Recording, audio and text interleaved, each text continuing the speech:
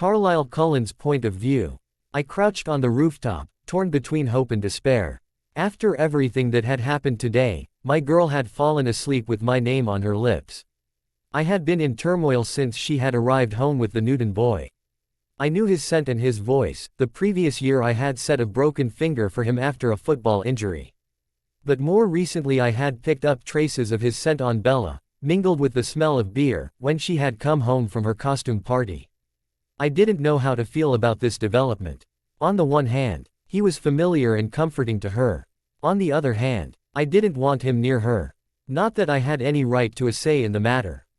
I had badly mishandled the situation with Bella, and I doubted she would want to have anything to do with me after what had happened. In retrospect, I realized that I couldn't blame Edward entirely for the situation. It had been irresponsible of him to be alone with her, and I wasn't quite ready to forgive his loss of control, but if I was being honest with myself I had to admit that much of the fault lay with me. Edward had been telling me to be honest with Bella, to let her make her own choices. I had rejected his counsel. I hadn't been respectful enough of her. I had said that I wouldn't treat her like a child, but in my desire to protect her and shield her from further heartache, I had done just that. I had made her decisions for her and withheld information that she deserved to have. Had she understood Edward's attraction to her blood, she may never have allowed herself to be alone with him. I should have trusted her. Instead, I found myself darting from shadow to shadow, following a white Suburban through the streets of Forks to the Newton home. This house was not as conveniently located along the tree line as Bella's was, so I had to be slightly more creative to keep concealed. I scaled the side of the house to the top, the slant of the roof hid me from the view from the road and ducking behind a chimney to stay out of sight of the rear neighbors. Once there, I'd had the dubious privilege of hearing Mike Newton make a play for my girl. Her response had stunned me. Despite rejecting his affections, she had offered herself to him out of gratitude for a safe place to stay. It had been painful to hear, but the real torture was in wondering how often she had made that same offer to a man before. It seemed as though she didn't see it for the travesty that it was. I didn't know what I would have done had the Newton boy taken her up on her offer. It was one thing to say I wouldn't interfere, to promise not to treat her like a child, but it was quite another thing to sit back while she made a decision to allow someone to take advantage of her. Particularly because she was only in this position because of me. Thankfully, the boy had been respectful enough to decline. He had my gratitude, though my goodwill was sorely tested once he was alone and I could hear him grunting softly and panting Bella's name. There had been very little to redeem my evening until I had heard Bella's muffled whisper. I didn't know what it meant. She may have been motivated by sorrow, by anger, by betrayal. But it was also possible that love and longing inspired her to speak my name. And if nothing else, she was thinking of me. It was agony to sit silently while she tossed and turned on the couch. I wanted to go to her, to stroke her hair and murmur comforting words in her ear, to soothe away the stress of the day. And she finally fell deeply enough into sleep that I could be confident I wouldn't wake her. I eased down from the top of the house and picked the lock on the front door, creeping into the living room. My girl lay huddled on the couch. Her pillow clutched tightly against her chest, her head propped up on the arm of the couch. Even in sleep, a frown puckered her perfect lips. I crouched beside her, running my fingers gently through her hair. "I'll never leave you, Bella," I whispered, giving voice to the words I had longed to tell her when she was awake. "You'll always have someone to look after you." I pressed a kiss to her ear and adjusted the blanket over her shoulders before slipping back out the door. I returned to my perch on the roof and pulled out my phone to call the hospital and someone to cover my shift for the following day. It rang before I could dial, showing Alice's name on the display. "Don't call," she said before I could answer. "I'm working on figuring out where we stand with Bella. But I'm not sure you should be the one to talk to her." "Why not?" I asked, though I didn't necessarily disagree with her. "Because her feelings for you are complicated. I want to ease her into it. Take on one issue at a time." "All right. Go to work tomorrow," Alice said. "Try to let it distract you. And hopefully, by the time you're done, we'll have some idea how Bella feels about us." "Edward is staying away." Alice sighed in exasperation. "Yes, he's staying away. And I'm not particularly happy about how you treated him." "Enough," I said, softly but firmly. I knew she wanted to argue further. Edward would have. But Alice just huffed. Fine. Emmett and Rosalie are bringing Bella's truck home. They'll take over for you and keep an eye on her while you're working tomorrow. Thank you, Alice. I appreciate you coordinating the family. She sighed wearily. You're welcome. But you owe me a favor, and when I call it in, it's going to involve you and Edward talking things out. She hung up before I could respond, and I had a pretty good idea that she knew exactly what I had to say about Edward. Bella Swan's point of view. The next morning with Mike's family was awkward. Mike had worked hard to convince his parents that I couldn't go home the previous evening, and they were obviously curious as to why. Their pleasantries hinted at deeper questions, and I spent the morning trying to dodge the truth. On top of that, I was exhausted. I had hardly gotten any rest the night before. Even after I managed to stop tossing and fall asleep, my dreams were plagued with images of vampires and giant wolves. Mike picked up on my discomfort and very obligingly rushed through his morning routine. It was early when he gathered up his things, and only then did it occur to me that I didn't have my school books. I didn't want to go back home to get them. I would just have to get through the school day without them. I followed Mike out the front door of his house, and stopped short on the porch. My truck was parked at the curb. Mike saw it and raised his eyebrows. Who brought your truck back? He asked. I shook my head. I don't know, maybe Alice. The thing was, I had my keys. Had she hot-wired my car? He looked at it for a moment and then shrugged. That was nice of her. Mike walked me to the driver's door and gave me a hand up into the cab. Taped to the steering wheel was a folded note. And I quickly opened it up and read it. Bella, Rosie and I are ditching school today. Want to hang out with us? Call me, Emmett. I stared at the words and at the telephone number scrawled across the bottom. Ditching school suddenly sounded like the best idea in the world, but did I want to spend the day with a pair of vampires? Did I want to spend the rest of my life trying to avoid them? Is everything okay? Mike asked, still standing by my door. Yeah. I waved the note. It was Alice. Okay, well, I guess I'll see you at school. I hesitated, and then nodded. Yeah, I'll see you there. I wouldn't, though. I needed to address this, needed to figure out what was happening between me and this family of vampires. I was terrified. I knew it was possible that they would pretty much just want to kill me, and I felt a little stupid walking up to them and offering them my neck. But then, I had seen the speed with which Carlisle and Edward moved. And I was pretty sure that I wouldn't be alive right now if they really bore me any ill will. I pulled out my phone but I couldn't make myself call. I took the coward's way out and sent a text message instead. Sure, we can hang out. I'm on my way home. I waited until Mike was in his car and pulling away, then started my truck and headed toward home. I had left all the lights on the night before, and I could see them still glowing in the windows. They didn't make the house any less terrifying. I sat in my truck, staring at the home I had feared since I was a small child, and a sense of fatalism settled over me. If this was it, then this was it. At least if they killed me, I wouldn't have to go home for Christmas. I was still sitting in my truck when Emmett's Jeep pulled up behind me. I tensed in fear, my muscles clenching so tightly that I could hardly move. My resolve faltered and for a moment I considered taking off.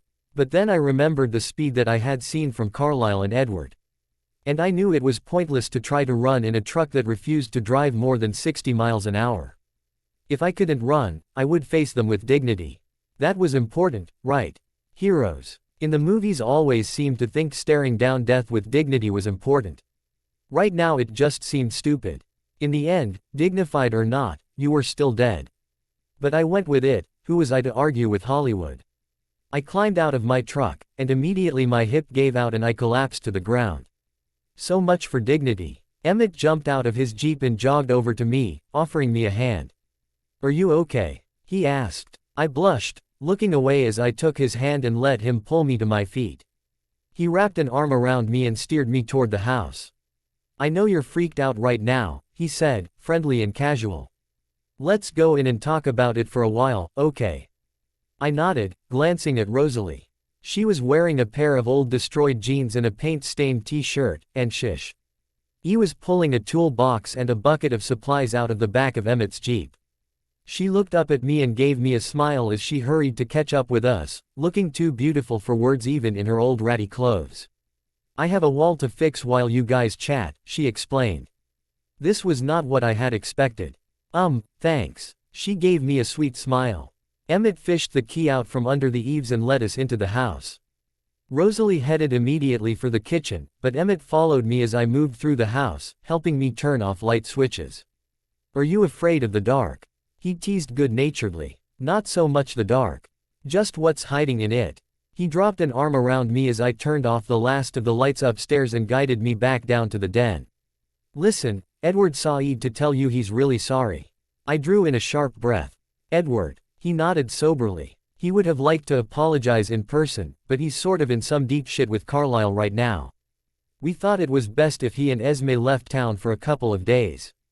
He's all right. I gasped, so relieved that I had to fight back tears. Emmett gave me a puzzled look. Sure, why wouldn't he be? There were wolves. Emmett sighed and rubbed his hands over his face. Damn, we have a lot to talk about. Okay. He dropped his hands, a resolute look on his face. Ready to get schooled, kid. It was my turn to be puzzled. What? He smiled widely. Vampires 101. He dropped onto the couch and pulled me down with him. Lesson number 1. Blood. I pulled my knees up to my chest and wrapped my arms around them. It's hard to talk vampires without talking blood, Emmett said. It's a big part of our lives. We crave it, we live off of it, and sometimes we have a hell of a hard time resisting it. He sat back. Now, obviously, most vampires hunt people. But our family, we're sort of the red-headed stepchild of the vampire world. We like people for company more than we like them for dinner. So we hunt animals instead. It doesn't taste very good, but it's enough to get by. I gaped at him. You drink animal blood. Yep. But it's nowhere near as appealing as human blood, so sometimes it can be tricky. He leveled a gaze at me. You know how Jasper sort of hangs back and avoids crowds. It's because he's new to this particular diet. He has the hardest time resisting.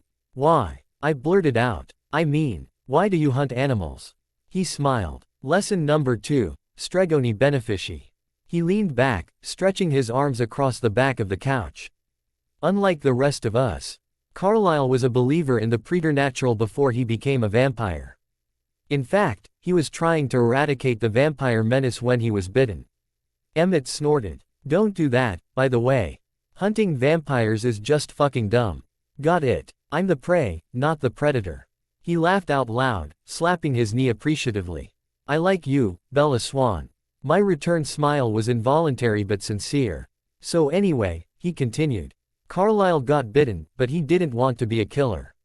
He figured out that animal blood kept him alive, and he's been a curiosity of the vampire world ever since. He made some friends in high places and they all think he's crazy, but he intrigues them. So what's Stregoni benefici? I asked him. That's Carlisle. There's a legend about him, though it's not very accurate. It describes him as a good vampire, and an enemy to all those who hunt humans. That's not true. Carlisle isn't an enemy to anyone, even our natural enemies. Natural enemies. I could feel a knot forming in my stomach. Natural enemies to vampires didn't sound terribly safe. Lesson number 3. Emmett grinned. The Quileutes. I stared at him. The Quileutes are your natural enemies. Well, he smiled. Not all of them. He leaned back and tucked his hands behind his head. Let's see, I think it was about 70 years ago when we first came to Forks. My jaw dropped. 70 years ago. So you're over 70 years old. 93, he said with a broad grin. That information set my head spinning. Emmett had been alive for a long time. And Carlisle? I asked hesitantly. Not completely sure I wanted to know. The age difference hadn't bothered me before, but would it now? He's not exactly sure, Emmett said casually, but we figure he's somewhere around 360. I waited for my body to react in some way. Surely I should be turned off by the gap between us, right?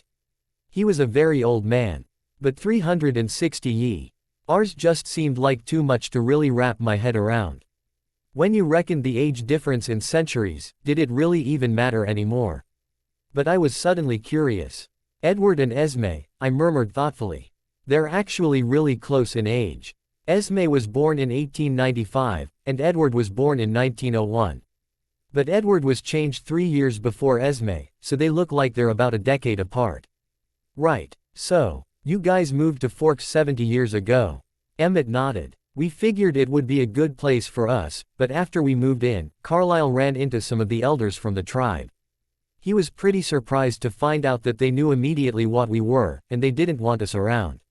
See, the Quileutes had these legends about us, and about how their old chief joined his spirit with a wolf and used their combined strength to fight off our kind.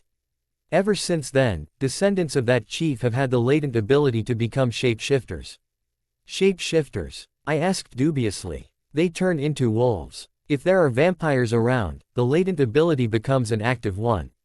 Jacob, I whispered. My head was spinning again, but I had definitely seen Jacob transform into a wolf. Yeah, he's a prime candidate, Emmett said.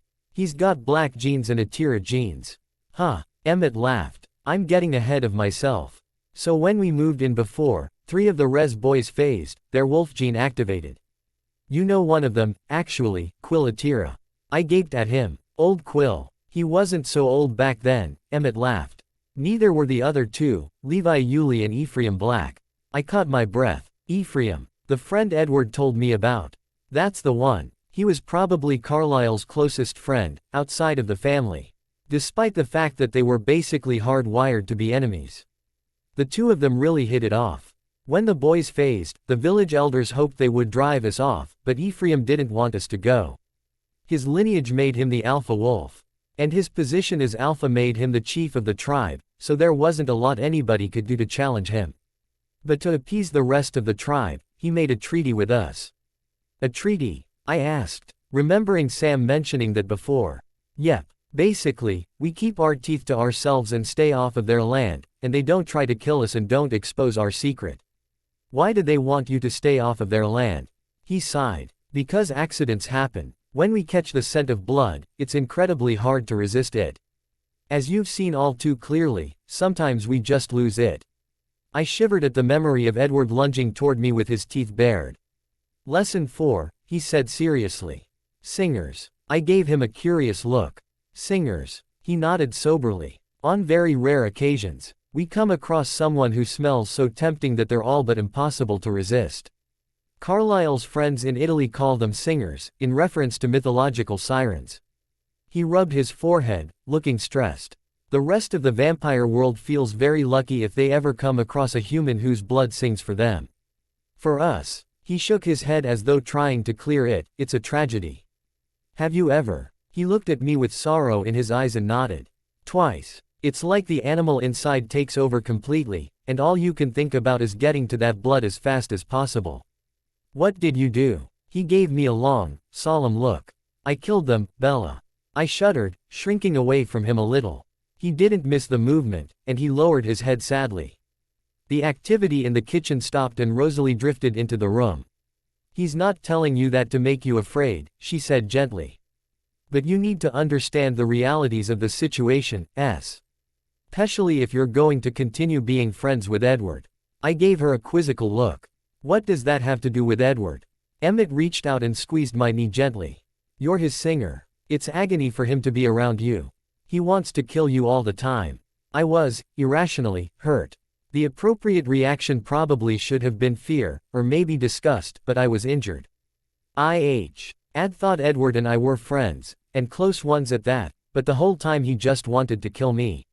Rosalie sat down on the arm of the couch. He's been really careful. He likes you a lot, and he wants to keep you safe. So he's been hunting every night, making sure he's never thirsty. And the way Carlisle feels about you strengthened his resolve a lot. But yesterday when he smelled your blood, it was just too much. He feels like shit, Emmett said frankly.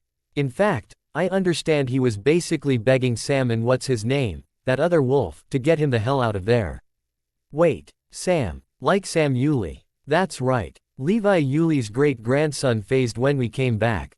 He and Edward have kind of hit it off. The other one is another descendant of Ephraim's, Rosalie put in. Emmett nodded. And your friend Jacob comes from a mix of the Blacks and the Atiras, so we wouldn't be too surprised to see him phase in the next couple of years. I stared into space, remembering. How terrifying it was to watch my best friend change into a wolf. He already has, I said, my voice sounding hollow. No kidding, Emmett said thoughtfully. Well, there you go. That should round out the pack. That makes Jacob the chief of the tribe, Rosalie pointed out. My jaw dropped. No way. She shrugged. I guess they don't really do the whole chief thing anymore, but it at least makes him the senior member of the Council of Elders. He's 15. I squeaked. Ephraim was 17, and he was a damn fine chief, Emmett said. Carlisle says Jacob's a lot like him. I shook my head, bewildered. My best friend Jacob, who ate marshmallow pancakes and jelly bean sandwiches, was chief of the Quileute tribe. I wondered if it would change things between us. I didn't want to lose my best friend. It's testing time, Emmett said. What have you learned? That there's a reason Edward wouldn't let me use a knife when I was cooking with him. Emmett snickered and Rosalie put a hand to her mouth, stifling a laugh. I sighed and sat back against the couch. I learned that you guys are dangerous. Good. You passed. You now have all the prerequisites for Vampires 102. Vampires 102. I raised an eyebrow. Yes. This is where you learn how to live with vampires, and the first lesson is, don't cut yourself. A giggle broke free from my throat, and Emmett laughed with me. I'm serious, he said through his grin. No cutting, no falling and skinning your knee, no bloody noses. And since you can't always prevent those things, it's time for lesson number 2. Carlisle. What about him? Stick close to him. Carlisle is different from the rest of us. He spends so much time around blood at the hospital that he's desensitized to it. It barely affects him anymore. So if you do get hurt, the one vampire who won't lose his shit is Carlisle. Do whatever you can to put him between you and the danger. I remembered Carlisle stepping between Edward and me, blocking his path, and the end grabbing me and trying to get me away from him. Emmett was right. There was never a moment when he hadn't been in control of himself. And I had run away from him. I dropped my head into my hands. Is he furious with me? Emmett and Rosalie both laughed as though I had made a terrific joke. With you, Rosalie said incredulously. Bella, I don't even think he's capable of being mad at you. He's about ready to take Edward's head off. Though, Emmett said, I've known Carlisle for over 90 years, and I've never seen him this pissed about anything. Especially not at Edward. I chewed at my lip. I don't want them to fight anymore. I've already caused enough trouble between them. Rosalie looked at me with actual compassion in her eyes. If anybody can convince him to forgive Edward, it's you. But don't be too hard on him. Just think how you would feel if Edward had nearly killed Carlisle. My stomach gave an unpleasant lurch. I couldn't stand the thought of losing him. Life without Carlisle would be too miserable to bear. She reached over Emmett and squeezed my hand. I'm going to get back to work. Just listen to my husband. This is important information he's giving you. Emmett pulled her down for a quick kiss and then turned back to me as she moved to the kitchen again. Okay, lesson 3, he said. The enemy of my enemy is my friend. If you want to stay safe when you're hanging out with vampires, you keep the Quileute boys around. He gave me a stern look. Now, this one you have to be careful with. The wolves are pretty edgy when they first phase. Their emotions are heightened and they haven't really learned to deal with it. Sam Yulee is probably pretty safe, but these 2 new kids aren't. Give them some time to get themselves under control before you spend any time alone with them. How long? I asked. I mean, I want to see Jacob. You can still see him, just make sure you've got somebody with you. Sam is fine, or one of us. We can protect you fro. The wolves just as effectively as the wolves can protect you from us. Protection used to mean condoms, I muttered.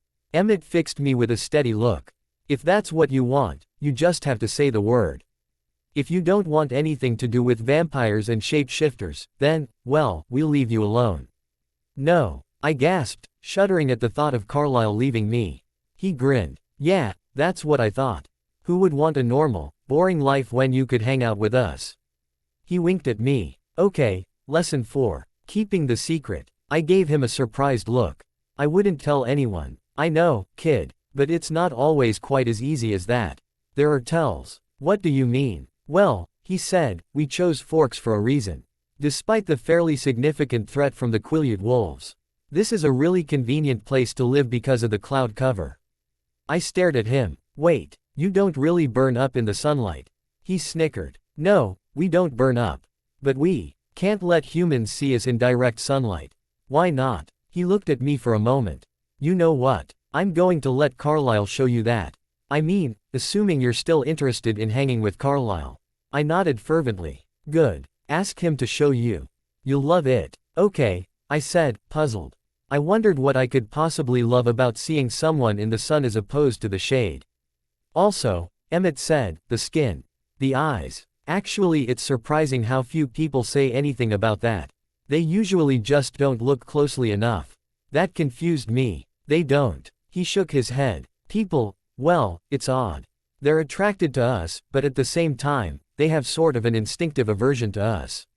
They won't really look at us long enough to notice details. I noticed, I pointed out. Yeah, but I'm pretty sure there's something wrong with you.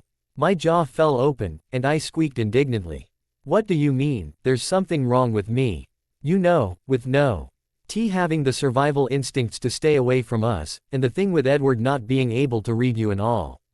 He winked at me. Wait, what? What about Edward? He gave me an odd look.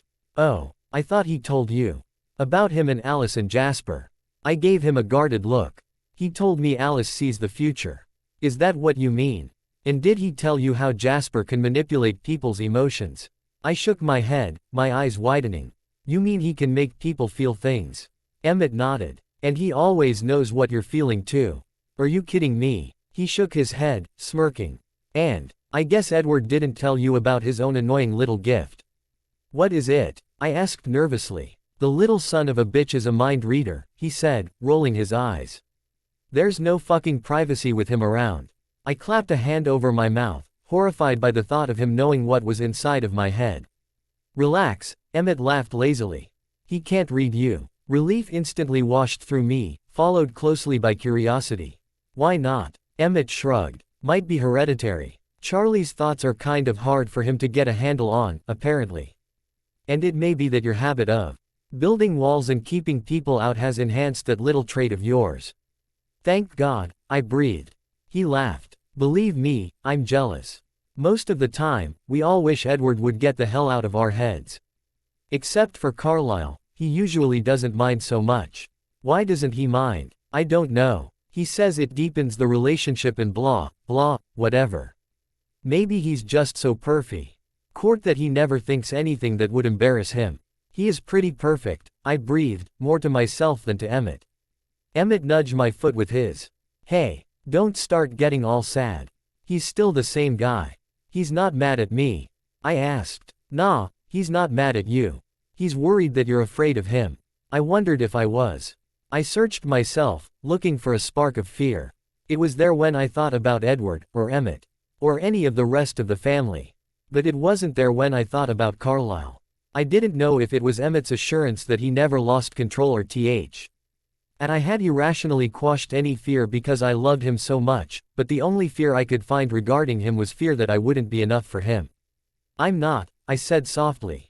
Good. Then I think you passed Vampires 102 as well. Wait, my test for 101 was to be afraid, but my test for 102 is to not be afraid. Yep, I leaned my head back against the couch. You guys make my brain hurt. Emmett just laughed. I'm hungry, I said abruptly. Do you want some breakfast? He smirked, looking me up and down. Are you offering? I suddenly realized what I said. Oh, you guys don't. Wait. I knew they avoided eating at school, but Carlisle had dinner with me every night. Do you guys eat? Emmett shook his head. Human food is disgusting. Plus, we can't digest it. If we eat we have to choke it back up. It sucks. But, Carlisle loves you a hell of a lot, Emmett said. I don't think I'd be willing to eat that crap every night for anyone. Excuse me, Rosalie called from the kitchen. Except for you, baby. Emmett said over his shoulder, winking at me. I giggled. If you want company for breakfast, we could always call Wolf Boy in here, Emmett said, gesturing toward the backyard. Who? The Res boys have been keeping an eye on you. And it's a good thing, too. Carlisle's got mad skills, but trying to take on a mind reader by yourself is just asking for a beatdown. If he hadn't had help from the wolves yesterday, it's hard to say what might have happened. There's somebody out there watching right now. I asked incredulously. He bobbed his head casually. Yep. Carlisle or Edward could probably tell you which one, but I don't know them very well yet. It could be Jacob. Could be. Let's go find out. He grabbed my hand and pulled me to my feet, dragging me toward the back door. He released my hand once we were outside, and he started whistling. Here, Fido. He yelled into the trees. He made kissing sounds with his lips. Come here, puppy. I've got a milkbone for you. I heard a growl in response, and then some soft rustling in the trees. After a moment, a teenager with deep russet skin, wearing only a pair of cut-offs, emerged from the trees. He looked vaguely familiar, and I figured I must have seen him around La Push while I was growing up. He moved toward us, shooting Emmett a glare and flipping him off. Emmett just snickered. Hey, Bella, the boys said, ignoring Emmett's laughter. I'm Jared. Hey. I had no idea what to say to him. Thanks for stopping Edward from killing me. Actually, that was probably all right. Thanks for stopping Edward from killing me. I gave him a rueful smile. My pleasure, he said with a grin. So about breakfast. I stared at him. You heard that. We have really good hearing. Like your bloodsuckers. He gestured to Emmett. I spun to look at him. You guys do too. He nodded. Excellent hearing, sight, smell, everything. My face turned red, wondering what things I might have said. Assuming Carlisle had been in the other room and unable to hear me. Emmett snickered. Sorry, Bella. The crowds you run with are sort of freaky. I put a hand over my eyes. Whatever, I said, trying not to think about it. Jared, you want to come in and have breakfast with me? I'd love to, he said with a smile. Carlisle Cullen's point of view. Work was miserable. It was a slow day. I in the emergency room and many of my colleagues were taking advantage of the reprieve to catch up on paperwork. I had very little to do, and what I had I was doing with painstaking care, trying to draw it out. Bella was on my mind every second. I knew Alice was working on bringing us back together, but it felt wrong to sit back and wait for her to fix things. Bella was my girl, and though my F.A.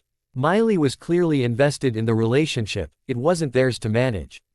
Sitting back and taking things as they came hadn't turned out well for me. I was tired of being inert, tired of letting the others maneuver things while I did nothing. I was inexperienced, but I was still a man and I knew how to treat my girl properly. There was a tap on my office door and the hospital administrator, Drive. Guarantee, pushed it open and poked his head inside. Carlisle, he said with a wide smile. I glanced up and nodded to him, finishing a page before setting it aside. Doctor, how are you? I'm in awe, Carlisle. I understand you were chosen by the American College of Surgeons for the Masterson Innovation Award. I gave him a benign smile before pulling another page in front of me. Is that so? This is a very prestigious award. Surely you're not going to decline this one as well. There are others who work much harder than I do. They should be recognized for their efforts. Carlisle, he admonished. These things might not mean much to you now, but you never know where your life will take you. Having an honor like this on your resume will give you a certain amount of security for the future. I have security, I said, filling out the form in front of me. I could tell the man was getting frustrated with me. He had taken it upon himself, as a man of experience, to take me under his wing and teach me the ways of the medical world. I wasn't usually bothered by his unnecessary mentoring, but the last couple of days had sapped my patience. I was trying hard not to let my polite facade slip. Please accept this award. Is it really so bad to spend one night being fed good food and showered with well-deserved praise? Yes, that sounds like my idea of a nightmare.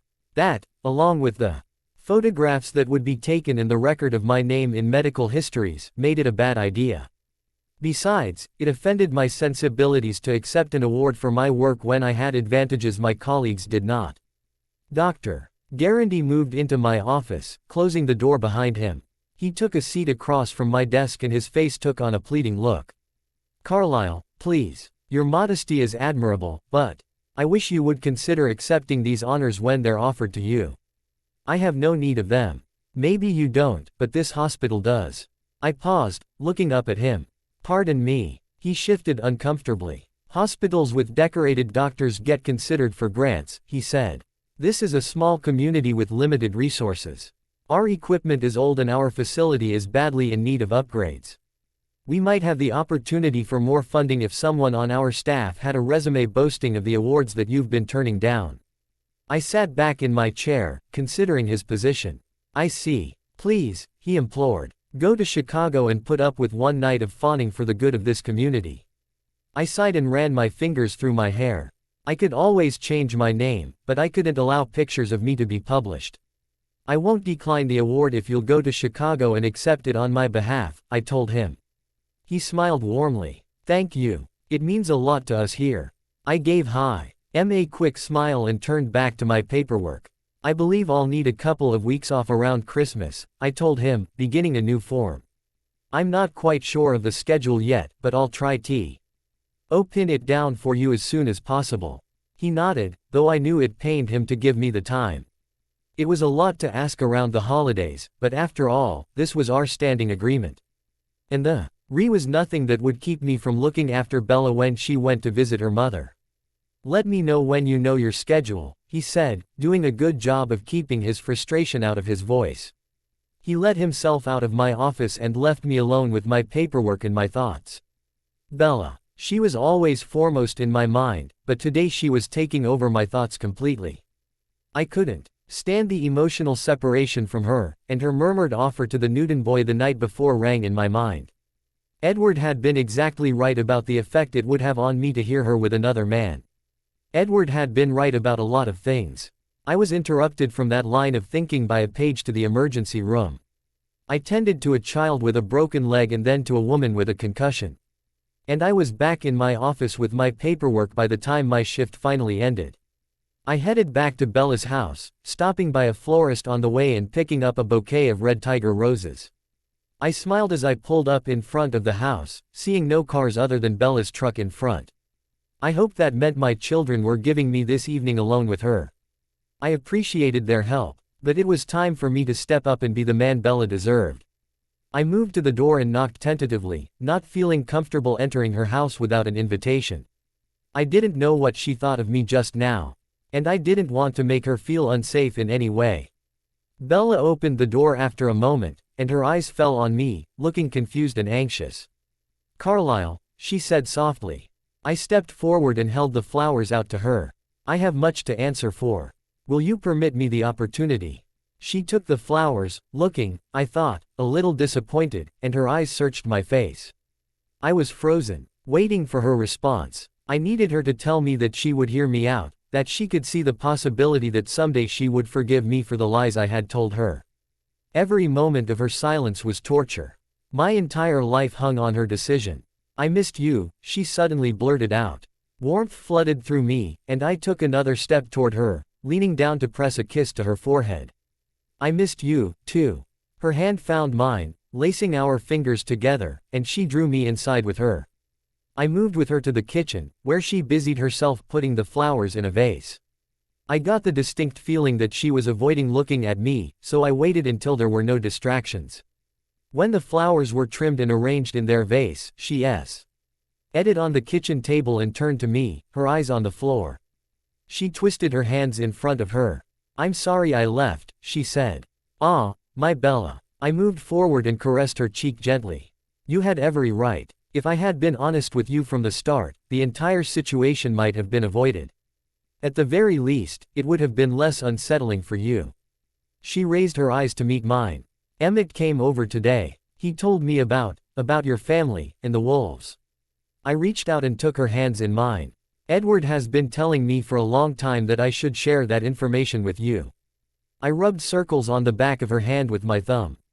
I should have listened. Why didn't you? I sighed and pulled out a chair for her, taking one next to her when she sat. I was concerned for your safety, and for your quality of life. Did Emmett tell you about the Volturi? She shook her head, her brow furrowing. What is that? The Volturi are old friends of mine.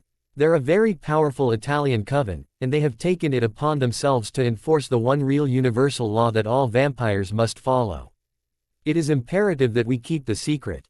That prevent people from discovering that we exist. She bit her lip. So, since I know. I nodded. That's right. The Volturi would not be pleased, and I'm afraid they're not a very forgiving coven. Her hands trembled in her lap. Will they find out? I doubt they will anytime soon, but it's always a concern. I reached out and took her hands in mine. I don't want you to worry about the Volturi, Angel. Just trust that I will protect you. Bella seemed to calm, but she stared down at our hands, not meeting my gaze. Her reticence left a hollow ache in my chest. This was where my lies had brought us. I slipped out of my chair and kneeled in front of her, pressing her fingers firmly in my own. Bella, I'm so sorry I wasn't honest with you. Can you ever forgive me? She raised her eyes oh mine and slipped her hands from my grasp, moving them to stroke through my hair. She leaned in and kissed me, so gently and so sweetly that the ache in my chest was crowded out by all-consuming love. I pushed myself to my feet, never breaking the kiss as I drew her up with me. I wrapped her in my arms and held her against me, needing to feel her small, delicate body pressed to mine. It was bliss, but it was short-lived. Because as I moved my mouth down her neck to taste the sweet flavor of her skin, a horrible thought crossed my mind. She had offered herself to the Newton boy in gratitude for the safety he gave her. When I removed her from her father's care, I had essentially given her the same thing, a temporary safe haven. Could my girl be acting out of obligation to repay some imagined debt? I froze, my hands stilling on her body. I remembered all too clearly the fear she had experienced when I touched her a few weeks ago, the confusion I had felt when she wanted to push forward physically despite her obvious trepidation. Could she have been forcing herself because she believed I expected it of her? Unlike her friend Mike Newton, I had not been gentleman enough to decline her attentions these last weeks. Bella noticed my stillness and pulled back, her eyes searching my face. I'm sorry, she whispered. I wanted to tell her not to apologize, that I could spend forever kissing her and touching her. But I was sickened by the thought that I was taking advantage of her in her vulnerable state. I slipped a hand up to her cheek, caressing gently, trying to smooth away the anxiety that shone in her features. This was wrong. I needed to win my girl's heart, not her obligation. Bella, may I take you out this evening? I asked softly. She looked surprised. Out. I smiled. The Port Angeles Symphony is performing a tribute to Dvorak. I understand you have a taste for music, and I thought you might like to go with me. A smile lit up her face. Really? You want to take me? There's no one in the world I'd rather be with. She blushed and looked down, smiling happily. She started moving toward the stairs. I'll just go get changed. I'll make you something for dinner, I said. She faltered for a moment, looking back at me, before hurrying up the stairs. Bella Swan's point of view. My phone rang before I could dial Alice's number. That was starting to seem less creepy. I answered it as I stared at my closet, completely lost. Don't worry, she chirped happily, I'm on my way over to show you what to wear. I sighed in relief. Alice, you're the best. Get started with the black Abade bra and panties with the garter belt, and I'll be right there. Thanks. I hung up the phone and dug out the complicated bits of lace that were supposed to be my foundation garments for the evening. I pulled them on and was just sliding the second black stocking up my leg when there was a tap at the door. It's me, Alice announced from the other side. I called for her to come in and she breezed through the door, nudging it closed behind her with her foot. Perfect, she said approvingly, looking over what I was wearing so far. It was a little strange having her critique my underwear. And it occurred to me that she had probably seen a lot more than that in her visions. Oh, God, I did not want to think about that. I shoved the thought out of my mind and followed her to the closet. This, she said, pulling out a simple black cocktail dress. She held it up in front of me, and I breathed out a little sigh. It's just right. Of course it is. It's Chanel. She invented this look. I took the dress and put it on, and Alice helped me zip it up in back. Then she led me to the bathroom and helped me twist my hair up into a pretty updo with a few curling tendrils falling free. She pouted until I gave in and allowed her to apply some mascara and eyeshadow, and then she stood back, looking at me critically. Jewelry, she said. You know that silver bracelet of yours would look really. No, I said, cutting her off. She gave me a curious look. Don't you think it's pretty? It's pretty, I mumbled, turning away and heading back to my room. She followed me. Why don't you like it? I just don't. I dug through my closet for a pair of shoes to wear until I found the pair of Manilos I had worn to the courthouse. I held them up to Alice, and she nodded her approval. Just keep a good grip on Carlisle's arm so you don't fall, she teased me, moving to my jewelry box. She found a conservative pair of earrings with a matching necklace and held them out to me. Are these okay? Yeah, they're fine, I said, taking them from her and putting them on. So what's with the bracelet? Alice asked. You're not allergic to silver, are you? Because that would be hilarious. What with you hanging out with vampires and werewolves? Guilt crept up inside me and I turned away quickly, moving to the bed so I could put on my shoes. I'm not allergic to it. I just don't like it. So why do you have it? I shrugged, not meeting her eyes. It was a gift. She was silent for a moment, and when I chanced a glance at her she was looking at me speculatively. All right. Well, you look great. You and Carlisle have a good time tonight. Thanks, I said, relieved that she had dropped the subject. Alice breezed out of my room and, after a quick look in the mirror, I followed her out. She was already gone by the time I got downstairs, so I moved into the kitchen where I could hear Carlisle setting out dishes on the table. He looked up at me and smiled, his eyes moving over me. Bella, you are absolutely the most illsprouse woman I've ever seen. I laughed, blushing a little. I really hope that's a compliment. You look lovely. He moved to my side and took my hand, guiding me to the table, where he had already dished up a plate of food for me. It smelled incredible. How can you cook like this when you don't like to eat? I asked him. He chuckled and sat with me at the table, folding his hands in front of him. It's a useful skill to have. And we don't really forget things, so being out of practice means very little. I blinked in surprise. You don't forget things. Our human memories can be tough to recall. But since I changed, I have never forgotten a moment of my life. It's always there, waiting to be summoned if I need it. Wow, I murmured. That would make trig tests easier. He laughed again, his eyes sparkling. Yes, my children tend to get good grades. We chatted idly while I ate, and when I was nearly finished, Carlisle left to get changed. He was back again in less than a minute, looking incredible in a black suit with a deep blue tie. I took my plate to the sink and then turned back to Carlisle. He held out a hand to me and guided mine to his elbow. He led me to the door, helping me on with my coat, and then escorted me to the car. When he had settled beside me and started toward Port Angeles, I decided to take on the heavier subjects. Carlisle, I said hesitantly, where's Edward? His face hardened. You don't need to worry about Edward. He's no longer here in Forks.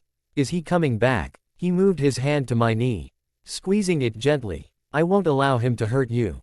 Please don't be afraid. I'm not, I stuttered. I mean, I know you wouldn't let him do anything. I just want to talk to him. He raised his eyebrows in surprise. You want to talk to Edward? I nodded. I mean, Emmett said he feels bad. I just want to talk it out with him so we can put it behind us.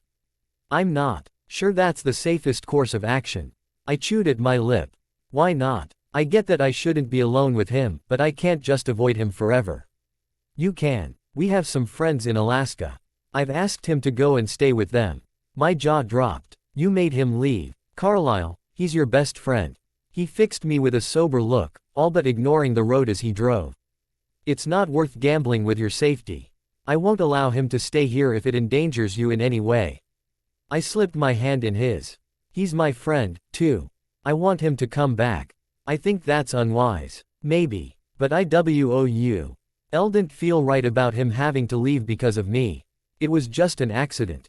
An accident that is likely enough to happen again, he pointed out. I know. And if it happens again, you'll be with me. Or Alice, or Esme, somebody. And it won't be any worse than it was yesterday. Carlisle gave me a stern look. It would be foolish to underestimate him. His special abilities give him an advantage over most everyone in a fight. But he stopped. He was asking Sam to get him away, wasn't he? He hesitated for a moment and then nodded. Yes. I prodded just a little more. I'd miss him if he didn't come back. He was quiet for a long moment but he finally nodded. All right, then. I'll call him tonight. Unless Alice has already done it, I said with a smile. He laughed softly. Getting used to how things often go in our family. I rubbed my hand over the back of his, clinging tightly to him. I hadn't liked being away from him and it was a relief to have him close again. He lightened the subject for the remainder of the drive, telling me a little bit about Dvorak's history, and I leaned back and closed my eyes, letting his honeyed voice wash over me as he spoke. The CAR filled with his perfect scent, and I breathed him in, wishing I knew what it would take to keep him forever. When we got to the theater, he escorted me inside and led me up a set of stairs to a long hallway. He moved past several doorways hung with heavy curtains, and he stopped at one, pulling back the velvet draperies and ushering me through. Beyond the curtain was a small private box that held 4 ornate chairs. He drew 2 of them to the back corner of the box, but he didn't take a seat. Instead, he moved to the railing and looked down over the slowly filling theater below. He slipped an arm around me when I joined him, rubbing my arm lightly. "I guess I shouldn't be all that surprised that you have a private box here," I said. "I like it for symphonies and choirs. Musical performances with no visual aspect." He looked down at me and smiled. "The view isn't ideal for plays and operas. Do you come a lot?" "Yes, I'm quite a fan of the arts. Edward and Esme usually accompany me, and Jasper occasionally comes along." I cocked my head. "Jasper doesn't seem the type." He smiled, looking out over the theater. "He enjoys the emotional climate. He likes to see the similarities and differences in how people are moved by the music." We watched as the theater slowly filled with people, and then as the musicians took their places on the stage. Once they began tuning their instruments, Carlisle took my hand and pulled me back to the chairs he had positioned earlier. We couldn't see much of anything from where we were. A few of the patrons in boxes across the way from us were visible. As long as they were sitting close to the railing, but for the most part we were cut off from the rest of the theater goers. It occurred to me exactly why he had seated us in this position when his arm slid around my waist and his cool lips pressed against my neck. He placed a few careful kisses along my throat as the first concerto began to play. By the time the first movement ended, I had scooted onto his lap. My arms wrapped around his neck. I was nipping his earlobe as he ran his hands gently over my back. "Isabella," he breathed softly in my ear, "I need to tell you something very important." I murmured absently, my lips moving behind his ear. His scent was strong here and I breathed deeply, my tongue darting out to taste his skin. I felt him shudder, and his arms tightened around me. "Are you listening to me?" he asked, a smile in his voice. I followed the smooth line of his jaw, kissing and licking, loving the flavor of his skin. He didn't taste salty the way I would have expected. And it made me mildly curious as to whether vampires could sweat. It was a question I would ask, one of these days, when my mouth wasn't otherwise occupied. "Good," he said, sounding a little breathless. "Because it's very important." I licked my way down his neck. "I already know you're a blood-sucking monster," I teased. "How much bigger does it get?" Carlisle head me back gently so he could look at me. "As much as I hate to stop you, it does get bigger than that." I withdrew my hands and folded them in my lap. "All right, I'll be a very good girl. What's your big revelation?" His fathomless golden eyes stared into mine, and he cupped one hand under my chin. "Isabella Swan," he breathed, "I love you." I froze. "I've never felt for anyone the way I do for you," he continued. His words filling the chasm in my heart that I thought would always be empty. For more than 300 years I've lived half a life, learning and experiencing only a fraction of what this world has to offer because I didn't have you to share it with. I just stared at him, warmed by his confession, but afraid of it. Afraid of what it meant. Exactly 4 people had told me they loved me: Charlie, Renee, Phil, and Jacob. Charlie had hit me. Renee had, both literally and figuratively, looked the other way, while Phil did much worse than hit me. Did loving someone give you the right to hurt them? And if so, why did I crave it so badly? Why did it make me so happy to hear Carlisle say it? His hand moved to stroke my cheek. "You are so precious to me. No matter what the future holds. I want you to know that I'll always be with you. I'll always keep you safe."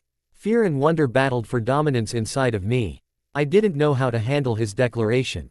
I didn't know what it meant for Carlisle to be in love with me. But I ached for it. Somehow, I was better for it. Having his love made me more than I had been before. I couldn't speak. A pained look crossed Carly's face when I didn't answer him, and I knew I needed to give him some sort of response. I moved my hands to his shoulders, clinging to him, kissing him, pouring as much emotion into it as I could. "No." He pulled away. "Bella, no." He removed my hands from his shoulders, taking them in his and pulling them up between us. Don't just give me what you think I want. You're better than that. She FTED me off of his lap and onto the chair beside him, putting some distance between us. Though his body was colder than the air in the room, I shivered at the loss of contact. I didn't understand why he was pushing me away or what he was asking of me. If you don't feel the same way, I understand, he said, a deep sadness in his eyes. But I can't take advantage of you. I love you too much to hurt you like that. You're not. I blurted out, finally finding my voice. I tried to kiss him again, but he put his hands on my shoulders, gently holding me back. Please. I need you to hear me. I'm not looking for a tawdry fling, and I'm not trying to make you feel obligated to me in any way. He tucked a lock of hair behind my ear, then rested his cool hand on my neck. I'll look after you because I love you. Not because I'm asking for anything in return. I furrowed my brow, confused. I don't understand. You love me but you don't want me. He shook his head sadly and leaned his forehead against mine. Bella, he whispered. My girl. I want you more than I could ever say. His fingers stroked my neck. But I'm not willing to exploit you to get what I want. I moved my hands under his suit jacket, rubbing his chest through his shirt. I don't understand why you think I don't want you, I said, blushing a little at my own words. He gave me a sad smile. I suppose I had my heart set on something more than just a mutually beneficial arrangement. I drew back from him, suddenly very intimidated by what he wanted from me. My instincts told me to protect myself, to keep my vulnerabilities hidden. That was how a girl like me survived. It was bad enough that I had let myself care so much about him. Carlisle, I choked on the words. It's all right, sweetheart, he whispered, pressing a kiss to my forehead. I expect nothing from you. No, please. I moved my fingers up, touching them to his lips. He was pulling away from me, and I couldn't stand it. This was Carlisle. It was reckless to confess my feelings, but if I wanted to keep him, I had to do it. Carlisle, you're everything to me, I choked. I need you. I'll always be with you, he murmured softly, his voice carrying a hint of melancholy. You'll never be without protection again, I promise. I stretched up to kiss him, but once again he put his hands on my shoulders and gently moved me back into my chair. I can't take your body without your heart. My hands curled to fists, and I nearly growled in frustration at my inability to say the words that needed to be said. I wished he could just see it. For the first time, I wanted someone to be able to look inside my mind and know what I was thinking. I almost died, I blurted out. Tyler and his van nearly killed me. I hit my head, I got a concussion. I was humiliated in front of the whole school, and Edward was lying to me. Carlisle's gaze was puzzled. It was still the best day of my life because I met you. His confusion turned to surprise. It happened so fast. I still don't understand it, and it still feels like too much to take. I took a deep breath, forcing out the words I needed him to hear. I love you so much that sometimes I think I'll break. His lips parted as he drew in a shaky breath, a spark of hope in his eyes. You're not just telling me what I want to hear. I shook my head, swallowing hard. Now that I had said it, it was even more terrifying. He had power over me. He had always had power over me, of course, but now he knew it. He knew he could hurt me any way he wanted and I would let him. What had ever made me think this was a good idea? How in the world had I been so careless? I knew better than to show my hand like that. But Carlisle didn't hurt me. At least, not yet. He wrapped his arms around me, drawing me back onto his lap. And his lips met mine in a fervent kiss. One hand cupped the back of my head, drawing me impossibly closer, and his tongue tangled with mine almost desperately.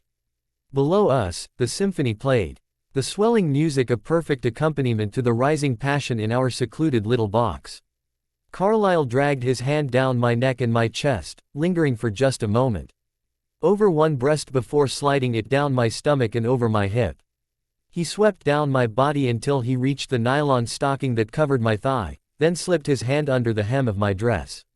He began slowly inching it upward again, massaging as he went. I moved my lips from his to trail down his neck to the collar of his shirt, frustrated that I couldn't get any farther. He let out a strangle. Ed moaned as his hand reached the top of the stocking and his fingers grazed over bare skin.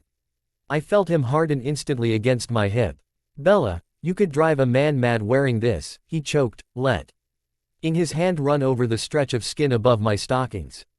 He moaned again when his fingertips grazed the lace of my panties and he pushed up the skirt of my dress, his eyes exploring what his hands had discovered. I glanced self-consciously across the dim theater at the other patrons in their boxes. They were looking at the stage or at their companions, but even if their eyes turned this way, I doubted they could have seen us in our shadowy corner. Carlisle's fingers traced the ribbons that held up my stockings, bringing my attention back to him. He slowly raised his eyes from my exposed leg and hip, dragging them up my body before settling on my face. The heat in them burned into me and my breath caught in my throat. You may make history tonight as the first person ever to give a vampire a heart attack, he whispered. I gave him a teasing grin and leaned in to nip at his bottom lip. Does that mean you like it? He rocked against me, rubbing the solid bulge in his pants against my hip. I think my preference for your clothing choice is evident, he murmured, running his nose lightly up my neck. I tilted my head back to give him better access, goosebumps blossoming on my skin. His tongue swept up my throat in a long, sensual lick. Should I be nervous that you seem to have such a fondness for that particular spot? He laughed softly, a low, provocative sound. You don't need to worry about me thirsting for your blood, he assured me. But I'm afraid I would go mad from hunger if you denied me the occasional taste of your ambrosial skin. I shivered at the desire in his voice, all too aware of the slickness between my thighs. Carlisle's lips latched onto my throat, sucking gently just over the pulse point. Once again, I searched myself for fear and found none. No doubt that Carlisle wouldn't physically hurt me. It was only damage to my heart that I worried about. He rocked his hips against me again, pressing his erection into my side, and I suddenly ached to feel it somewhere much more interesting. I pushed myself off Carlisle's lap and shifted so I was straddling him. The skirt of my dress rode up my thighs, and Carlisle sucked in a sharp breath as I settled onto his lap again, pressing my center against his rigid body. Bella, he gasped. His hands shoved up under the hem of my dress, grabbing my backside and jerking me hard against him. I hummed in longing at the pressure between my legs, rocking into him, aching to have him inside me, filling me. I moaned quietly as Carlisle ground his hips against me, his fingers digging into my flesh as he clutched me to him. His thrusts matched the rhythm of the music being played by the oblivious orchestra below, and I moved with him, undulating against his body. One hand clutched at the hair on the back of his head as I met his urgent thrusts. I could feel the need coiling inside of me, crying out for more, building toward release. One of Carlisle's hands released me and moved around my hip, sliding between us. I groaned in frustration as the steady motion of his hips ceased, but it quickly turned to pleasure when his fingers pressed against my mound, prodding eagerly. After a moment of delicious rubbing, his hand pushed back the lace of my panties and his fingers slipped underneath. He glided his hand over my slick folds, and I buried my face in his shoulder to muffle the excited noises escaping from my throat. I shifted my position, trying to guide his fingers inside of me, but he just smiled and continued teasing me, stroking all around my entrance but never venturing further. Not fair. I panted against his shoulder. I agree, he murmured in my ear, his warm voice husky with desire. Wearing something like this is utterly unfair. How am I supposed to treat you respectably when I know what you have on under that innocent-looking dress? You're not, I gasped into his shoulder, trying again to maneuver myself onto his fingers. Respectability is overrated. There was a time I might have disagreed with you. But having you here with me now, so warm and wet, I can't resist you. Two cold fingers plunged into me, and I bit down on the heavy suit jacket that covered Carlisle's shoulders. Choking back a scream, he pumped in and out of me while his thumb worked my clit, driving me relentlessly toward my peak. I needed more of him. I yanked at his tie to loosen it, then jerked open the buttons of his shirt, shoving aside his lapels and attacking his neck and shoulders with my mouth. I sucked at his cold, hard skin, relishing his taste, frustrated that I couldn't touch more of him. I let one hand move down his sculpted chest to slip between us, cupping over his solid erection and rubbing it through his pants. He let out a strangled cry that might have been the beginnings of my name. Before he bit it back, his hips rocked against my hand as his fingers worked my core. Again and again, his thrusts penetrated my body, his erratic breaths and my desp. Rate whimpers mingling with the lilting sounds from the instruments below us, until finally, with a particularly hard thrust, he pushed me over the edge. I tumbled into orgasm, biting my lip to keep Rom screaming out in the middle of the performance. Carlisle kept up his rhythmic movements, seeing me through wave after wave of intense pleasure. I clenched my teeth against the moans that threatened to escape my throat. Not wanting to draw every usher in the building to our box, until I finally collapsed against him, exhausted and euphoric. Carlisle drew his hand back and brought it to his mouth.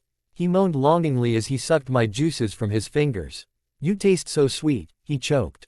"More." He gasped out the word, and before I really knew what was happening, he had spun me off of his lap into the chair beside him and had fallen to his knees in front of me.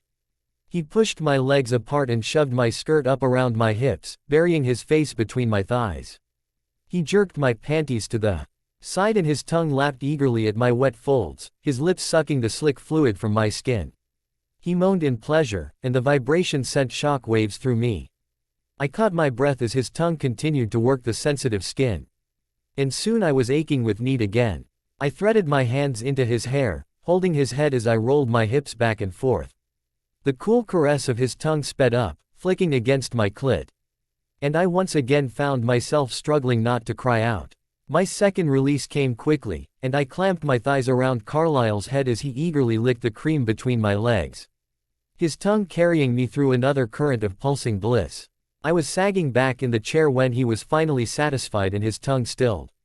He pushed himself off of the floor and into the chair next to me. A tight smile playing around his lips.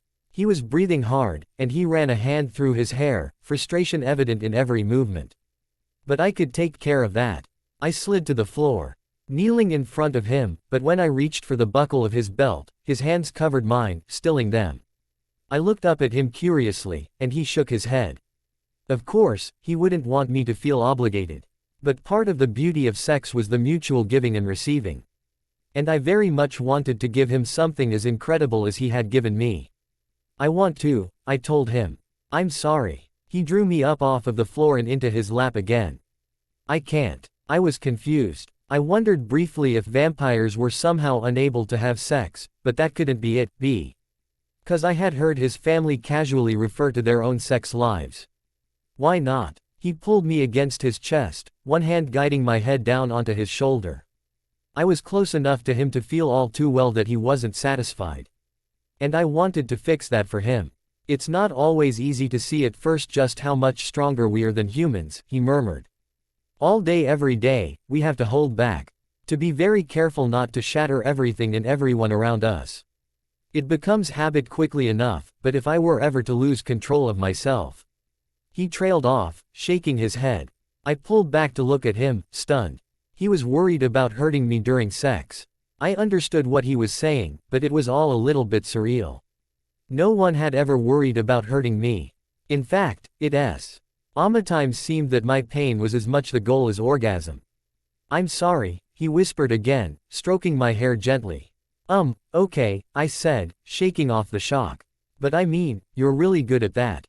You never hurt me." "That's because I haven't allowed myself to lose control." I gave him a teasing smile, running my hand down his chest. "So, keep not allowing yourself to lose control." He grabbed my hand, preventing it from reaching its destination. "That's rather difficult," he said, swallowing hard. "With a woman as desirable as you, all I want to do is lose control." I moved my hand away from his and slid it inside his jacket, rubbing his chest. "I trust you." "I don't." He sighed. "It's extremely dangerous, sweetheart. A single moment of inattention could cost you your life." I peppered the skin behind the open collar of his shirt with kisses. "You're not even willing to try." His fingers laced through my hair, stroking gently. "I've already pushed things much farther than I should have. But you're not satisfied." I nipped at his collarbone. He gave a low growl in his throat, his hand coming up to hold the back of my head. "No, Bella. Satisfaction for me would require loss of control." "Not all control," I argued, my voice muffled by his skin as I placed open-mouthed kisses along his shoulder. "If I could keep from screaming just now, I think you could keep doing whatever it is you're afraid you would do." He stopped me, cupping his hands over my cheeks and pulling me back so he could look me in the eye. I'm afraid of crushing you. Of holding you too tightly in that moment when all I can think of is being closer to you. The concern in his eye was touching, but I wasn't quite ready to quit pressing my argument. So keep your hands behind your back, I grinned, grabbing his wrists and pushing his hands behind his chair, bringing my body flush with his. He groaned, pressing his forehead into the curve of my neck. I started to move to my knees again. But as soon as I let go of his hands, he wrapped his arms around my waist and trapped me against him. Perhaps this isn't the most appropriate venue to test my self-control. I smiled, feeling triumphant. Does that mean you're willing to test it somewhere else? I'll consider it. I grinned and gave him a quick kiss, wrapping my arms around his neck. Good. Now would you please quit distracting me? I'm trying to listen to the concert. His body shook as he laughed quietly. My apologies, sweet girl. I've been terribly rude. I straightened my dress to keep it from wrinkling too badly. Andy then buttoned up his shirt and tightened his tie.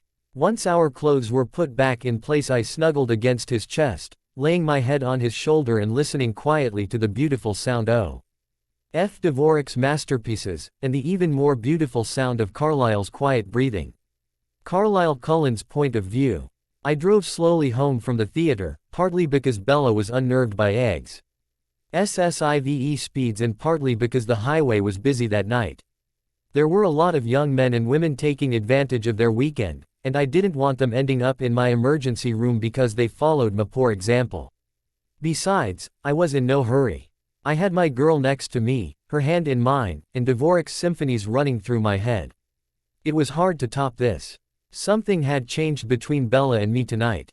The tension between us that had been ever present seemed to have drained away, and she smiled more than I was used to seeing. That smile on her face right now, that was for me. I should have told her how I felt a long time ago. Of course, there were a lot of things I should have done a long time ago. There was no question that I had created a lot of problems with my efforts to protect Bella from my secret, and I was still stunned by how quickly she had forgiven me. And not only me but Edward as well. I was uncomfortable with the idea of her being near him again. And I had tried to tell myself that it was only concern for her safety that motivated me. Of course, I knew I was fibbing to myself, and Edward would know as well. Bella's quick forgiveness of Amma, and she had known for such a short time, put me to shame. Edward had been my closest friend for nearly a century, but I couldn't find it in my heart to offer him absolution. I met Bella's gaze and she smiled at me. I raised her hand to my lips, kissing her fingers softly. You're quiet, I pointed out. What are you thinking? She bit her lip, still smiling, and glanced away self-consciously. I'm inking that Jasper might be surprised about the feelings that New World Symphony inspires in me from now on. I laughed heartily. In me as well. What were you thinking about? I sighed softly, letting the melancholy back in. I was thinking about Edward. Her hand tightened around mine, but I wasn't sure she realized it. Are you still mad at him? I am. She gave me a curious look. Why are you better at resisting blood than the others? It's hard to say. Esme thinks it may be a gift, like Alice's visions or Edward's telepathy. Do you think that? I don't think it's unlikely, I admitted. But my own theory is that it's a psychological aversion. She fiddled absently with my fingers, waiting for me to go on. The first months after becoming a vampire are the worst, I explained to her. The bloodlust is all-consuming. I stared out of the window, conjuring up some of my ugliest memories. Those were dark days for me. I had lost my family, my friends, my God. I had become a demon. I wanted nothing more than to die. But no matter how I tried, I couldn't manage to kill myself. I was more miserable than I had ever been in my life. Bella shuddered next to me, clinging to my hand. I gave her an affectionate smile, pushing the memories back again.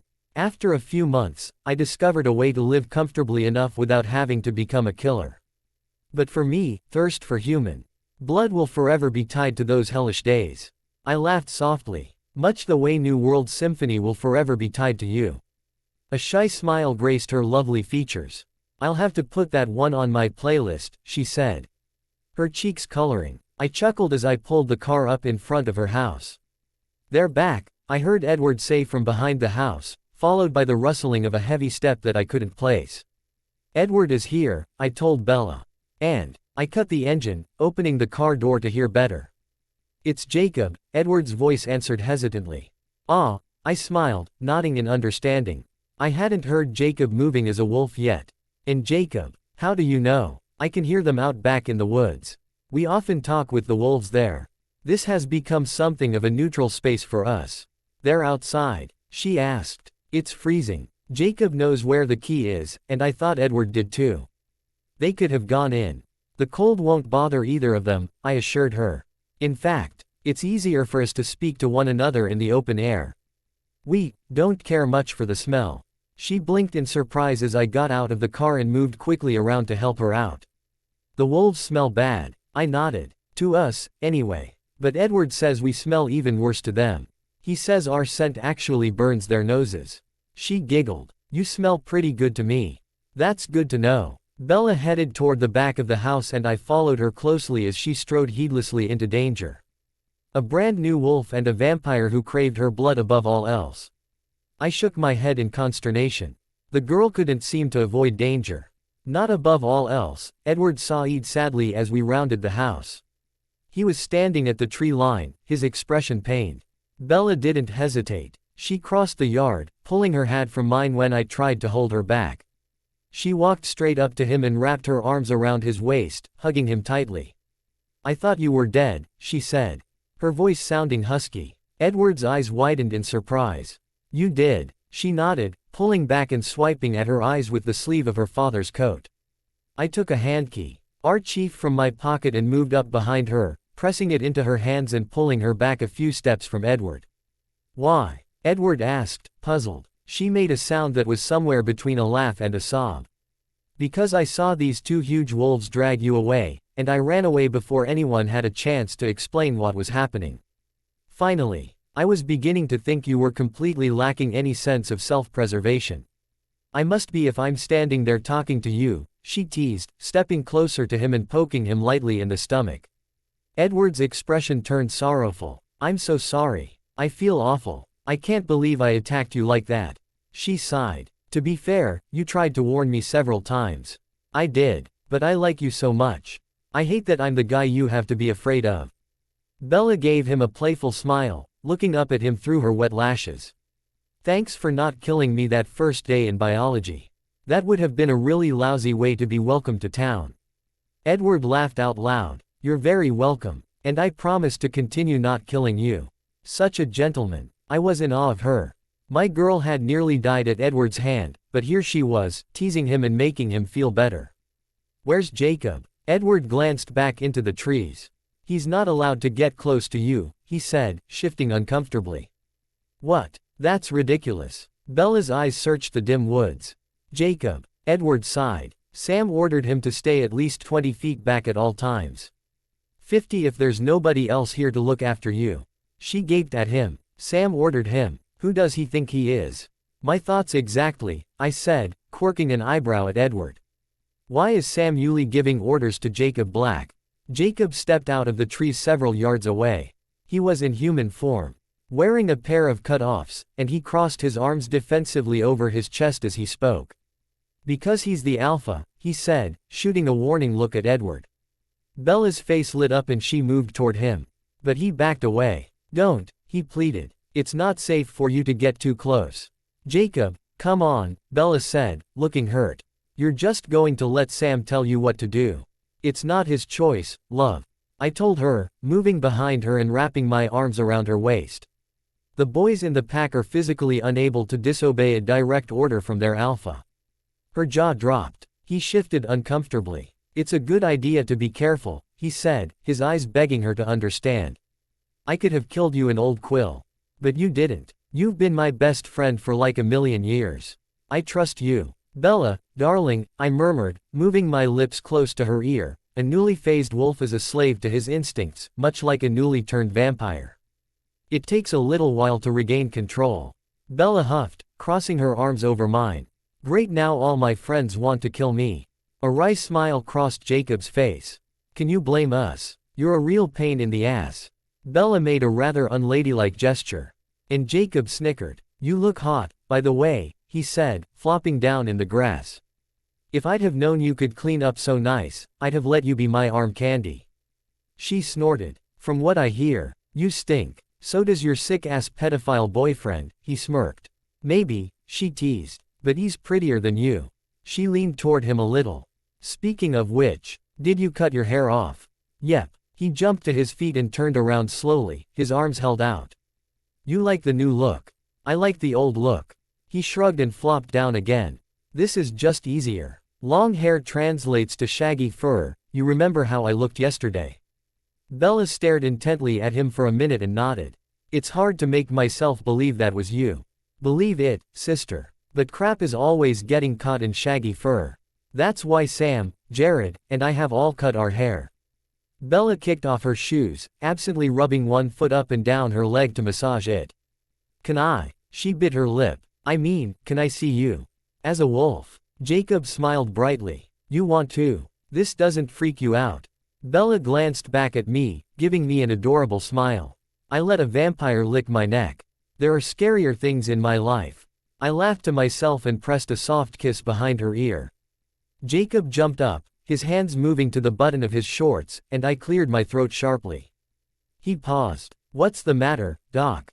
Feeling threatened. A little modesty, if you please. I said, nodding toward the trees.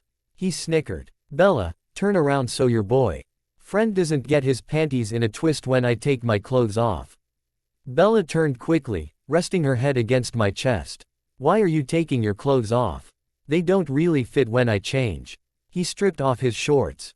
Then screwed up his face in concentration. In a burst of heat his body expanded, and he fell forward.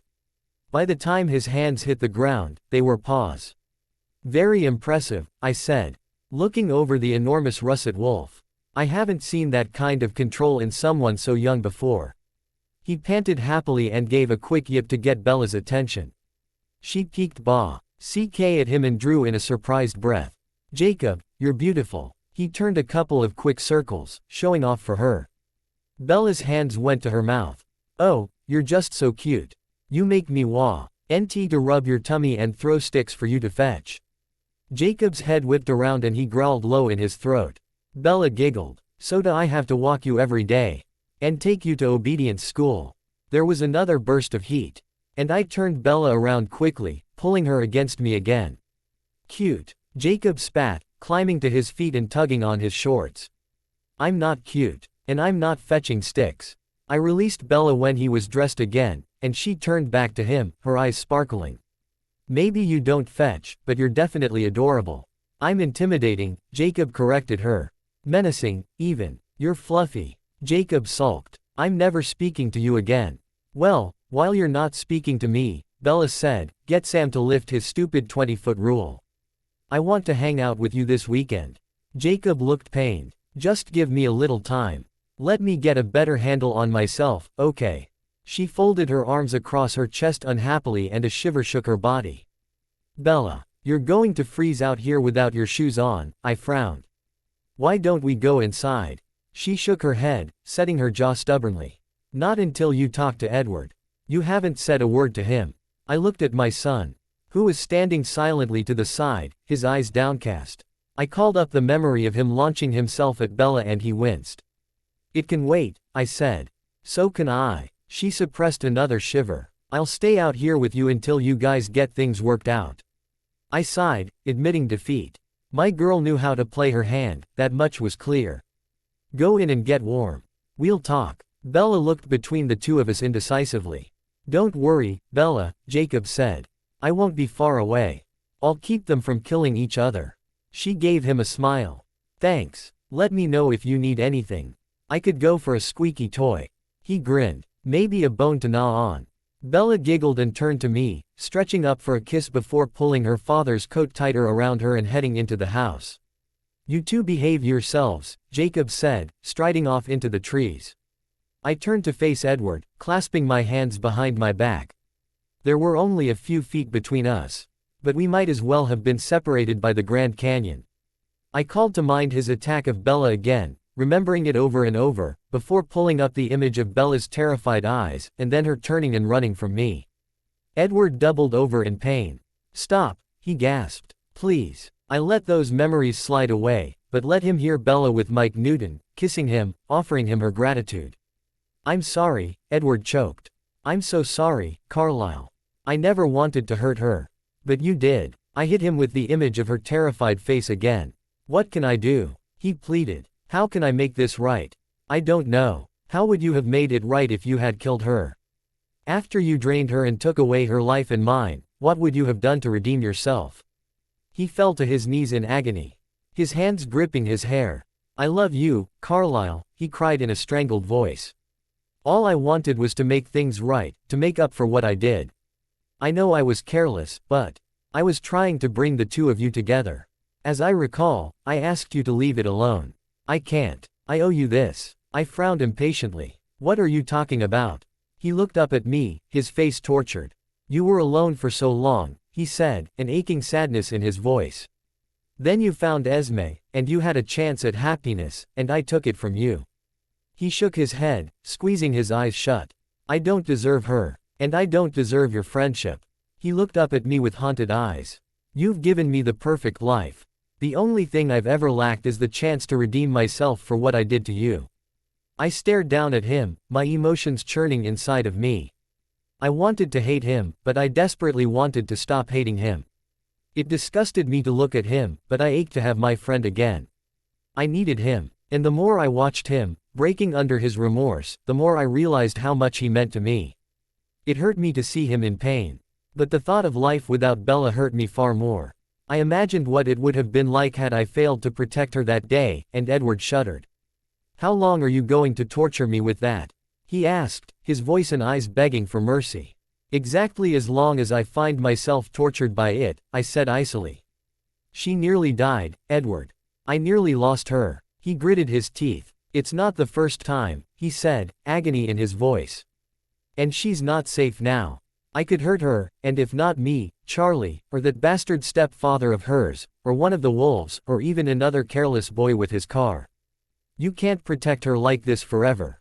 Eventually, you'll have to let her protect herself. It's not your decision, I snapped at him. It's not yours either. He glared at me, and I was forced to acknowledge that, even as I punished him. He was trying to secure my future with my girl.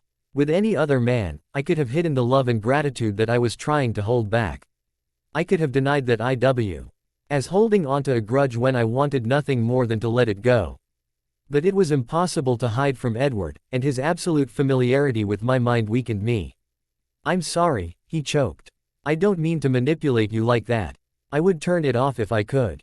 I sighed wearily. I wouldn't. I'm a better man for having known you, Edward. He swallowed hard, staring at the ground. I wish I could hear her. I wish I could know the mind so beautiful that it's worthy of you. I gave a humorless laugh. I wish I could too. She's a puzzle to me. I ran a hand through my hair, staring down at Edward. It was foolishness to think I could ever really live without him. He was my rock. He was silent for a few minutes, letting the turmoil in my mind settle slowly into silence. When I was at peace again, he looked up at me and smiled tentatively. How was your date? My answering smile was nearly involuntary. I called up the memory of my confession to her tonight, watching the play of emotions on his face. He winced when I showed him her silence and her initial reaction, when I had believed she might not reciprocate my feelings. But then he smiled proudly as I showed him her eventual response. "Atta girl," he murmured. He focused his eyes on me. "I didn't realize you had decided to tell her how you felt." I hadn't. It was my intention to take a step back, actually. It turns out that it's much easier said than done. Couldn't keep your hands to yourself. He laughed. I showed him the memories of the beginning of the concert, how tempting she had been, how my resolve to hold Mies LF back had crumbled to dust at her eager touch. I'll take that as a no. The girl is absolutely irresistible, I said, shaking my head ruefully. I quickly showed him highlights from our time together that evening, and his jaw dropped. "In the theater, Carlisle," he said, shocked. "Good Lord, you're as bad as Emmett and Rose." "Emmett and Rose would have disrupted the performance," I said indignantly. "I have manners." "That's true. So you had a good night." I nodded. He grew serious. "Did you have a productive one?" I raised an eyebrow. "There are still things you need to discuss with her. Her father's stability. Her plan for Christmas, her future. He leveled his gaze at me. We need to have a family meeting. You're right. I glanced at the house, listening to the sounds of my girl getting ready for bed. I could hear the rustling of chiffon and I smiled. God bless Alice and her fashion fetish. Tomorrow, when she wakes up, I'll bring her home. I'll make sure everyone is there. I held out my hand to him and he took it, pulling himself to his feet and grabbing me up in a tight embrace. You deserve her, Carlisle, he said. Forever. Thank you, Edward. He pulled back and nodded toward the house. You should go finish what you started in the loge. I closed my eyes, shaking my head. I'm not ready for that. I think you are. Just watch what you're doing with your hands. That's what gets you into trouble. I nodded, grateful for the advice. Not tonight. He squeezed my shoulder before stepping back and moving into the trees. I'll see you in the morning, old man. In the morning. Bella Swan's point of view. I woke up with Carlisle's handkerchief clutched loosely in one hand, feeling oddly light. Today had possibilities. The first thing, of course, would be breakfast with Carlisle. I had hardly ever eaten breakfast before, but since he had come to stay he'd cooked for me every morning. I knew if I lay here for another few moments, I would soon smell coffee brewing. Somehow. He always knew when I was awake. I wondered if Jacob had changed his mind about coming over yet. It was ridiculous for him to be so careful. Jacob Black was the one person in the world I had always been able to trust, and wolf or not, I knew perfectly well that I had nothing to fear from him. Kudos to Sam for erring on the side of caution and all, but Jacob had been my safe harbor for years. I would love it if he could come over, but if he couldn't, maybe I could get Alice to hang out with me. I was in the mood for some fun, and her unfailing cheerfulness would be welcome today. Yes, today definitely had possibilities. I brought Carlisle's handkerchief to my face, breathing deeply. His scent set my head spinning and I wondered how anyone could ever dislike it. The wolves must all be out of their minds. After a few minutes, the smell of coffee mingled with the scent of the handkerchief and I decided it was time to get out of bed. I debated returning the bit of linen to its rightful owner but decided I had enjoyed sleeping with it far too much. I would give it back when Carlisle's scent no longer clung to it. I laid it carefully on my nightstand next to the photographs of Carlisle and stripped out of my pajamas. I hampered them and pulled on a pair of jeans and a pink cashmere sweater. Alice had a thing for cashmere and I couldn't blame her. It clung in all the right places and it was so soft. Satisfied that I looked okay, I headed down the stairs and into the kitchen. Carlisle was just flipping a waffle onto a plate and he gave me a smile as he set it on the table for me. Good morning, love. I moved to him and pressed my lips to his briefly before sitting at the table.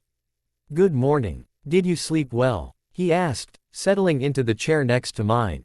Really well. How about you? He smiled wryly. Actually, I don't sleep. I froze, my hand halfway to the syrup bottle. You don't sleep. He shook his head, an amused smile on his lips, and moved the syrup bottle into my hand. I took a second to wrap my mind around that, pouring syrup over my waffle. What do you do here all night? Every other night or so I have Esme or EMM. Et come stay for a few hours while Edward and I run up into the hills and hunt. I gave him a curious look. Why just you and Edward? Don't you all need to hunt? Once every week or two. But Edward and I have been being extra cautious. Because of the amount of time we've been spending with you. Is it hard for you to be around me? He smiled warmly. Not at all, darling. But I have worried a boo. Might control slipping during our more intimate moments. I mulled that over in my mind. He was more tempted when we were making out. Interesting. So when you said I don't have to worry about you craving my blood. I was being absolutely honest. It's a largely unnecessary precaution for me, and one I really only keep up because it is so very necessary for Edward. He goes out nearly every nig. And he appreciates the company when I go with him. I grinned at him. Promise you don't want to eat me. You have my word. I gave a satisfied nod and took a bite of my waffle. Bella, he said, folding his hands on the table. Do you have plans for this morning?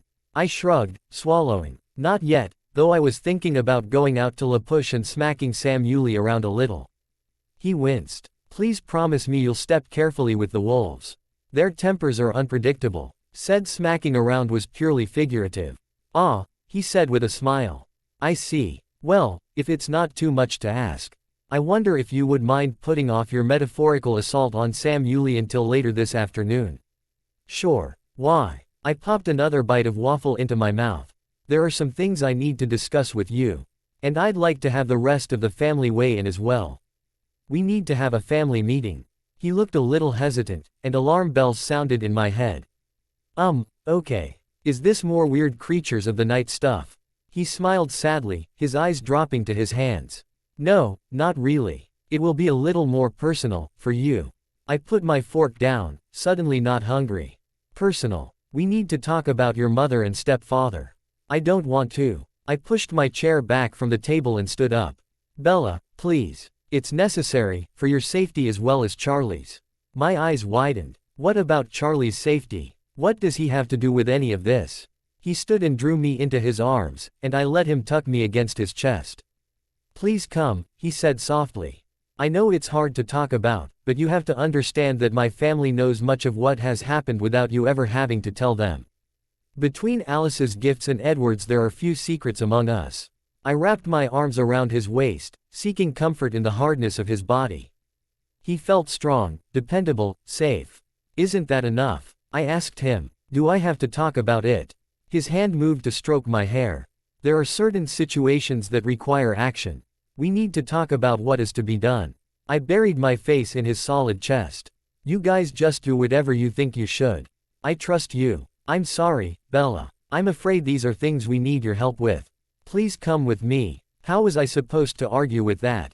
He was so sweet and genuine, and after all, I didn't really want him making my decisions for me. I wanted to be a part of things, so I needed to grow up and take responsibility.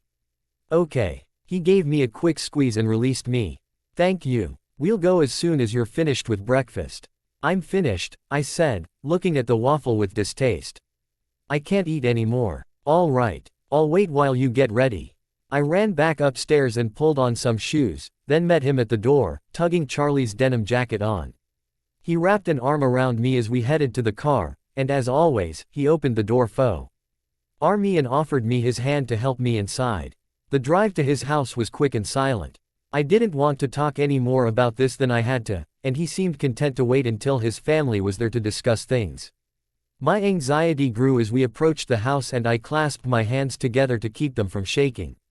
Carlisle parked and guided me into the house, where Edward was sitting at the piano fiddling with some little melodies. Esme sat beside him, laughing and tickling him playfully. They stopped their play and looked up as we came in. Hey, guys, Edward said. Jasper and Alice are out hunting. They'll be back in just a few minutes. Bella. Emmett's booming voice rang out from somewhere upstairs, and within seconds he had darted down the stairs and grabbed me up in a bear hug. Carlisle cleared his throat pointedly. Emmett, if you break my girl I'll make you sorry. I giggled as Emmett set me back on my feet. Carlisle helped me take off my jacket and hung it in the closet before Emmett dragged him away for something or other. I wandered to the piano and leaned against it, listening to Edward tease Esme while he absently played absent little tunes. He shot me a mischievous grin and started playing the familiar opening notes of New World Symphony. I immediately felt my cheeks flame. He told you about that? Edward laughed out loud. He didn't have to tell me. All he had to do was think about it. And you wouldn't believe how much he thought about it last night. Edward, leave her alone. Carlisle called from the living room. Edward snickered. You see and here when you're here and he's at my house. How does that work? He shook his head. I can't really hear from more than a few miles away, but he and I stepped out for a hunting trip early this morning. He winked at me. You're wearing him down, kid. I clapped my hands over my burning cheeks, moaning softly.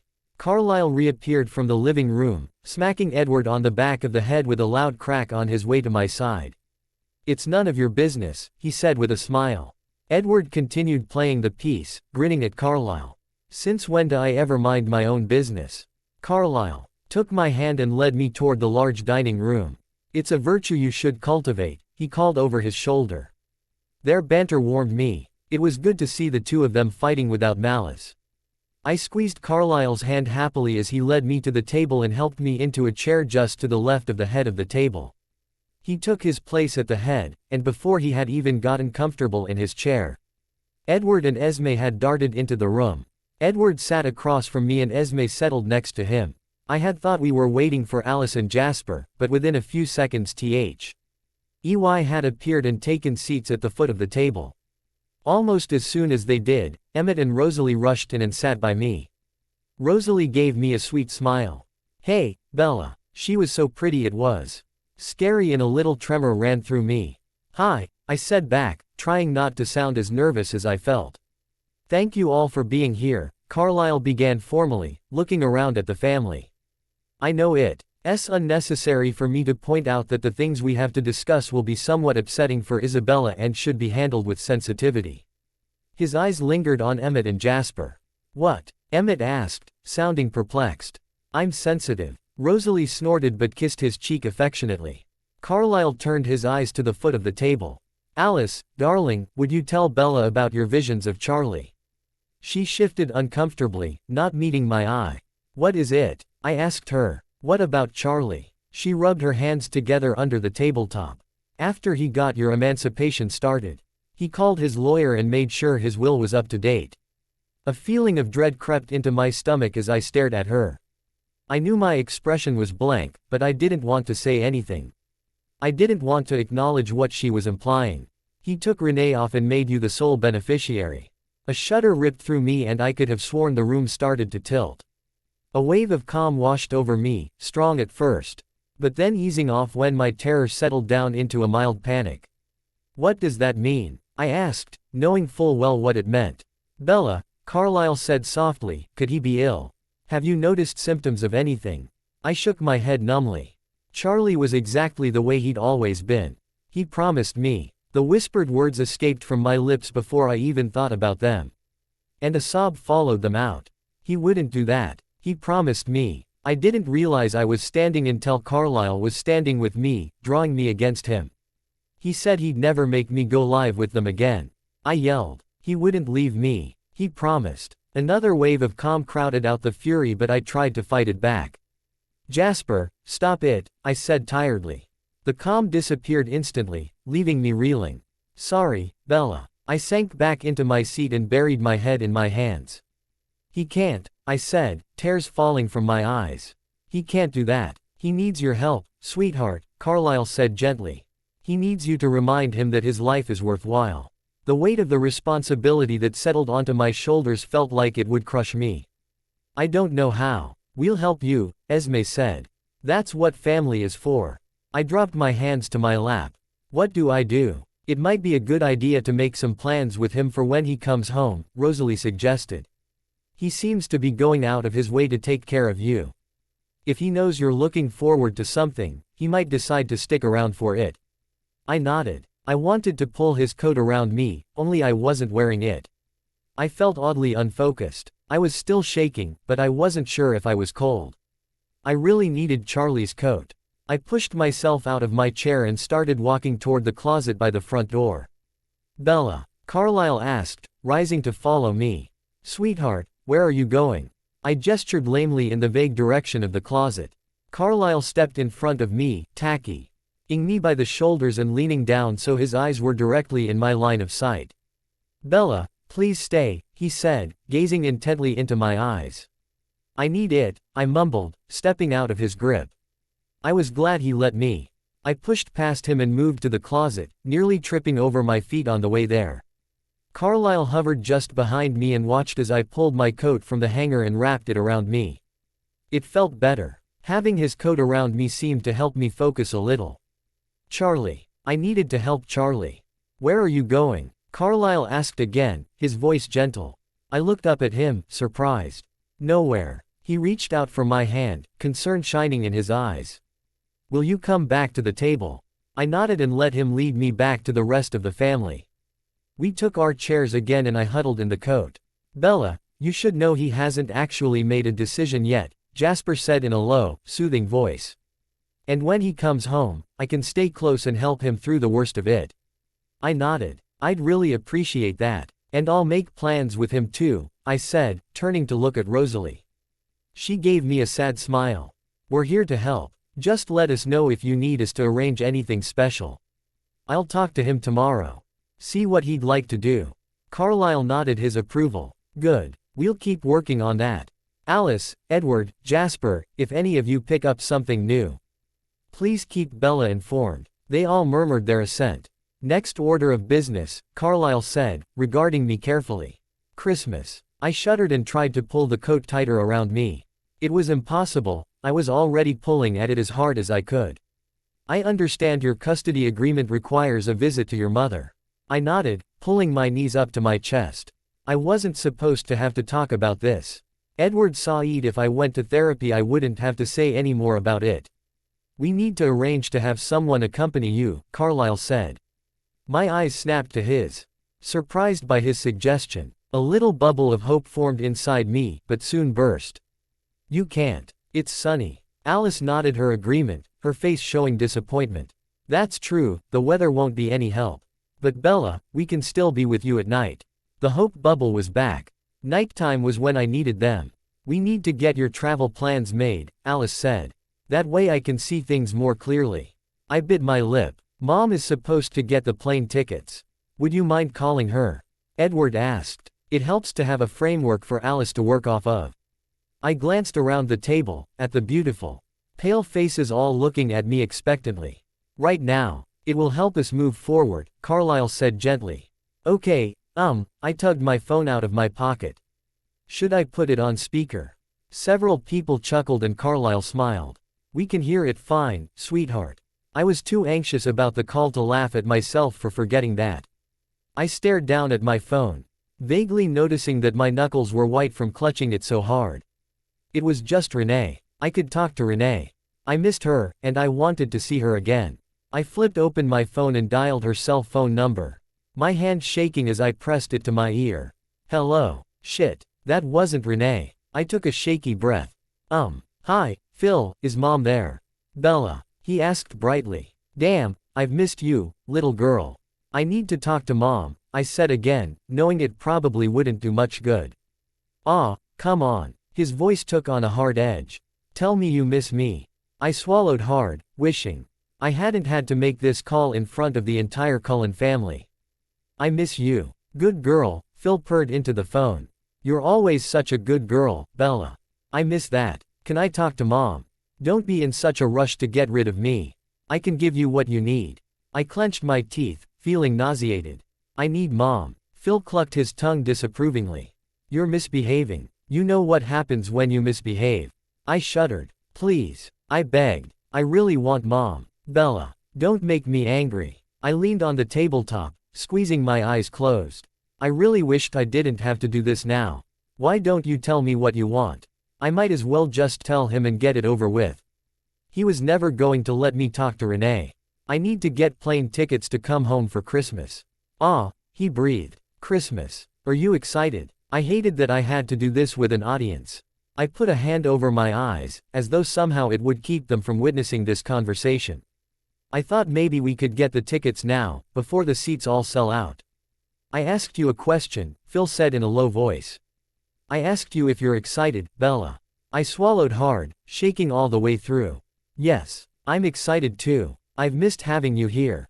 I've missed our little late-night visits. Have you missed them, Bella? Tears were welling up in my eyes, but I didn't want to let them fall. Can we just make plans? Oh, I have plans. So many things I want to do with you. You're such a pretty little thing. My stomach twisted sharply, and I was glad I hadn't eaten more than a couple of bites at breakfast. I was struggling to hold back the panic when a soft touch on my shoulder startled me and my eyes snapped open. I didn't know how I hadn't noticed the activity around me. Either the Cullen family had been very quiet or I had been very involved in my conversation. Carlisle, Emmett, and Edward were all clustered several feet back from the table. Emmett had a hold of Carlisle's arm and was refusing to let go. Carlisle and Edward were having what looked like a very heated argument, though they were speaking too low and fast for me to catch any of it. In the far corner of the room, Rosalie was clinging to Esme, burying her head in the woman's neck while Esme rubbed her back comfortingly. Alice still sat at the foot of the table, rocking back and forth and hugging herself, her eyes vacant. Jasper was the one who had touched my shoulder. Let me help, he murmured. The reactions from the rest of the family weren't calming me any and I desperately needed a little bit of composure. I nodded and instantly the edge was gone. He didn't take away all of my fear, but he made it manageable and he gave me confidence. I needed to get to the details and get this conversation done as quickly as possible. My last day of school is December 17th, I blurted out. Wonderful, Phil said silkily. That means I can have you here that night. My stomach lurched again. I really should have told him it wasn't until later, particularly because I didn't want to miss my visit with Charlie that week. I actually have something I have to do that weekend. But I can come on Monday the 20th. No, Phil said, I want you here as long as possible. Plane tickets are a lot cheaper on Mondays than on Fridays. There was a brief pause. Well, aren't you thoughtful? Such a responsible girl. Saving money like that. Such a good girl. I shuddered, and Jasper gave me a little more of his welcome peacefulness. And then I need to be back on the 1st of January, I told him. The 1st I would be free. I would no longer be required to abide by any custody agreement. Look, if you want to give me Mom's credit card number I can make the reservations myself. Oh, no need, baby. I'm sitting at my computer right now, looking up flights. Don't you worry about a thing. Alice's head came up. He's only booking one way. He's going to try to make you stay. My eyes widened in panic and Jasper gave me a little extra dose of tranquility. It doesn't matter, Carlisle told me soothingly. You'll come home with me. I nodded, letting him know I'd heard him. Phil started asking me about my address and other details as he booked my flight for me, lacing his questions with innuendo and veiled threats. By the time he finally hung up, making me promise him that I'd be good. I was shaking all over. As soon as I disconnected, Jasper flooded me with serenity. Just relax for a few minutes, he said, rubbing the tension from my shoulders. I accepted his gift, letting my heart rate slow and return to normal. The others all wandered back to their seats, taking their places around the table again. Jasper pulled back his influence, and though I missed it, I didn't panic again. He gave my shoulders a friendly pat and then moved back to his place next to Alice. I'd like to get to Phoenix before Bella does, Carlisle said softly. He looked around the table, studying the faces of his family. Rosalie, Emmett, Edward. I'd like the three of you to come with me. And Alice, while we're away I want you to keep your phone on you at all times. Edward was staring at him intently. His eyes narrowed. Carlisle, he said, his voice guarded. Carlisle raised a warning eyebrow. Only if it's necessary. No, Edward sighed, shaking his head. That's just not right. Carlisle glared at him, and Edward suddenly winced. He squeezed his eyes closed, flinching several times over whatever Carlisle was thinking. Stop, he choked. I get it, just stop. Esme slipped her hand into Edward's. I'd like to come along. Edward shook his head quickly. No, darling, I don't think that's a good idea. It's best if you're not there for that. For what? I asked anxiously. Carlisle turned back to me, his expression softening. I'll take whatever measures are necessary to keep you safe. Rosalie smiled darkly. I'd be happy to help. That's why you're going, Edward muttered. Why do you need me? Emmett asked curiously. I mean, I'm there for you, but what do you need me for? Intimidation, Carlisle said. It may be enough. Emmett smirked and I couldn't help the smile that tugged at my mouth. I definitely liked the visual of Emmett staring Phil down. We're leaving the Saturday before Christmas, then? Edward asked. Carlisle nodded. Alice, do you foresee any problems? She shook her head. You should be able to catch up with him Sunday night in a bar near Maryvale Baseball Park.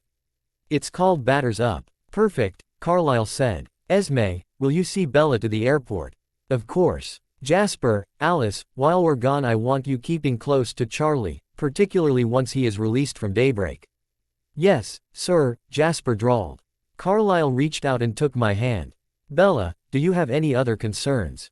My head was spinning. I couldn't quite wrap my mind around the idea that I wasn't going home alone. The entire Cullen family. Lee was rallying around me, including Rosalie, who seemed to be warming up to me lately, though she still sort of terrified me. I don't think so. Good. He folded his hands on the table. That's it for the really unpleasant things. I think. But now we need to discuss your long-term plans, Bella. I was confused. My long-term plans. Edward caught my eye, giving me a triumphant smile. You know. Graduation, college, eternity among the undead. The usual considerations. Carlisle shot him an irritated look but otherwise ignored him. You have the option of joining us in this life, if that's what you want. I want you to take your time and consider your decision carefully. I stared at him incredulously. You mean I could be? I suppose I shouldn't have really been taken by surprise. All of them had once been human and had turned. Why I had never considered the possibility of becoming a vampire myself, I wasn't sure. Maybe it was because I had been too wrapped up in the immediacy of the changes taking place in my life. Maybe it was because I saw them all as something exceptional and mystic, somehow separate from me. Whatever it was, Carlisle's invitation floored me. Emmett smirked and finished my thought. You could be a blood-sucking fiend like the rest of us, yes. Oh, I breathed, feeling small. Pros, Edward Said. Your coordination would improve significantly. He grinned at me. Rosalie rolled her eyes but added to his thought. Your family couldn't hurt you anymore. It puts you on more equal footing with Carlisle, Alice added. Carlisle wouldn't be able to hurt you so easily, Edward Said pointedly. My cheeks flamed at that one. You would no longer be in violation of the Volturi's law, Jasper said. And let me tell you, life is an awful lot easier when you're on the right side of the law. It gives you forever, Esme put in. Forever with Carlisle and with the family. Carlisle brought my hand to his lips and smiled. You can read much, much faster. And therefore, more. His eyes sparkled as he pressed a kiss to each one of my knuckles. Cons, Jasper spoke up. The diet sucks. There were several long-suffering laughs and groans from around the table. Clearly, they all agreed. We can never stay in any one place for long, Carlisle added. 10 years is about the maximum. You watch a lot of people die, Edward Said solemnly. People you've grown to care very deeply for. And usually, because you've moved on by the time they go, you can't pay your proper respects at their funerals. You can't have children, Rosalie said sadly, staring down at her hands. Or grandchildren. You can't walk in the sun when there are people around, Esme said. And a lot of times you have to miss out on things that you'd like to do because the weather isn't right. You can't be honest with people, Alice said soberly. It's hard to have good friends when you have to lie to them all the time. Plus, the change hurts like hell, Emmett said lightly. His comment was met with more groans. That's true, Carlisle murmured. It is absolutely the worst pain imaginable, and it lasts for days. Plus, we'd have to leave here and not come back, Edward Said. It's a violation of the treaty for us to bite a human. Carlisle cleared his throat softly. There are ways around that. Edward stared intently at him and raised an eyebrow. You've been giving this some thought, haven't you? What? Emmett asked. What are you planning? Carlisle drew in a breath. I could take her to Arrow. He's bound by no such treaty. No need to involve them, Jasper said lazily from beside Emmett. Peter can do it. Esme shook her head. I don't think the wolves would see it as fidelity to the treaty if we asked someone else to violate it for us. Carlisle put up his hand, stopping the conversation, and turned to me. These are all things to consider, he said. But Bella, take your time. There's no reason to rush and every reason to wait. For now, Charlie needs you. Focus on him but think about your options. I nodded, feeling completely overwhelmed. Right, think hard, Emmett said, but then choose to join the family. I'm dying to wrestle with a newborn. Jasper snorted. You'd lose. You don't know what you're talking about, Emmett scoffed. Look at the size of her. She'll still be a toothpick, even if she does change. Just makes it that much funnier to watch her kick the crap out of you. I've got 100 on Bella, Edward grinned. I'll take that bet, Rosalie said. My man hasn't met a vampire he couldn't whoop yet. Carlisle cleared his throat pointedly. Perhaps the gambling can wait until after a decision has actually been made. I squeezed his hand, blushing wildly. He looked around at the family. While we're here, does anyone else have something they need to discuss? Yes, Alice spoke up. Bella, your truck is going to break down on Tuesday. You need a new car. No, I yelped before I could stop myself. I mean, I'll just take it to a mechanic. What's wrong with it? She raised an eyebrow. It's old. I don't care. I love it. Charlie gave it to me. Forget it, Emmett said. Rosie and Neil replace the engine tonight. My jaw dropped and I wanted to thank him, but the discussion was already moving on. Emmett and I are going up to Alaska to see the girls over Thanksgiving weekend, Rosalie said. Alice and I. Are meeting Peter and Charlotte in Montana, Jasper added.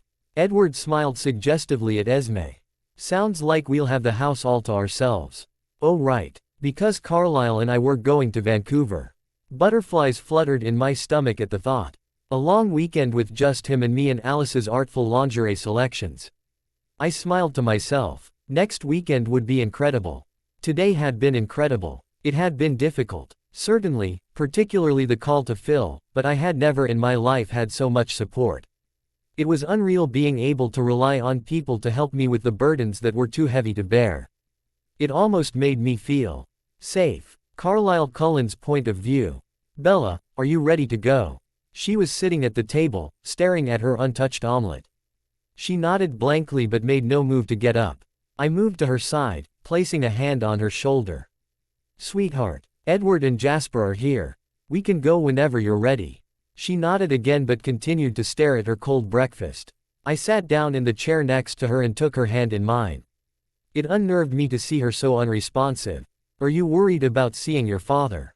She chewed at her lip, her brow furrowed. It's my fault, she said. I made him leave, I made him feel this way. No. Charlie's current mental state is a product of a painful childhood, a lonely life, and guilt over mistray. Aiding the person he loves most in the world. But you can make it better. I brushed the back of my fingers over her cheek. You're not the cause, Bella, you're the solution. The front door opened and Edward and Jasper strode into the kitchen. Jasper moved to Bella's side and held out a pair of tickets to her. Compliments of Emmett and Rose. Bella took them, looking them over. Quest Field. Say, Adel is hosting a playoff game this year, Jasper explained. Emmett thought this might be something your dad would look forward to. Understanding dawned in Bella's eyes, and for the first time that morning she looked hopeful. Oh, so this is an important, football game. Edward snickered. You're so cute. Jasper just nodded, a small smile on his lips. Yeah, he'll be excited. Thank you, Bella breathed, giving him a grateful look. Thank Rosalie, Edward Said. She flirted with like 15 different guys to score those tickets. Ready to go? I asked again. Bella nodded and stood, taking her plate and dumping her breakfast in the trash. She found Charlie's coat and shrugged into it, and the four of us headed out to the car. The boys did a good job of distracting Bella on the way to Port Angeles. And I was glad to have them. They were coming along to get a handle on Charlie's mental state, but they were helping Bella relax and I appreciated that just as much. It was Evie burden we were laying on her shoulders, one I would have preferred to protect her from. I had thought I understood love. Before I'd lost my heart to Bella, I believed I had a pretty good idea had it was like to care for someone so deeply. Once a man found his mate, he cherished her and protected her. It was unnerving for me to realize that, if I really wanted to show my love for Bella, I had to stop trying to protect her. Perhaps my flawed assumptions came from more than 300 years of patriarchy. I could blame my upbringing for my desire to ignore Bella's strengths and keep ours sheltered safely away from any hint of danger or unhappiness. Or perhaps it was just fear that drove me. I had never before had so much to lose and my girl was so very fragile. Whatever it was, I had to overcome my instincts to rush her far away from any danger. Her entire life was dangerous. She was accustomed to it. Perhaps that was why she found it so easy to forgive Edward and me. Perhaps that was why she seemed completely unfazed by the threat Jacob Black posed to her. My girl had been dealing with danger a long time, and though she was deeply unnerved by the difficulties she faced now, I was convinced that it was best to let her face them. She was strong enough. She had been proving that her entire life. Still, it was difficult. I wanted to be her white knight but had to settle for being her squire. We arrived at daybreak and I got Bella checked in with the receptionist. I moved to help her take off her coat, but Jasper stopped me. Let her keep it, he said. Maybe it'll show Charlie she misses him. Edward nodded. And Bella, tell him that. Tell him things haven't been the same without him and you're eager for him to come home. Okay, she said, taking a deep breath. She moved to the door and pulled it open, disappearing into the common room. The boys and I settled into some chairs in the foyer and both of them immediately sought out Charlie's signature. He's excited to see her, Jasper said. Edward nodded, concentrating deeply. I think he's been checking his watch. Time is very much on his mind. He paused. He doesn't like his roommate.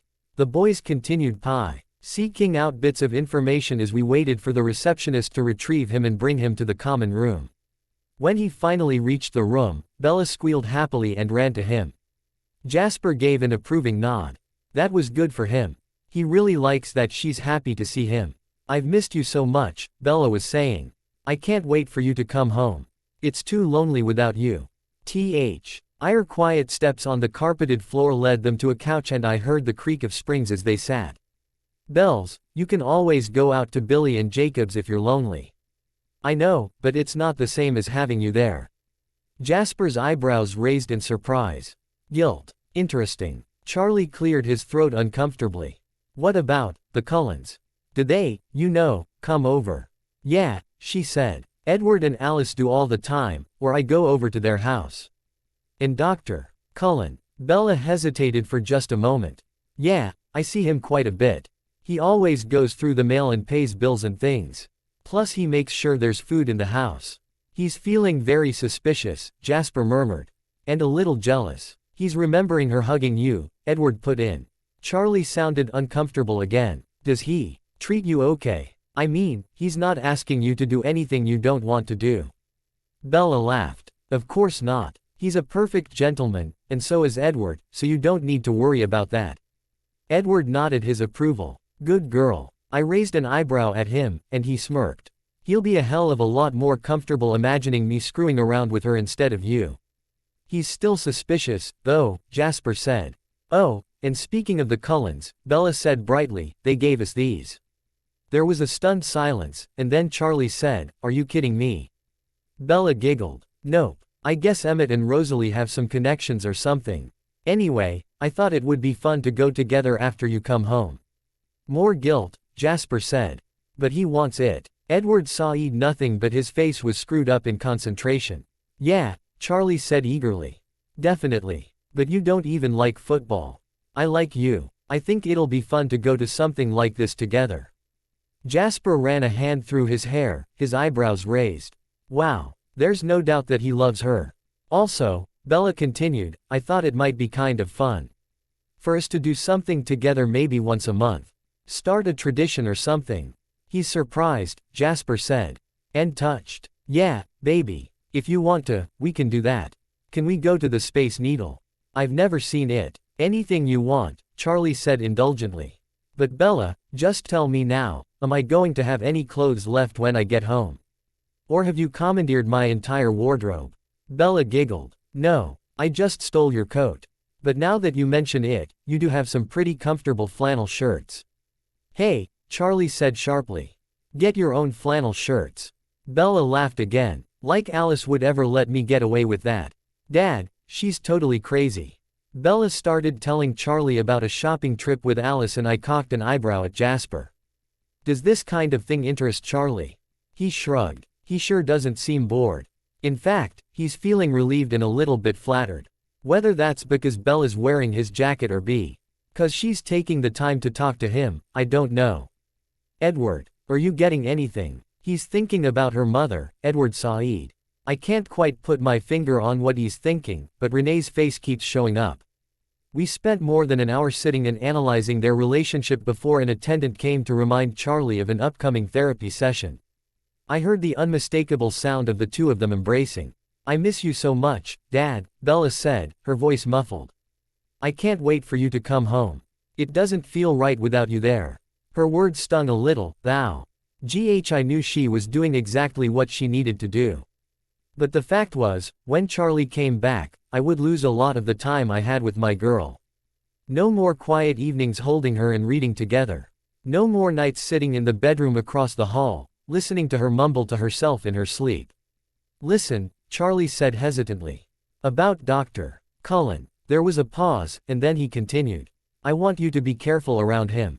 And if he treats you at all inappropriately, I want you to tell Billy. Okay. But there's nothing to worry about, Dad. He's really great. I just don't like how he looks at you. I think you need to keep your distance a little so he doesn't get the wrong idea. He's not getting the wrong idea. I promise. Everything's fine. They hugged again, and then the door swung open and Bella emerged. I looked up and gave her a smile, then locked eyes with Charlie. "Cullen," he said, his voice low and dangerous. I stood and moved to the door, giving Bella's shoulder an affectionate squeeze as I passed her. "Why don't you and the boys go wait in the car?" I told her. She glanced between her father and me, looking anxious. "It's all right," I murmured. "I'll be right out." She gave her father one last wary look before letting Edward take her hand and guide her outside. I moved into the common room and took a seat on the couch next to Charlie. He remained standing, glaring down at me with his arms folded across his chest. "You seem awfully invested in my daughter," he said accusingly. I smiled mildly. "Yes, I suppose I am. How does your wife feel about that?" "I assure you, my family has no problem with the time I spend helping Isabella," I told him calmly.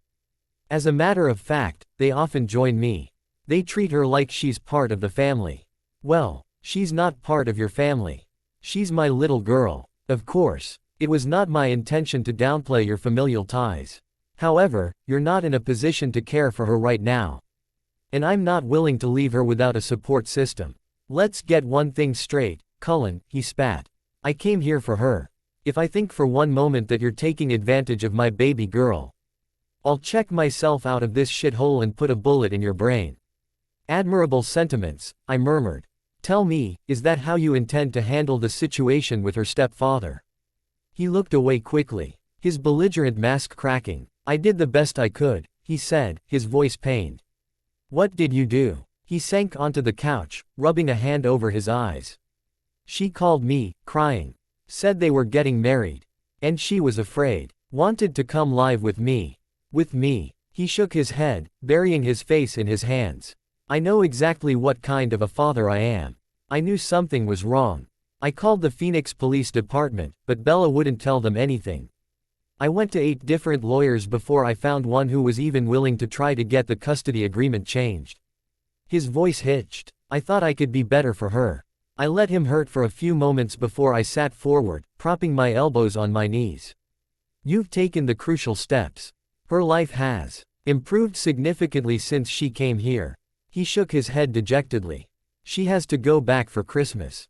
I should have thought of the emancipation sooner. She won't go alone." He looked at me, his eyes guarded. "What are you talking about?" I gave him a tight smile. "You just worry about getting a handle on yourself so you can be the father she needs when you get out of here. Leave her stepfather to me." He gave me a long, hard look. "If you do anything to mess up the emancipation, no need to worry about that." He gave me a dark look. "Don't think this gives you permission to take that asshole's place." I shook my head solemnly. "I would never hurt her." An orderly reminded Charlie once again that he was due for an appointment. "Forgive me," I said. "I've held you up for too long." We stood and I held my hand out to him. He just looked at it, then turned and stalked away. I sighed softly. Well, it's progress. I headed out to the car where Bella waited with my boys. She was curled up in the front seat, her arms wrapped around her knees. "Gutsy," Edward sighed when I got behind the wheel. "Stupid," Jasper muttered. I glanced at Bella, expecting her to ask what they were talking about. But she just hugged her knees and stared out the window. "Are you all right?" I asked her gently. She nodded. "Tired?" "Of course." I reached out and caressed her cheek. "You did well today." The drive home was a quiet one. Jasper and Edward talked softly in the back seat but never spoke loudly enough to disturb Bella's thoughts. Every now and then she reached out and touched my hand briefly, but she didn't speak. She looked drained. We were nearing her house when Edward drew in a sharp breath. "Carlisle, Sam needs you," he said urgently. "Where?" "Out by La Push, just this side of the line. A friend of his is hurt." I quickly pulled the car over. "Jasper, take Bella home and call Alice to stay with you." Jasper darted out of the car and quickly helped Bella out. When they were clear, I whipped back onto the road and sped toward the reservation. "What happened?" "Motorcycle accident," Edward sighed. He skidded on loose gravel. "He's bleeding heavily." "How long ago?" "Minutes." "Jacob's at Bella's house." I heard it through his thoughts when Sam phased and asked for help. "Has he called emergency?" Edward shook his head. "No, but Jacob was heading inside to do that." "Good. If the boy is losing blood, he may need to be taken to the hospital to replenish it." We sped toward the accident with Edward scanning ahead, searching for the thoughts of Sam and his friend. There, he said. Just around the next bend. I slowed and rounded the corner, skidding to a stop near the wreckage of a motorcycle. Sam was a few yards away, kneeling over an unconscious form on the ground. I shifted into park and retrieved my medical bag from the trunk. Sam's head snapped up in panic. Get back. There's blood. I darted to his side with my bag, Edward following close behind. It doesn't bother me, I told him, taking stock of the young man's injuries. His shirt was shredded and there were several deep scratches across his chest, embedded with gravel. I worked quickly, picking out the rocks and cleaning the cuts. It was sort of exhilarating, actually, to be able to work as fast as I was able. It was something I rarely experienced, since I usually worked in an operating room. Surrounded by other medical personnel, Edward kneeled next to me, preparing a needle and thread, and Sam glared at him. Edward, you're not like him. You can't tolerate blood like he does. Relax, he said. You Quileutes don't exactly smell appetizing. There's too much wolf in you. I took the needle from Edward and started stitching up the tears in the young man's skin, listening to the racing of his heart.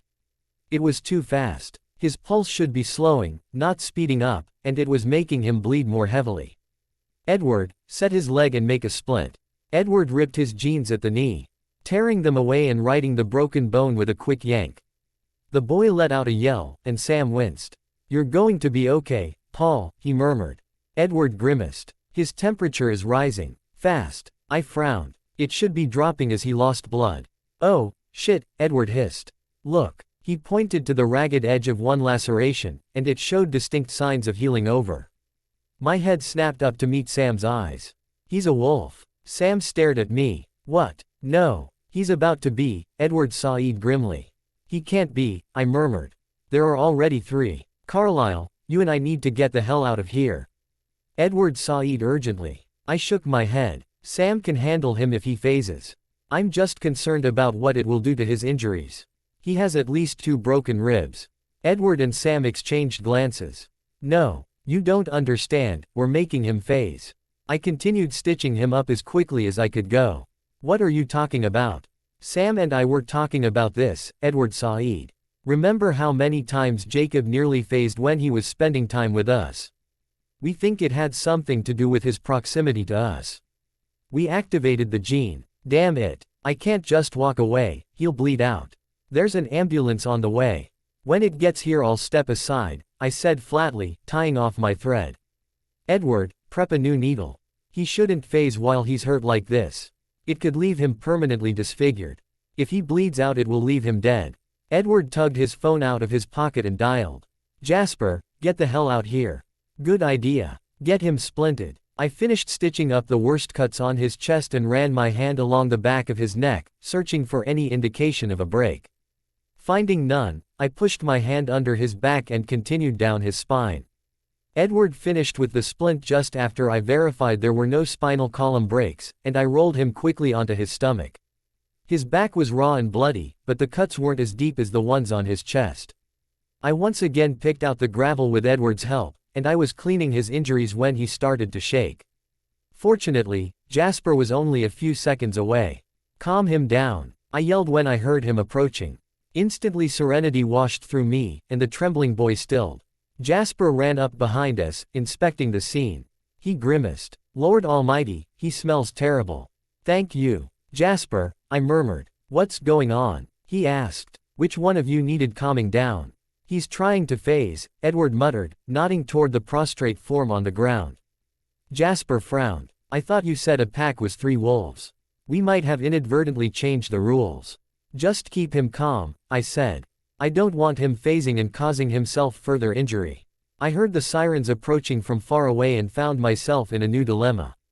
Did I send Jasper with the boy to keep him calm, or did I get the 3 of us as far away from him as possible? I think Sam is the one who should answer that, Edward murmured. Sam, do you want us to get away from him and hope he calms down, or do you want Jasper to stay close and keep influencing him? Sam stared down at the boy.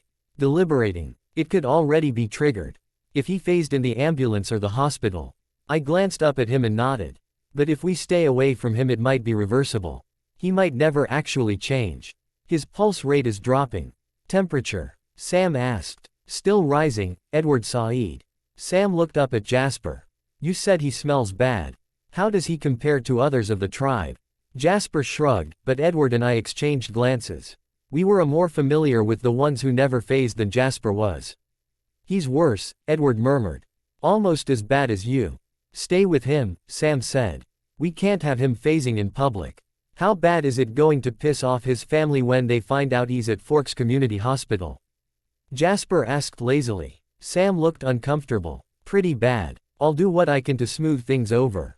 You may want to tell them that you knew I wasn't working today, I said. It might help them if they don't believe I had anything to do with his care. Sam frowned but didn't answer. The ambulance pulled up, and I moved the others back and filled the paramedics in on Paul's condition. He needed blood and an MRI, and I made sure to let them know what I had already done. Sam climbed into the back of the ambulance with his friend and I asked the driver to let Jasper ride along with him in front. Keep me informed, told him as he climbed into the truck's cab. He nodded. I crossed my arms over my chest as I watched the ambulance drive away, heedless of the blood I was smearing on my shirt.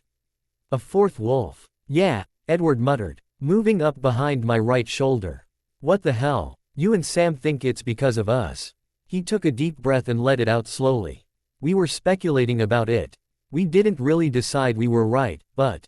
Right. We stared after the ambulance for a long time, while I wondered over and over again about what was coming next. Would there be more wolves? How would the elders feel about this? Would they be pleased that they would have more protection or disturbed that another of their children had been affected? Would they ask us to leave? That would open a whole can of worms, Edward commented.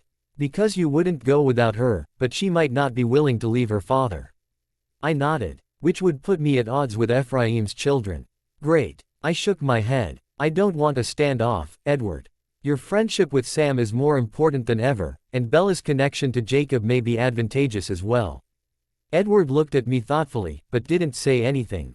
What are you thinking, son? He shook his head. Too many scattered thoughts. Let's see what the tribe thinks about this before we start speculating too much. That's probably wise. We're getting ahead of ourselves. He clapped a hand on my shoulder. Clean yourself up, and let's go talk to Jacob. Alice was sitting in the den flipping through a magazine when we got back. I could hear Bella's deep breathing upstairs, letting me know she was asleep. Where's Jasper? Alice asked. He went to the hospital with Sam's friend, I told her. She glanced toward the front door. Do you need me? I shook my head. Okay. She stood and headed out. I'm going to go stay with him. Edward strode to the back door and opened it, leaning outside. Hey Fluffy, we need to talk, he called into the trees.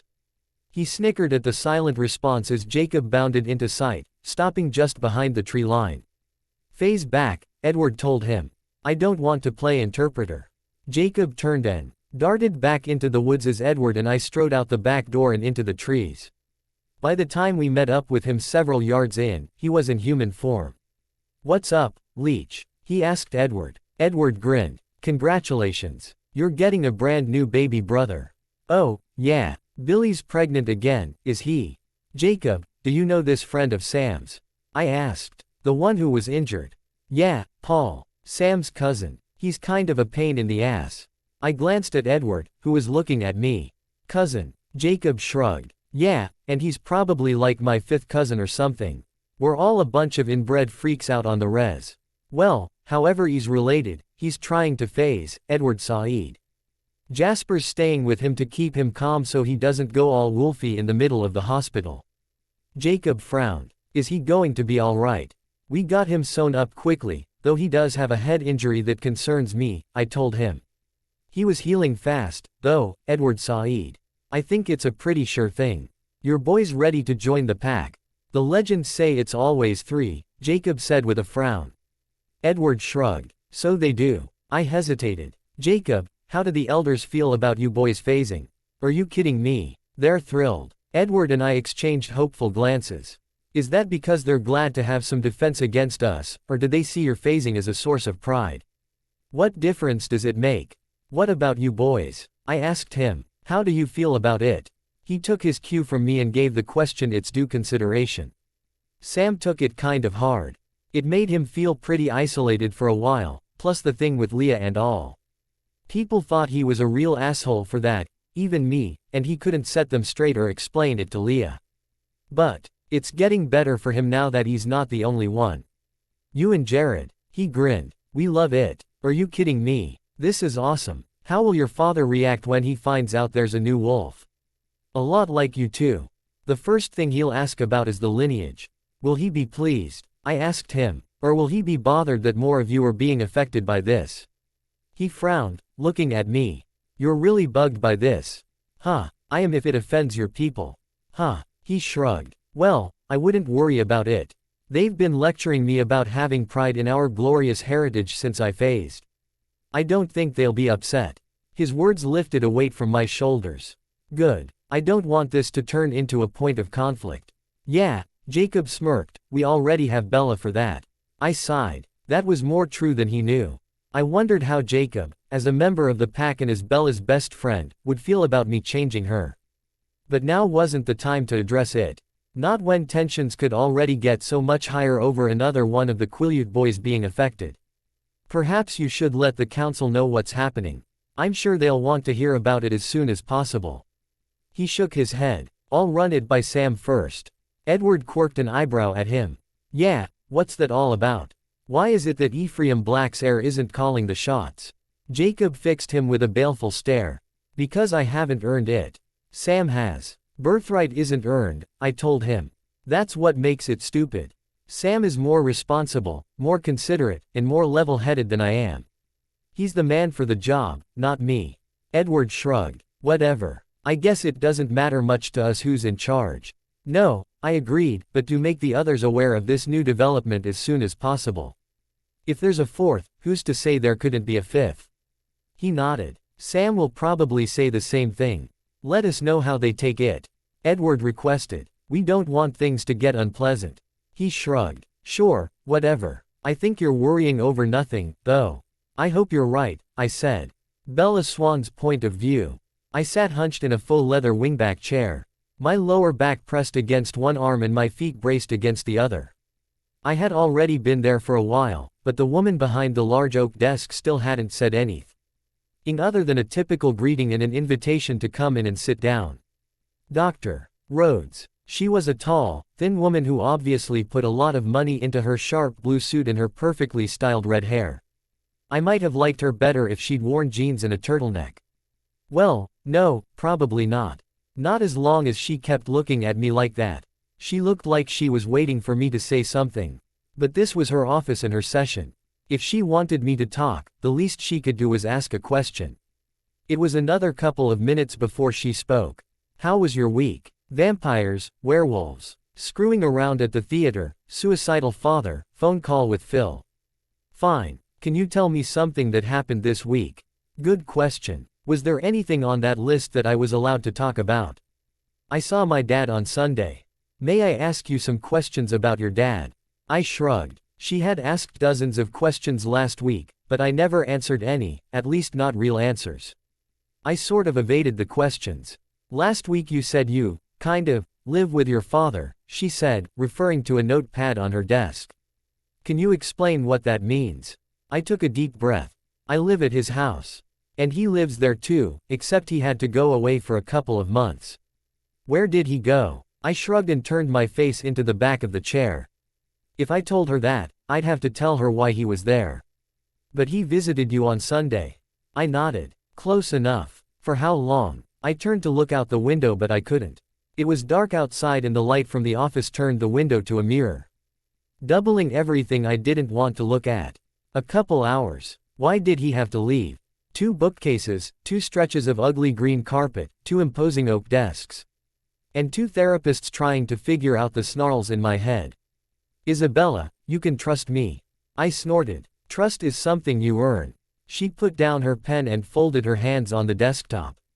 All right. How can I earn your trust? I shrugged. I really didn't know the answer to that question. How did a person earn trust? Can you tell me the name of one person you trust? Jacob, I said without hesitation. Who is Jacob? That seemed like a safe enough question. He's my best friend. How long have you known him? She asked, picking up her pen again. Forever. I've spent pretty much every summer with him. Why do you trust Jacob? I shrugged. Has he done something in particular to earn your trust? I didn't know. He was just always there. He hasn't done anything to show me I can't trust him. Have I done something to show you that you can't trust me? I shook my head and then leaned my forehead against the back of the chair again. Do you live alone now? She asked, getting back to her interrogation. Kind of. Will you explain what that means? Nobody else lives there, but I'm never alone. She made a note on her pad. Who stays with you to keep you from being alone? Knew I probably couldn't tell her that it was just Carlisle. Friends. Friends from your high school. I sighed. There's a family. The kids go to school with me, and at least one of them stays with me at night. At least one of the kids. I shook my head. Sometimes, but sometimes the adults too. Okay, so they were all really old. Whatever. That was too complicated, and I couldn't talk about it anyway. Last week you mentioned the Cullens. Is that the family? I nodded. How long have you known the Cullens? Since I moved here. A few months. And do you trust them? I shrugged, staring at the mirror window. I didn't completely trust most of them not to go a little nuts and start sucking my blood, no. And I didn't trust Carlisle not to leave me. Especially when Charlie came home. So you don't trust them. But you let them stay with you. I didn't answer. I resented that she was making me sound unreasonable. She tried again. What about your mother? Where is she? Phoenix. Ain't you staying with her while your father is away? Because I don't want to, I said acidly. She made a note on her pad. Why not? She doesn't care about me, I muttered sullenly. How do you know? Because she chose him. I didn't answer, but she didn't let the question go. How do you know, Isabella? Did she do something to you? Yes. I hadn't intended to whisper, but that was all that came out. What did she do? That was none of her business. I turned my head into the back of the chair again. How did you get that scar on your forehead? My fingers automatically moved to trace the EWLY healed cut just beneath my hairline. Carlisle said the stitches were close enough that the scar would fade within a few months, but for now it was still there. I didn't answer that question either. Did your mother give you that scar? I shook my head. What did your mother do to make you want to stay away from her? She married Phil, I snapped. Are you angry because she remarried, or do you dislike Phil for a specific reason?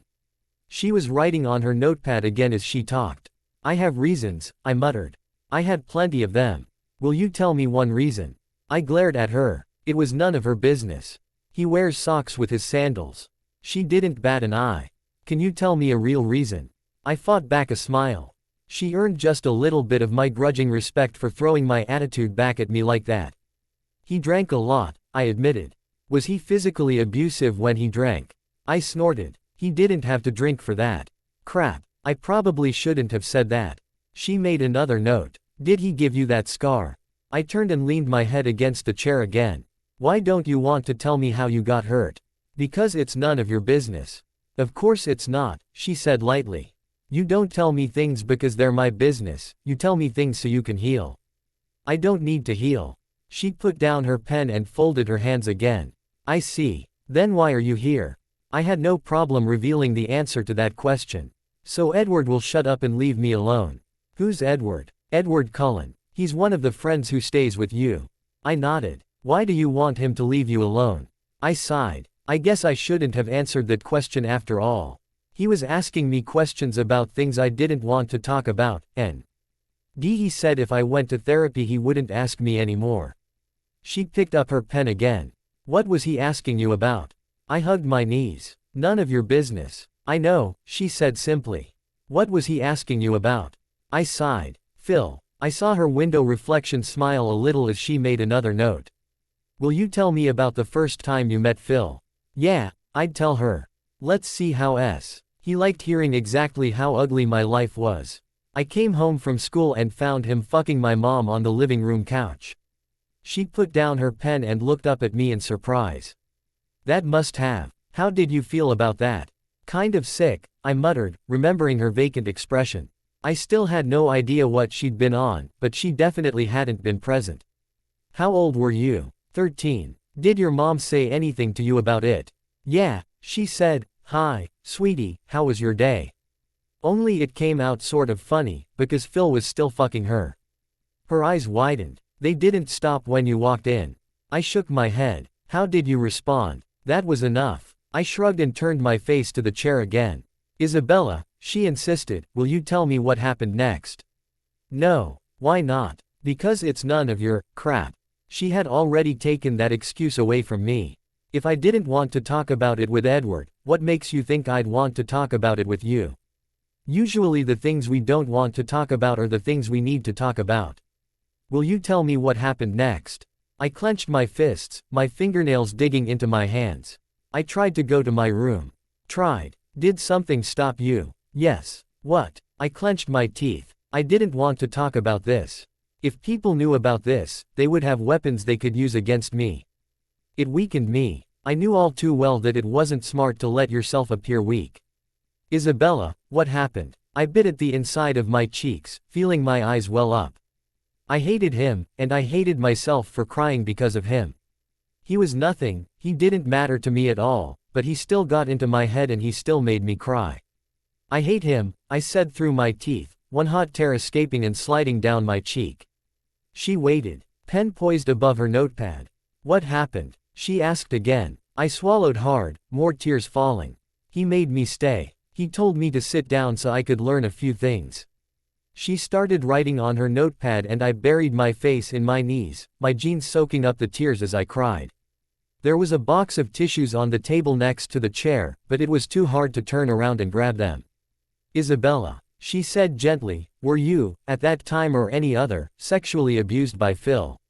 I nodded against my knees, but I wasn't sure she could see it through my shaky sobs. She didn't ask again, though. So I assumed she must have figured it out. She was silent again for several more minutes, just like she had been at the beginning of the session. Eventually, I nagged to settle down and even managed to turn and grab a tissue from the table. When I had finished wiping my eyes, she spoke again. Have you been sexually involved with anyone besides your stepfather? I nodded. Have you had many partners? What's many? Her reflection looked thoughtful. Would you say you've had more than 10? Yes. She raised an eyebrow at my quick response. More than 20. I nodded. More than 30. I shrugged. Probably. Why so many? I don't know. At first, it was like, better them than Phil. She cocked her head to the side. You thought if you slept with them, Phil would stop. I stayed the night with them so I didn't have to go home. You did this a lot? She asked. What's a lot? How often did you avoid going home? Weekends and holidays, I said, flatly, refusing to acknowledge the churning in my stomach.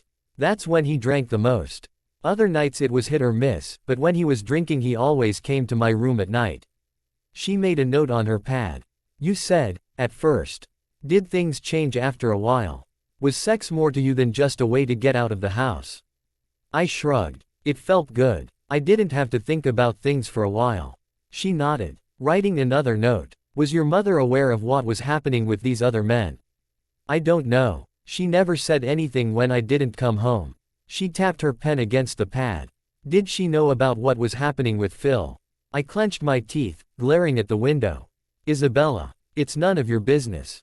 She sighed. Yes, she knew. I yelled, ears suddenly streaming down my face again. And she married him anyway. She had a million boyfriends who didn't do anything more than hit me, but she had to marry the one guy who, my voice caught in my throat and I couldn't continue.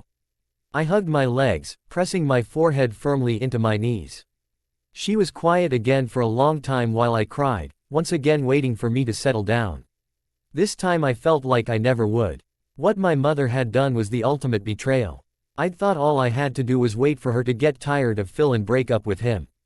I'd tried to be supportive of her through it. Every time he'd hit her, every time he'd made her cry, I'd tried to stick by her the way I always had before. But when she told me she was making it permanent, I couldn't do it anymore. I could barely even stand to speak to her after that. I hated her more than I hated Phil because she chose him over me. But I missed her. That brought on a whole new wave of tears, and Dr.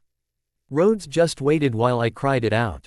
When I finally quieted, she picked up her pen again. Are you sexually active now? I wasn't quite sure how to answer that. Not exactly. She cocked an eyebrow. Will you explain? I'm kind of with someone, but we haven't gotten there yet. How do you feel about your boyfriend? I smiled, Feeling good for the first time since I had gotten in my truck to come to this session. He's perfect. He's smart and well-read, and he's patient. Isabella, she said softly. How do you feel about him?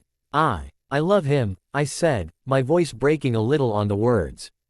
Have you ever loved any of the other men you were with? I shook my head. So this is new for you. Yeah, I said, my voice sounding odd to me. She smiled. What's his name? I bit my lip. Some things I really couldn't tell her. Edward. Her smile fell. Edward Cullen. I nodded. She looked back over her notes. Bella, when I asked you who Edward was, why didn't you tell me he was your boyfriend?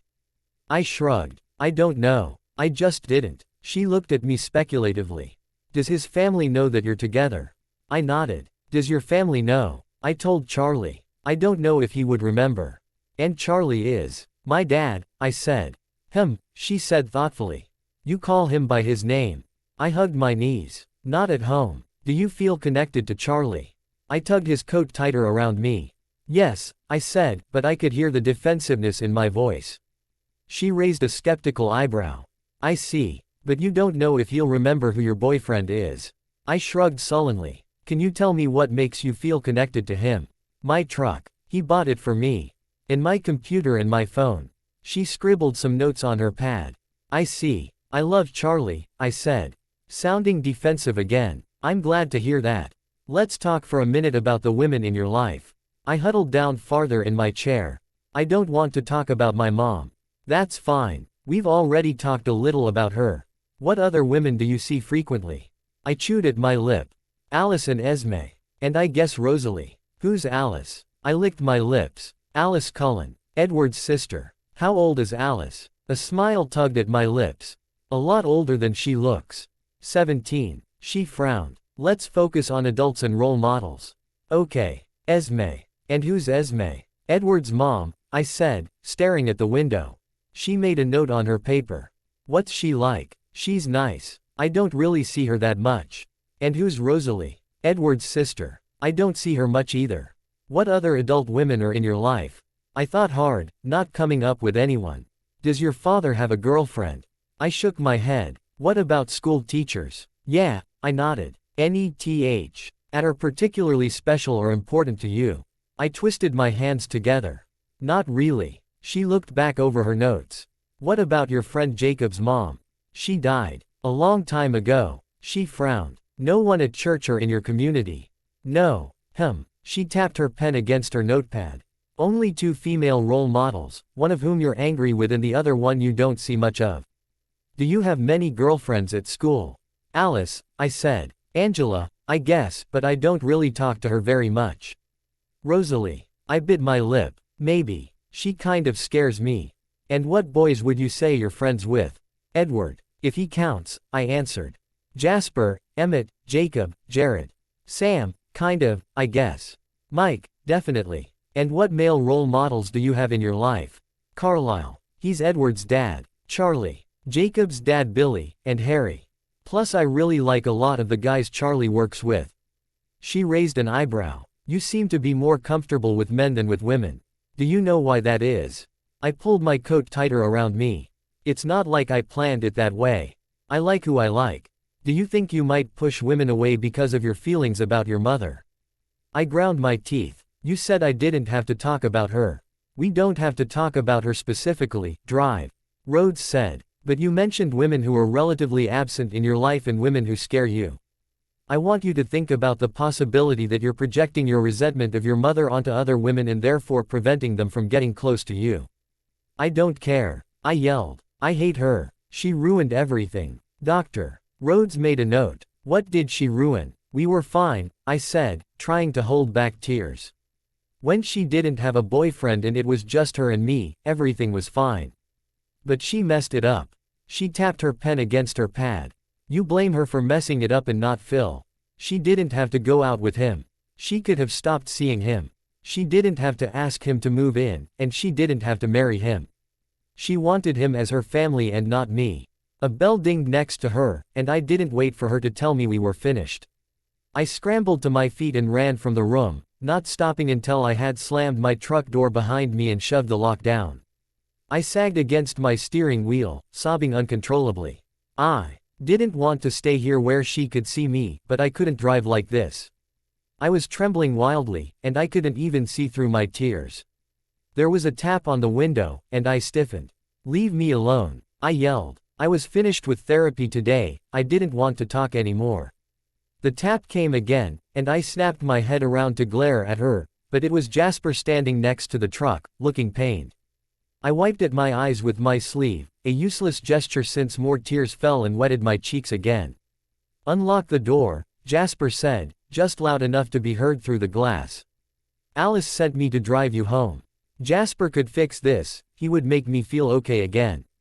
I tugged up the stiff lock on the door and scooted over when he pulled it open. He climbed up beside me and slammed the door closed, holding out a hand for my keys. I surrendered them, waiting for him to fix me. He wordlessly started the truck and steered onto the road. I was still raw and aching inside. Still crying so hard I had a hard time breathing, but Jasper didn't help. I clutched at my chest, willing the pain to go away. "Jasper, make it stop," I begged. He looked at me, his face pinched, and shook his head. "It's supposed to hurt. You can't heal unless it hurts. Please," I begged tearfully, stunned that he was refusing to help me. "Please, make it stop." He looked away, shaking his head sadly. "I don't want to set you back. You can handle it. I can't. It hurts too much." He swallowed hard. "Yeah," he whispered. "I know. I felt like the pain would break me in half. Help me, please." He gritted his teeth. "Look, just for a few minutes, all right." I nodded eagerly, desperate for whatever he would give me. It wasn't much. He eased the ache a little bit, but he didn't take it away, and he didn't make me feel calm. He backed the pain off enough that my sobbing settled to quiet crying, tears streaming silently down my cheeks. By the time he pulled his influence away, I was feeling too exhausted to cry anymore. I lay across the bench seat, pillowing my head in his lap, and let my stinging eyes close. "Jasper, help me," I whispered. He placed a hand on my head, stroking my hair softly. "Just try to relax. You could do it. You could help me relax." "I could," he said, "but it wouldn't help you learn to face this on your own. You have to let it hurt." "I don't want to." Jasper didn't answer. He continued gently stroking my hair, and very slowly, the tension started to ease. It took far too long, but eventually I drifted into a miserable sleep. Carlisle Cullen's point of view. "Bella, sweetheart, we're here." I stroked her shoulder gently, drawing her out of a light doze. Her eyes fluttered open and she lifted her head from the makeshift pillow of her father's coat. Glancing out the car window at the small cabin, she smiled, and I could have sworn my long-dead heart nearly started beating again. Helen of Troy couldn't outshine my girl when she smiled like that. Bella's eyes swept over the pine veneer of the cabin, the wraparound porch that hung out over the lapping waters of Killarney Lake. "It's beautiful," she murmured, the enchanting smile still on her lips. I couldn't take my eyes off of her. "I'm so glad you like it." Bella pushed the car door open, climbing out and walking slowly toward the shore. I let her take in the view while I led our suitcases from the trunk and took them into the house. I left them in the bedroom and returned to her. She still held her coat in her hands, and I took it from her and helped her on with it. He flashed me another lovely smile before staring back out at the lake. The waning moon reflected in the rippling surface of the water, which in turn reflected in my girl's deep brown eyes. I stepped behind her and wrapped my arms around her waist, moving my lips close to her ear and whispering softly. "She walks in beauty, like the night, of cloudless climes and starry skies. And all that's best of dark and bright, meets in her aspect and her eyes. Thus mellowed to that tender light, which heaven to gaudy day denies." Bella shivered and turned her head back to me, lifting her lips for a kiss. I eagerly obliged, letting my tongue find hers, tasting her sweet flavor. She hummed softly and I ran my hands lightly over her stomach and hips, holding her close to me. "Come inside with me, darling. I don't want you to freeze." I reluctantly removed my hands from her body, stepping back and lacing my fingers with hers. She looked between me and the lake, indecision in her eyes. "It's too beautiful. I don't want to go inside." I laughed softly, tugging gently as I backed toward the house. "There are windows in the cabin, my love." She smiled sheepishly, her eyes dropping. I wondered if she had Any idea how lovely she was when her cheeks flushed rose and her teeth tugged at her bottom lip? I wondered if she knew how completely she possessed my heart. My girl shivered again and let me draw her inside. I watched her as she looked around the darkened living room at the large stone fireplace and the rustic furniture, framed of driftwood and knotted pine and stretched with soft, brown leather.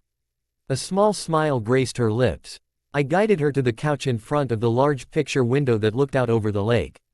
I pulled back the curtains so she could see the view she had been enjoying so much and helped her down onto the couch.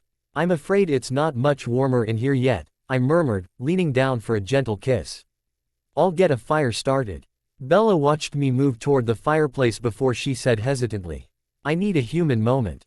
"Of course, sweetheart. I put our suitcases in the bedroom, through that door. The bathroom is just beyond." She disappeared through the bedroom door and I listened idly to the rush of water, the tug of the brush through her hair, all the sounds that went along with having my Bella near me. I coaxed the low flames in the grate into a sizable fire. And by the time Bella returned I was adding 2 large logs to keep it burning for a while. She settled onto the couch again, twisting around to stare out the window, and I moved to sit with her. "Do you like it here?" I asked, tucking a lock of hair behind her ear. She turned her beautiful smile on me. "I love it." I loved her. In 3.5 centuries I had heard countless confessions of love. Had read endless poetry that strove to describe or declare love, and though I could remember every word of every verse, there was nothing in the fathomless depths of my memory that ever captured the bliss of what it was to be so fully and eagerly enslaved by my girl. I reached for her and drew her into my lap, capturing her lips in a long, slow kiss. My hands roamed gently over her back and shoulders as my tongue danced with hers. I lost myself in her taste, her scent, her surrounding warmth. Too soon, far too soon, she broke the kiss and leaned her forehead against mine. "Thank you, Carlisle," she breathed. "I've been needing this." I rubbed my nose against hers. "This last week has been hard on you, hasn't it?" She nodded, tightening her arms around my neck. "But it helps so much being here, just you and me." Her lips began brushing along my neck, the warmth and wetness of her mouth sending shockwaves of desire through me. "Oh, Bella, do you know what you do to me?" "I know what you do to me," she said against my throat. I felt the vibrations of her voice all through my body and my jeans suddenly began to feel uncomfortably tight. Bella shifted on my lap, throwing a leg over mine and straddling me. She wriggled close, pressing her core against my very eager erection, and I let out a growl of desire. "Bella," I murmured, rubbing against her. I couldn't stop myself. I needed her. Her body was the only thing that could sat the desperate hunger inside of me. "I want you, Carlisle," she whispered hesitantly. "Have you thought about it?" I forced myself to still my movements. And I nudged her back so I could look into her eyes. "I have. And I'm willing to try. But Bella, you must tell me immediately if I do anything to hurt you, even if it's just a little bit." "I promise," she said. A smile lighting up her face. I laughed self-consciously. This is a little intimidating for me. I've never been with a woman before. Her smile fell and she shifted back, sitting on my knees and staring down at her hands. "What's wrong, love?" I asked, confused by her reaction. "I've been with men before." "Yes, darling, I assumed you must have been." I leaned forward and pressed my lips to hers, but she pulled away. "No," she said, shaking her head. "I mean, a lot." "All right," I said, not quite sure whether a lot referred to the number of men or the number of times. Not that it mattered. "I understand, Bella." She bit her lip. "Do you?" "Because, my therapist," she was surprised by how many. Clearly this was something that bothered her. I pressed a hand to her cheek, stroking my thumb gently over her lips. "Is it something you'd like to talk about?" She looked worried. "Do you want to talk about it?" I smiled, tapping the tip of her nose. "If it would amuse you to see me get ragingly jealous, by all means, we should discuss it." She ducked her head. "I'm sorry," she whispered. "I get it if it bothers you. Bella, my sweet girl, do you honestly think there's anything in the world that could make me love you any less?" She peered up at me through her lashes, biting her lip. "I've spent hundreds of years waiting for you," I told her. "Always alone, yearning for that connection that makes a man whole. But the moment I saw you, I stopped searching for the woman who would complete me and began striving only to become the man who would complete you." She raised her head, her eyes looking reserved but hopeful. I can't resent your past. It doesn't belong to me. But I'm asking you to give me your future. I slowly caressed her hair. I want everything. Isabella Swan. Every sigh, every kiss, every caress. I want them all to belong to me. She moved forward again, pressing her body against me as she kissed me. They already do, she murmured against my lips. Love and desire coursed through me, building on one another, enhancing one another. I had never imagined that the two emotions could come together so powerfully. And I pulled my girl against me, trying to communicate to her with my kiss and my touch just how completely she had taken possession of me. I found myself suddenly resentful of her clothes. They were coming between us, mocking my need for her, and I wanted nothing more than to be rid of them. I pushed her coat off of her shoulders and let it fall to the floor, and she shivered lightly. Before wrapping her arms around me again, I stopped. It's not warm enough in here yet, is it? I asked, pulling back from her lips. It's fine, she said quickly, her tongue tracing along my jaw. I shook my head, needing her to be comfortable. No, it's too cold, sweetheart. I need you to be warm, especially if you're going to be close to me. All I'll do is steal your body heat. She took my earlobe in her mouth, sucking eagerly, her hands holding my head. I gently shifted her back onto the couch, my body protesting at the loss of warmth, and I had to smile at myself. Since when did I crave warmth so desperately? But thoughts of that disappeared when Bella lay back on the cushions and pulled me with her, and I found myself stretched out on top of her. I let out a low moan, somewhere between protest and surrender, and buried my face in her neck. I breathed in her scent and felt her artery pulsing against my lips. My body took control, refusing to let me leave with my girl so warm and inviting beneath me. Her scent surrounding me, clouding my brain. I found myself maneuvering between her legs and rocking against her again. My hand crept under her blouse, exploring the silky-ness of her skin and the textured lace of her bra. Another shiver snapped me out of my desire-induced haze, and I very reluctantly pushed myself off of her. Wait here, I murmured, hovering over her. No. She shook her head and tried to pull me back down on top of her. I resisted, until her lips sought mine, her tongue brushing the tip of mine, and then somehow I was pressing her back into the couch cushions again. Feeling the sensuous movement of her body beneath me, I groaned softly. Bella, darling, you must be a particularly frightening kind of demon to be capable of so thoroughly corrupting a vampire. She giggled beneath me, and I quickly pushed myself off of the couch, breaking away from her. Wait here, I ordered with a smile. I tried to clear my head as I moved toward the bedroom. If I expected to keep my girl safe, I couldn't allow my body to take control of me like that, no matter how indescribably good it felt to just let go and move with her. I had to keep myself in hand. I opened a cedar chest at the foot of the bed and pulled out a thick patchwork quilt, then grabbed a couple of pillows from the bed. I carried them back to the living room, giving Bella a smile. She had kicked off her shoes and socks and was hugging herself on the couch. It really was too cold in here. I spread the quilt out in front of the fireplace, then grabbed the pillows and threw them onto the blanket. Bella smiled delightedly. That's a very good idea, she said, hopping to her feet and moving to my side. I thought you'd like it.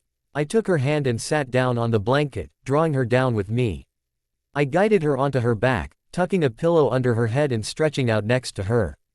I let one hand trail from her shoulder, down her chest, moving slowly over the swell of her breast, and then dipping low again as it drifted down over her stomach. Her breath hitched when I stopped at the button of her pants and popped it open. I slowly drew the zipper down and hooked my fingers around her waistband. She shifted to allow me to draw her pants down over her hips, and I slowly guided them off of her body.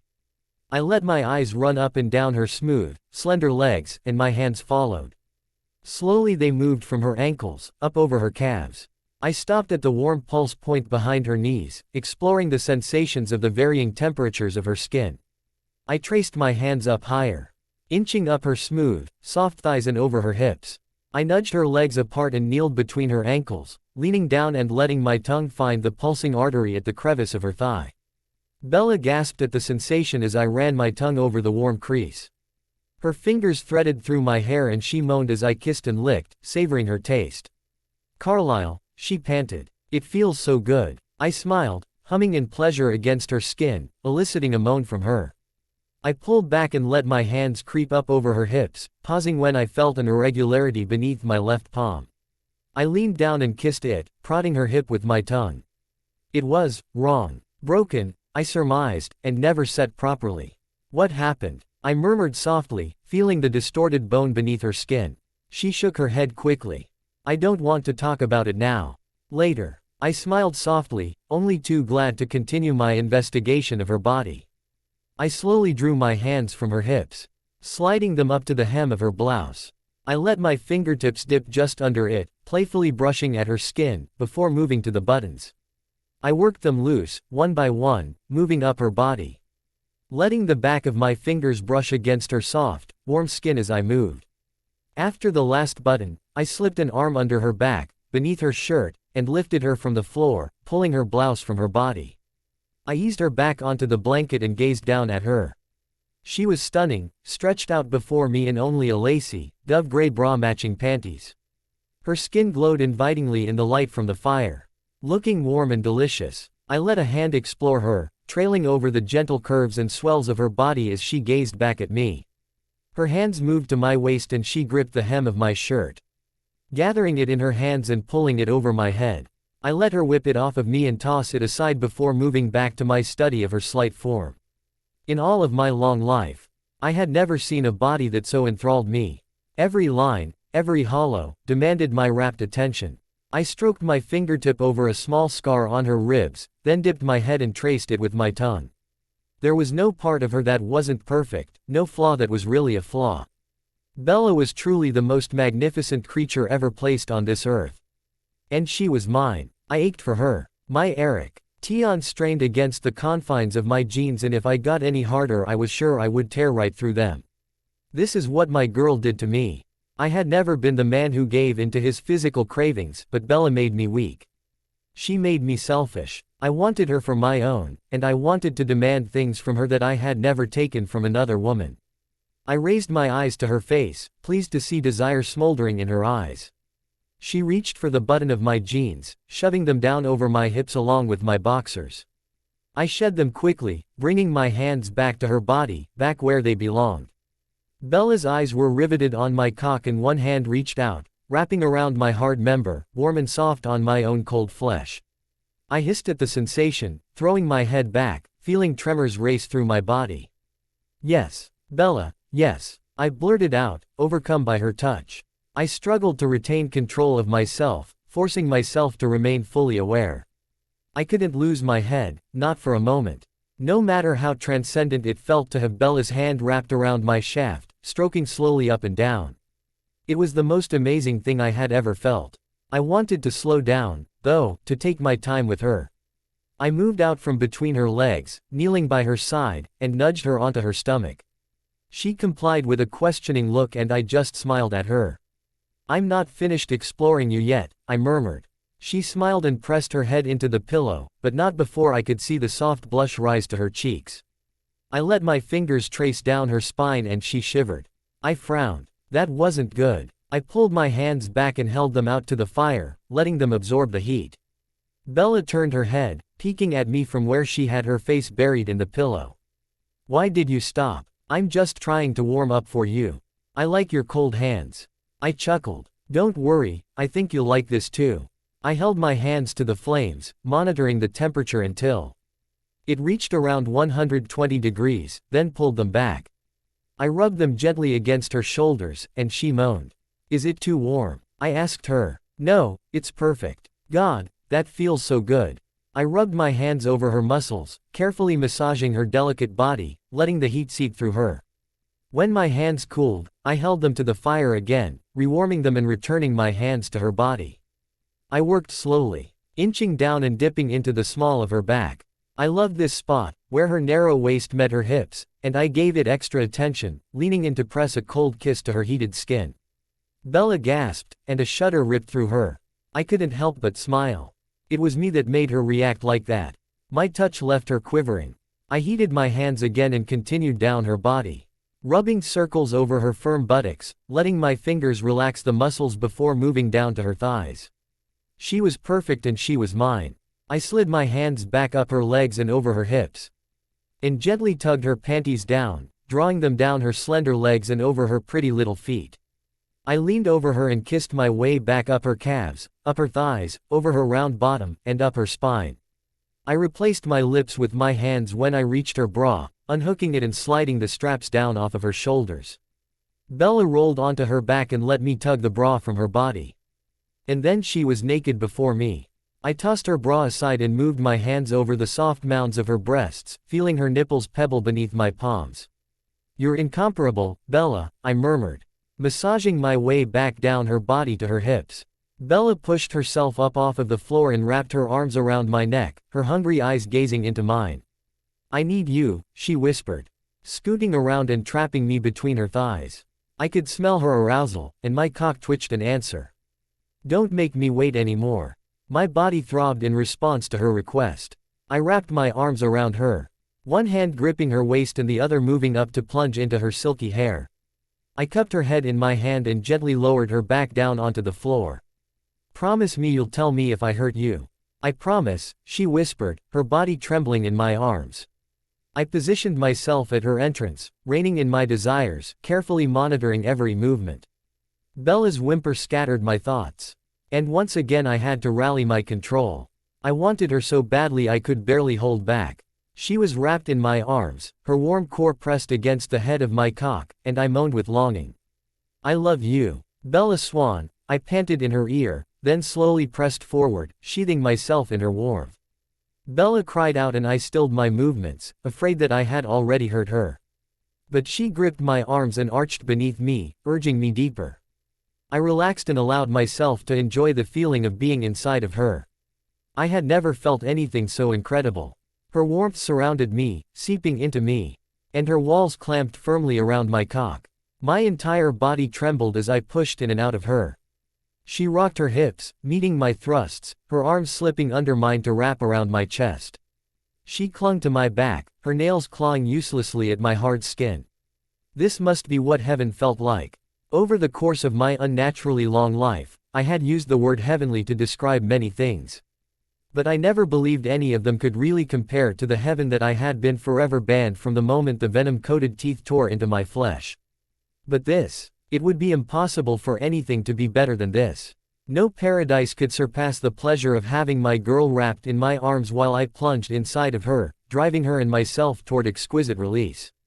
I let my lips linger on her throat, let my tongue slip out and caress her skin, feeling her pulse flutter against it. I kissed the fragile skin and slid my hand out from under her back, running it down to her thigh and hitching it over my hip. Bella let out a cry of pleasure at the change of angle. I ached for more than this slow, gentle thrusting. My body was screaming foe. Me to loosen my hold and take her hard, and I drew my hand from her thigh, balling it into a fist. I would not hurt her. She was my life, my entire world. I could give her this. But I needed just a little more. I kissed my way down her neck and chest, stopping just over her heart. It beat wildly beneath her ribs, and the warm, wet thud that betrayed her excitement was more of a draw for me than the blood that raced through her veins. My girl was aroused because of me. I made her heart pound that way. The slickness between her legs, that was mine. I aroused desire in her, and I would be the one to fulfill her need. "Can I go harder, Bella?" I asked against her skin. "Please," she begged. "Harder, Carlisle, please." I groaned and increased my force and my tempo, watching her for any sign of pain. She clung tighter to me, crying out in pleasure as I drilled into her. "So good," she gasped. "God, so good." I could see her control slipping, could feel it in the frantic rocking of her hips and the pressure of her fingers on my back. I gritted my teeth, forcing myself to hold steady as the desire in me spiraled. I wanted so badly to let go. "I'm going to come, Carlisle," she gasped, her muscles going rigid. "God, I'm Carlisle." Her hips jerked upward and she cried out in ecstasy as her nails scraped ineffectually down my back. "For me, all for me." My girl was screaming and writhing against me in pleasure because of what I did to her. I rode her through her orgasm, feeling like I could snap at any second. My hand started to tighten in her hair, and I jerked it away, afraid of what I could do without thinking. I wanted to crush her against me, to dig my fingers into her back the way she was doing to me, and I shuddered, my body warring against my will. I will not hurt her. When she finally stilled, I pulled out of her and rolled onto my back, partly relieved, mostly frustrated. God, I wanted her so badly, but I had barely hung onto my control. That was it, my limit. Bella rolled onto her side, breathing heavily, giving me a confused look. She replaced it with a small smile and scooted on top of me. No, I gasped, rolling her gently back to the floor. No, Bella, I can't. She tried to hold me to her, but I carefully pulled her hands from me and pressed them gently to her chest, her bare, lovely chest, with sweet pink nipples that just begged to be sucked. Good Lord, I wanted her so badly. Bella frowned, scooting onto her side and propping herself up on her elbow. Carlisle, I don't like this. I don't like leaving you unsatisfied every time we're together. It's all right, I said with a quick shake of my head, sagging back onto my back. I needed to relax and my body wasn't cooperating. It was reacting to her proximity, her warmth, and it was begging for her touch. That's as far as I can safely go. She sat up and threw a leg over me, straddling my hips, and I groaned as the heat from her core settled around my unsated cock. You didn't hurt me. Bella, no, I said. My conviction undercut by my desperate desire for her body. You don't understand how difficult this is. I want to hold you so tightly that I'll crush you. I nearly tore your hair out. She grabbed my wrists and smiled down at me. It sounds like your hands are having a hard time behaving themselves, she smiled. She pushed them up above my head, pinning them to the floor. The position moved her breasts right over my face and I gave in to temptation and sucked one small pink nipple into my mouth. God, she tasted incredible. And not just her skin. The memory of Neil-ing between her legs at the theater hit me hard, and I remembered all too clearly the flavor of her slick juices on my tongue, sweeter than any blood had ever tasted. My hips bucked involuntarily at the memory, and Bella smiled. Can you keep your hands right here? She asked me with a provocative smile. I nodded. How could I ever argue with her? She owned me completely. Good, she murmured. She pushed herself up again and reached between us, taking my hard member into her hand and pumping it slowly.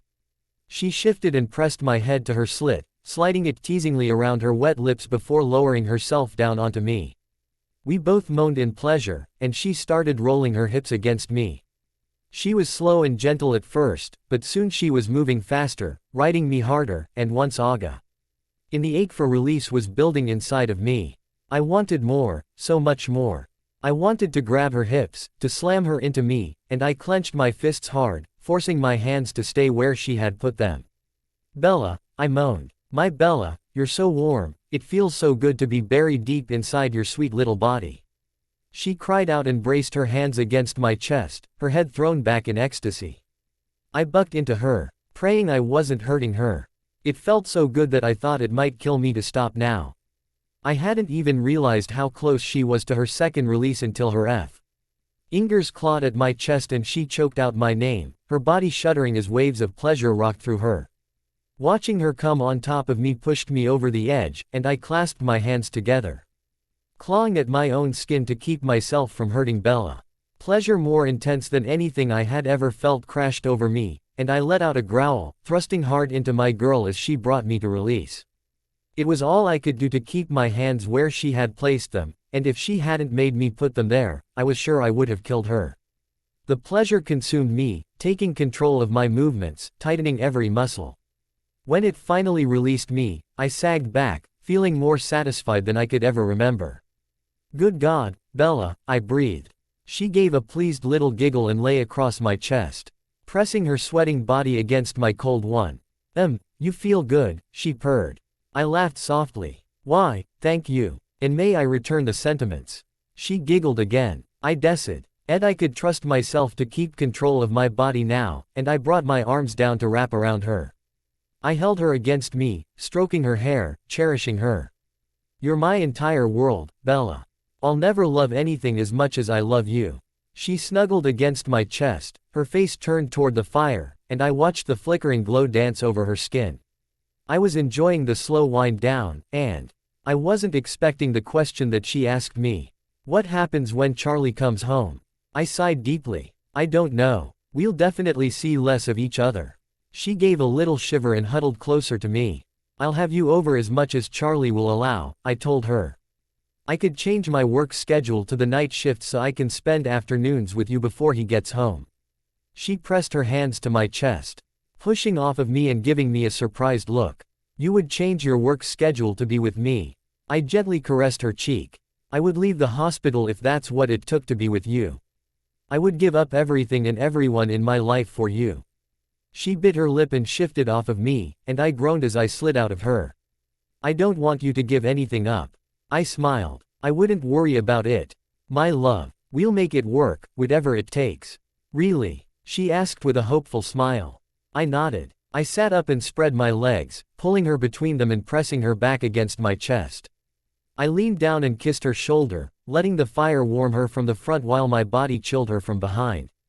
I'll never leave you. I can't. From the moment I first saw you, I knew I couldn't go on living my life without you. I moved my lips to her neck, kissing gently along her warm throat.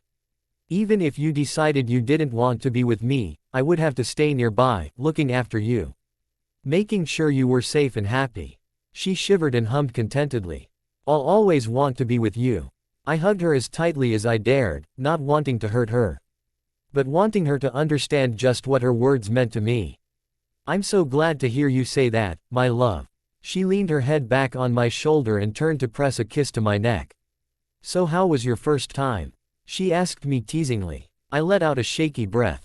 Beyond my wildest expectations. Bella Swan's point of view. I woke to cool kisses trailing along the back of one bare shoulder and I smiled sleepily to myself. I was curled in a ball beneath a very warm electric blanket and Carlisle's cold touch was a welcome relief from the heat. I hummed contentedly, reluctantly opening my eyes and glancing out the window into the dark night beyond. Lips that cold could only belong to one person, I murmured, smiling to myself. I gave a happy little sigh. Edward. Carlisle's lips stilled against my skin. What? He said flatly. I pressed my lips together, trying to hold back a laugh. Oh, sorry. I mean Emmett. He pulled back a little, clearing his throat. Jasper. I asked, feigning confusion. You think you're very funny, don't you? His hands crept beneath my blanket to the bare skin on my sides, and he suddenly started tickling me mercilessly. I squealed and laughed, ying to squirm away from him and realizing very quickly that I was unlikely to escape a vampire if he wasn't interested in letting me go. Uncle. I gasped between peals of laughter. I surrender. Carlisle stopped tickling me and wrapped his arms around me, rolling on top of me. I pressed a kiss to his lips, smiling to myself, and ran my hand down his bare back from his shoulder to the waistband of his jeans. I definitely liked having him on top of me without a shirt. Looking to get lucky, drive. Cullen. Tempting. He chuckled. But maybe later. That surprised me. Why else would he be waking me up at this hour? I glanced at the alarm clock on the bedside table, seeing that it was just after 6 in the morning. You know, you've been living with me for weeks. Have I done anything in that time to give you the impression that I'm a morning person? His lips zeroed in on my neck. If you'd like to go back to sleep, I'll let you, he said between the kisses he pressed to my throat. But it's going to be a clear day. I thought you might like to watch the sunrise with me. I murmured thoughtfully. Romantic sunrise with the sexiest man I've ever met, or a warm, cozy bed and nice dreams. I pretended to deliberate, but I could tell it was something he wanted, and that was definitely worth getting out of bed for. I'll make coffee, he promised, trying to tempt me out of bed. And I'll let you take the electric blanket out. I don't know. Will you make out with me until the sun comes up? He smiled, pulling back to look at me. Twist my arm, that's enough. I giggled, and he pushed off of me and got to his feet. I'll start your coffee. I gave him a smile as he left the room and then crawled out from under the blankets. I shivered in the chill of the morning and moved quickly to my suitcase, finding a short silk nightgown and slipping it on. I couldn't find the matching black panties, so I just left them off. I took a couple of minutes in the bathroom to make myself presentable. Then grabbed the electric blanket and pulled it off of the bed. I unplugged it and wrapped it around me, moving to the main room of the cabin. The kitchen wasn't much more than a square of tiled floor tucked in one corner of the house. Fitting, I thought. The Cullens obviously wouldn't be too concerned about amenities in the kitchen. It made me realize just how outful it was for Carlisle to be making me breakfast every day, looking after the human needs that he hadn't had himself in centuries. He was scraping pomegranate seeds from the rind when I moved to stand beside him, letting them fall into a bowl of water. He glanced up at me and gave me a smile. "How did you sleep?" Briefly, I teased him, stretching up to kiss his cheek. "What did you do all night?" "I missed you. All night long." I bit my lip, feeling myself flush. "You should have come in with me for a little while," I said, my eyes sliding away from his loving gaze. I watched him skim the bits of the pomegranate rind from the surface of the water, and then drain the seeds in a strainer. "You wouldn't mind that?" I traced my fingers along his lower back, enjoying the hard smoothness of his skin. "Why would I mind?" He shrugged, tipping the pomegranate seeds into a bowl of yogurt and stirring them in. "I thought you might be sensitive to people coming into your bedroom," he said gently. "Most people, yes." I watched him sprinkle granola over the yogurt from a plastic container. "But you're invited any time you want." He paused, his eyes on me, and I let myself meet his gaze. "Thank you, Bella. It means a lot to me that you trust me that much." I smiled and ducked my head. Carlisle found a spoon in a drawer and put it in my bowl, handing it to me. "Breakfast." I took it from him and he poured me a mug of coffee. He led me over to the fireplace and kneeled in front of it, quickly building a fire while I ate my breakfast. Once finished with that, he took the electric blanket I had let fall to the floor and carried it outside to the porch. I watched him through the window as he laid it over a swing on the porch and stretched the cord to an outside outlet. Warmth settled over me at his careful preparations. He was taking care of me in a way no one else ever had. I didn't need it, hadn't asked for it, but it still felt nice. I ate quickly, wanting to be with him, and I was finishing up when he came back inside. "Are you ready?" he asked, taking my bowl from me and placing it in the sink. "I'm ready." I slipped my hand into his and let him lead me out onto the porch.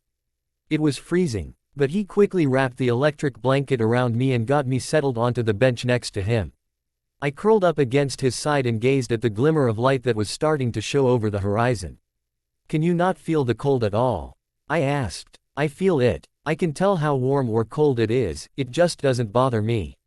Variation in temperature is a bit like, well, like a variation in colors. They're clearly different, but there's nothing uncomfortable about any of them." I smiled to myself at his analogy. "But people tend to like some colors better than others. Is there a temperature that feels better to you?" He considered my question for a moment. "Yes, I suppose I do like to feel warm. Sitting by the fire, lying in the sun, sitting near you and feeling your heat." I opened the blanket and threw one side over him, snuggling close to his chest. He laughed softly. "You're going to freeze. It's a good way to die, freezing to death here with you." He kissed the top of my head, wrapping an arm around me. "If it's all the same to you, I'd prefer to keep you alive." I rested my head against his chest, running a hand over the cold, bare skin. Like this with Carlisle was difficult for me, when he was being sweet and attentive and there were no distractions. It should have been pleasant, but more often than not I simply got overwhelmed by the way I felt. Everything was just too big, too much for me to handle. I loved him so much I felt like I was drowning in it. I hadn't been prepared to fall in love with anyone. I had been completely blindsided by it. And it was all just so strong, so much. I didn't know what to do with it. Last night had been a helpful vent for some of my feelings, and I was anxious for a little more of the same. I pressed my lips to his hard skin, tracing kisses along his collarbone, and he sighed softly in response. His hand found my knee under the blanket, and he ran it slowly up my thigh and under the hem of my nightgown. "You're so beautiful," he murmured. I wanted to answer him, to tell him something that would let him know how much he meant to me, but words failed me. I felt like I couldn't even feel it all properly. So how could I possibly express it? Carlisle's hand moved to my hip, rubbing lightly at the damaged bone underneath. "Do you feel like telling me what happened?" he asked softly. I sighed. I didn't. I wouldn't ever feel like talking about it. But it felt hypocritical to withhold information after all we had been through. I got mad when Mom asked Phil to move in with us. He went up with a truck and he and Mom started carrying boxes in. I refused to help. I didn't want him. I fell silent, wondering what he thought of the whole situation with Phil. He didn't seem to judge me for it, but how could he not? I judged myself for it. What kind of a person was I to just let all of that happen? Carlisle just stroked my hip lightly, saying nothing. He got mad at me. He grabbed my arm and dragged me to the stairs. And then he pushed me. He pressed his cold palm over the uneven bones, and when I glanced at him I saw that he had closed his eyes, looking tense. "Were you able to walk?" he asked. I shrugged. "As well as I can now, I guess. But it hurt. Does it still hurt you?" "Sometimes. I can correct this for you." He opened his eyes and met my gaze. "It would require invasive surgery. And you wouldn't be able to walk for several weeks, but it can be done." I shrugged, trying not to show him how disappointing it was not to be able to take him up on his offer. "I see. Old never let myself be physically vulnerable for so long. It wasn't safe. It's okay. I'm used to it." He fell silent and I let my head rest against his chest as we wordlessly watched the sun paint the sky with bright pinks and oranges. It was beautiful, and I wasn't sure it would be possible to have a more perfect morning. So why couldn't I just enjoy it? I was irrationally afraid that loving Carlisle would kill me. And not only because it was one more thing that left me vulnerable. I felt like I could be crushed under the sheer weight of my feelings for him. "I love you too much," I whispered softly. His hand pressed to my cheek, caressing gently. "Too much for what, Angel?" I didn't know how to explain it. I just shook my head and buried my face in his chest. He didn't press the issue and once again we were quiet, watching the sunrise. Carlisle drew in a deep breath, smiling softly as he let it out. "This is something I wish I could share with you," he murmured softly. "The way everything smells, it's so complex. So fascinating." I laughed. "You like smells?" He nodded. "The human sense of smell is very underdeveloped. There's so much going on around us that you can learn with just one breath. And it's beautiful, the way scent is in constant flux. I had no idea how much I was missing out on." He smiled happily. "The world is a beautiful place. It never stops surprising me." I chewed absently at my lip, considering the implications of what he was saying. I knew he probably hadn't meant his comment as a reminder of the glaring difference between the two of us, but that's what it was. He was something beautiful and mythical, strong and hard, remarkable and oh so beautiful. And I wasn't. I leaned back against the back of the swing and stared out at the painted horizon. "Do you want me to change?" I asked him. He looked down at me, his brow furrowed. "Change? I mean, become like you." He smiled sadly. "Bella, sweetheart, I'm afraid that's a choice I can't make for you." "I know. But would you want me to?" His hand stroked my hair idly. "I'm conflicted. On the one hand, I want you to have every beautiful experience that life offers you, without interference from the difficulty that comes with living the way my family does." He sighed. "On the other hand, I'm a very selfish man and I don't like to think of ever having to lose you." A smile tugged at the corner of my mouth. "Yeah, the mortality thing is a real bummer." He laughed softly. "So it seems. Though I've seen more than one person choose mortality over the lure of life everlasting." I gave him a curious look. "Were there other people you were considering changing?" "Not to become like me, no." He stared out across the lake. "I was actually thinking of the wolves. Ephraim Black and Levi Yulee. Quill Atira too." Though he took a little longer to make the choice. I was puzzled. "They're immortal. They can be. As long as they're phasing regularly, they don't age. If they choose to give it up, eventually they start to progress again. And they chose to do that." He nodded. "They felt that a natural life with their families was preferable to a life like mine, an eternity of brief encounters. Hiding my true self from everyone I call a friend. They may have been right." I slipped a hand to his thigh, needing to feel somehow connected to him. "The difference, I guess, is that they couldn't take their families with them." He nodded, giving me an appreciative look. "That is a very significant difference, yes. My life has improved markedly since my children have joined me." I fiddled with the edge of the blanket. It was nice to imagine joining them, to fantasize about forever with Carlisle. But there was an annoying voice in the back of my mind reminding me that forever was nothing more than a fairy tale. Love simply didn't last that long. People fell in and out of love. They got married and promised their lives to one another, then changed their minds and got divorced. They swore that they would never hurt you again because they loved you so much, but a week later there were more bruises, more apologies, more promises that wouldn't last. They said they would always be there for you. And then they sat back and watched while someone else tortured you.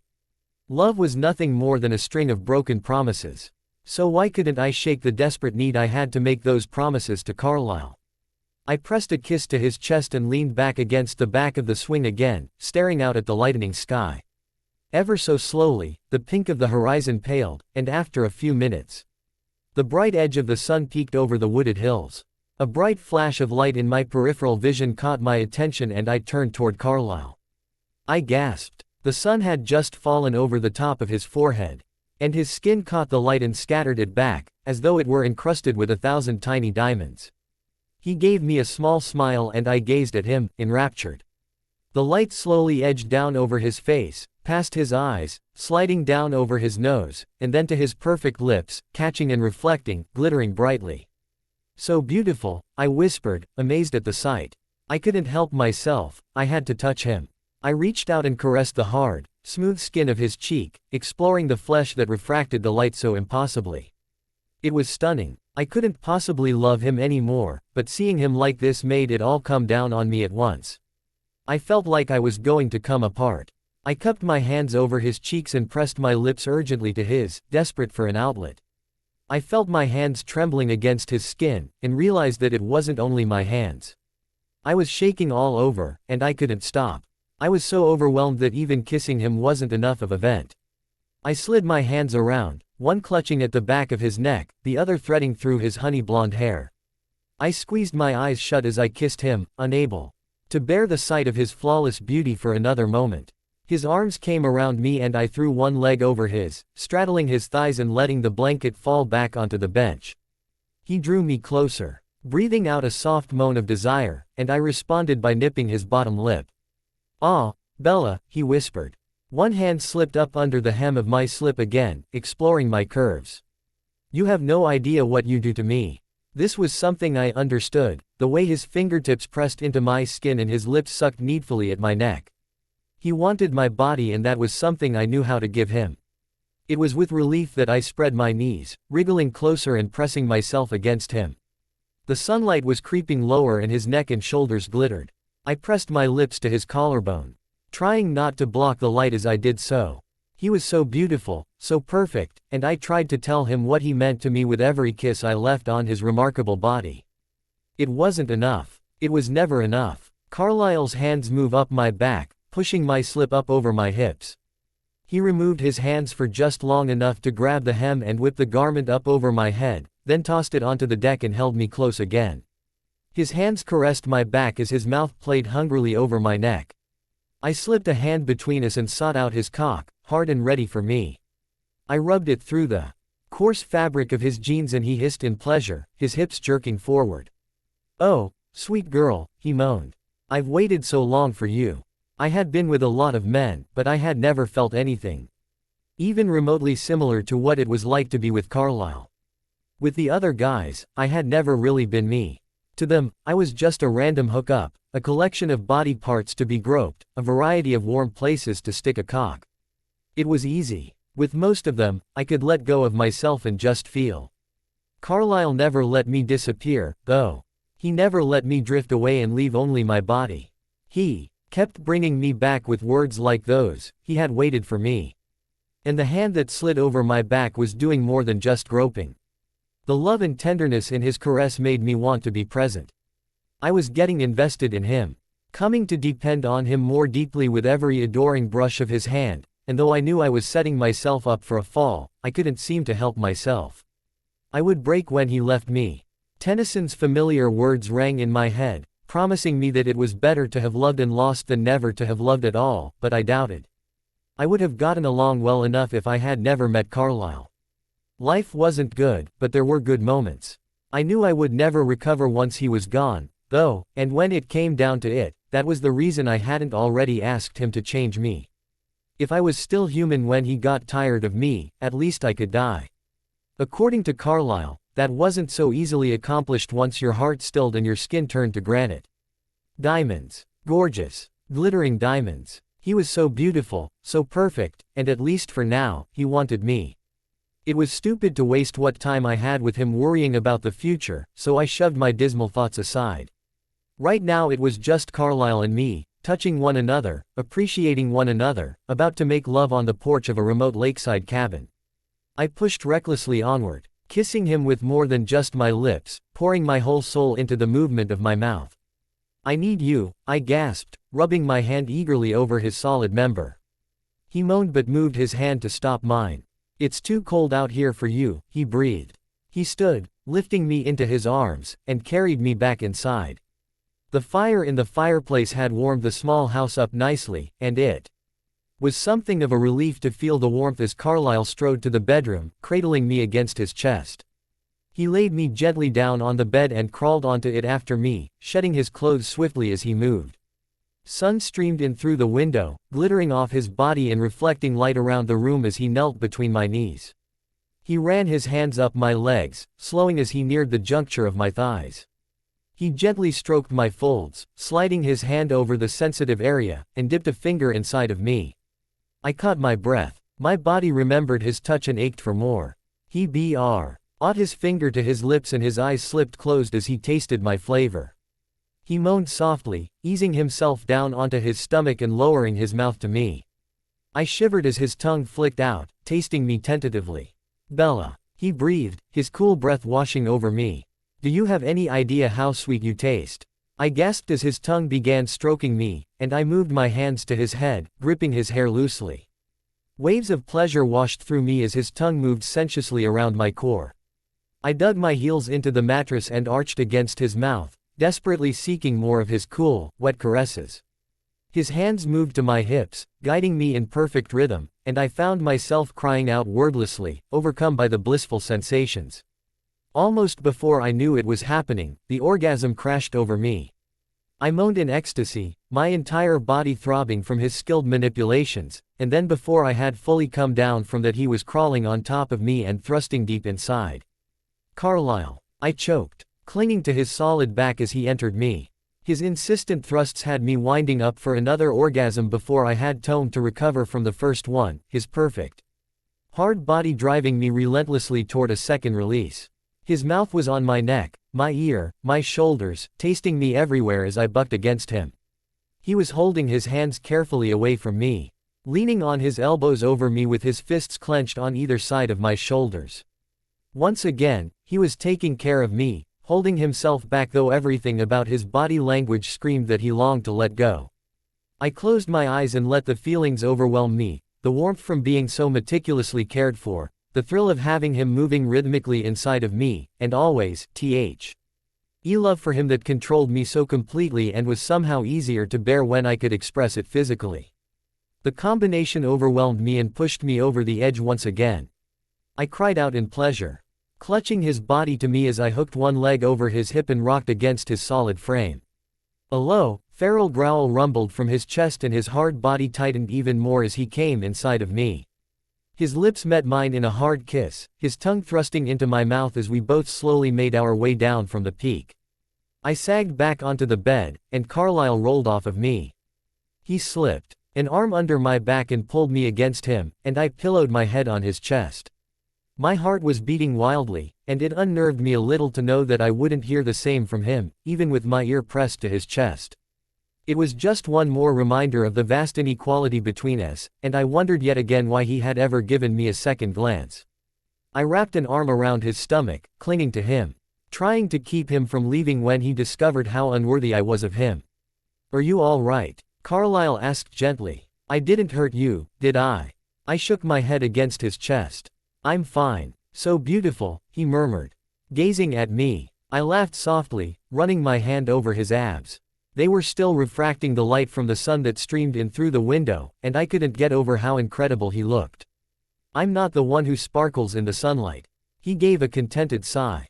"Speaking of things that sparkle." I rolled onto my back, giving him a questioning look. He smiled fondly at me, tucking a lock of hair behind my ear. "I got you something." He sat up and moved to his suitcase, fishing out a flat, square box stamped with the logo of a jewelry store in Port Angeles. I sat up, pulling my knees to my chest and trying to ignore the sense of foreboding that nagged at me. Carlisle moved back to the bed and sat next to me, handing me the box. I looked at it warily. What's this for? I just wanted you to have it. I felt like a lead weight was settling in the pit of my stomach. Why? He laughed and wrapped an arm around my shoulders, pulling me close and kissing my forehead. Because I love you. I knew better. I knew all too well that people gave gifts for 3 reasons. Christmas was still a month away, and my birthday was long past, so his clearly wasn't intended for either of those. He pressed a kiss to my ear. You'll find out what it is a lot faster if you open it. I swallowed hard and pushed it back into his hands. I don't want it. If I accepted it, I would have to acknowledge that he was no different from everyone else. Carlisle looked thrown. All right. He looked at the box in his hands, perplexed.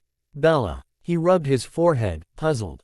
Perhaps I don't keep up with social customs the way I should, but I was under the impression that the giving of gifts to someone you care about was, well, still somewhat acceptable. I hugged my knees to my chest. Yeah. He set the box aside and reached out to me, pulling me into his lap. My love, have I done something to upset you? Have you? I asked, folding my arms over my chest and hunching my shoulders. He stroked my hair gently. I'm not sure what's happening here, Bella. Can you help me understand what you're thinking? Why did you get me a gift? I asked, trying not to cry. I didn't want to look vulnerable now. I didn't want him to see the power he had over me. Because I thought you would like it. He was watching me closely.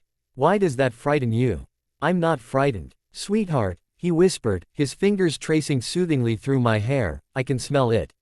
You're afraid of something. I clenched my teeth, cursing his heightened senses. His ability to read my biological responses stripped away my defenses. Talk to me, sweet girl, he whispered. Why did you get it for me? He seemed at a loss for an explanation. I told you, I thought you would like it. I bit at my lip in frustration. I don't mean why did you get me that gift? Why did you get me anything at all? He hesitated. It was really just a whim, I suppose. I saw it and I thought of you. My reasoning was no more complex than that. Everybody has a reason. Carlisle sighed softly and reached for the box. He eased off the lid and showed me what was inside. Lying on the soft cotton padding was a white gold pendant, a stylized swan, encrusted with diamonds. It's just a trinket, he said softly. It made me smile because it reminded me of you. He pressed a kiss to my shoulder. I don't know what significance you attach to jewelry, but all I meant to say by it is that I was thinking of you. I wanted to believe him, but I didn't. There was bad news coming. Or something worse. Not that it mattered, I admitted wearily to myself. Carlisle was everything to me. Whatever he had done, or would do, would be forgiven with or without gifts, or flowers. Or whatever else he bought to make me forget about it. I didn't have a choice. Loving him this much left me powerless. You're still afraid, sweetheart, he whispered. Can you tell me why? A shudder ripped through me. It was hard for me to speak about this openly, but he had me cornered. I don't want you to hurt me, I said, my voice shaking. Once again he looked perplexed. He started to say something, then stopped. He thought for a moment and then took a breath. We should probably clarify exactly what it is that we're addressing. Is it physical injury you're worried about, or emotional pain? I tightened my arms around myself, hunching down further. Either. He nodded slowly. All right. Well, they're 2 very different conversations, but it seems we'll need to have them both. He rubbed a hand over the tense muscles on my back and sighed. Come on, I have an idea that might help you relax while we talk. He scooted off of the bed and set me on my feet, taking my hand and leading me to the bathroom. He turned on the shower, adjusting the temperature carefully while I watched him quizzically. He gave me a smile and took my hand again, pulling me with him under the steamy spray. He was right about one thing. The warm water washing over me did release some of the tension. He grabbed a bar of soap and moved behind me, running it slowly and methodically over my shoulders, further relaxing my muscles. Now, sweetheart, he murmured, pressing a kiss to my neck, I want you to know that I would never intentionally cause you harm. However, I fear that I have careless why put you in harm's way during our recent activities? He brushed my wet hair over my shoulder and slowly rubbed the bar of soap up and down my back, following it with his other hand, massaging me gently. If I've hurt you, I need you to tell me. His voice was low and urgent, full of concern. I shook my head. You haven't. He kissed my neck again, his body pressing close to mine. Can you tell me why you're worried that I will? I swallowed hard, forcing myself to say the words, no matter how very wrong and very awkward it seemed. That's just what people do. His arms slipped around my waist, and he held me close. No, he whispered. Your experiences with your father and stepfather are not standard.